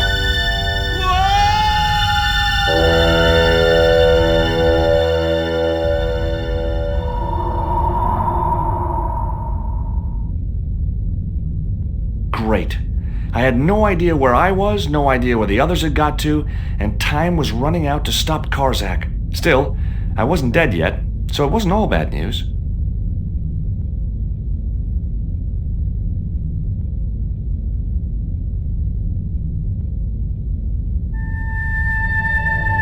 A stone slab that must have weighed tons sealed the door.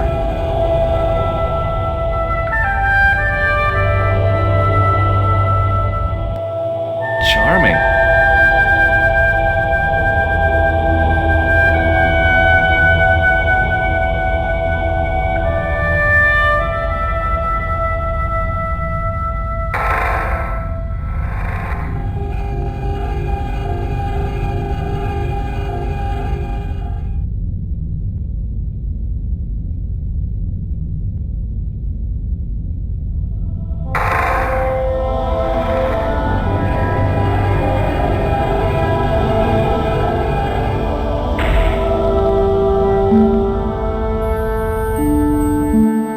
Every time I think this place can't get any spookier, it does.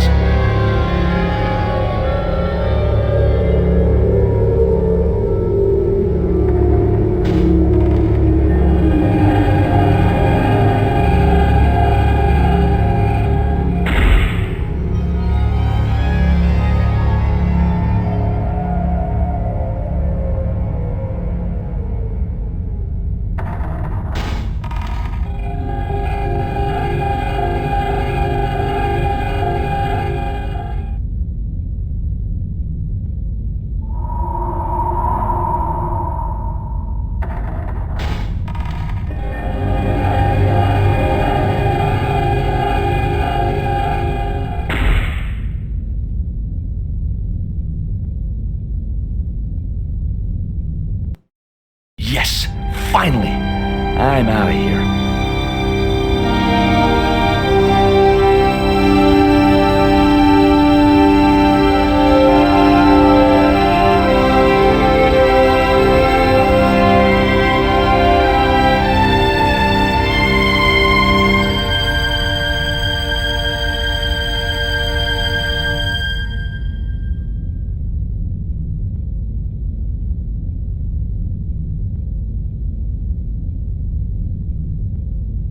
once more into the unknown.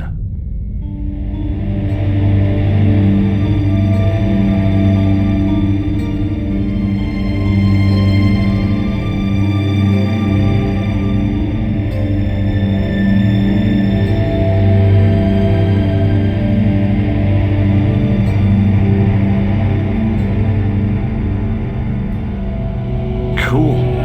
Onwards and downwards, Mr. Stobart.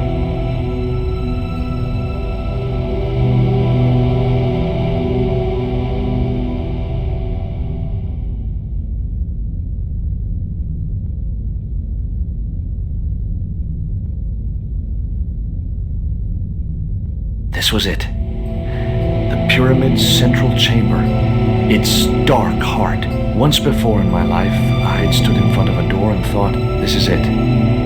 If I go through there, I'm going to die. I'd been wrong then. I hoped I was wrong now. This was the door that led to the central chamber and the smoking mirror.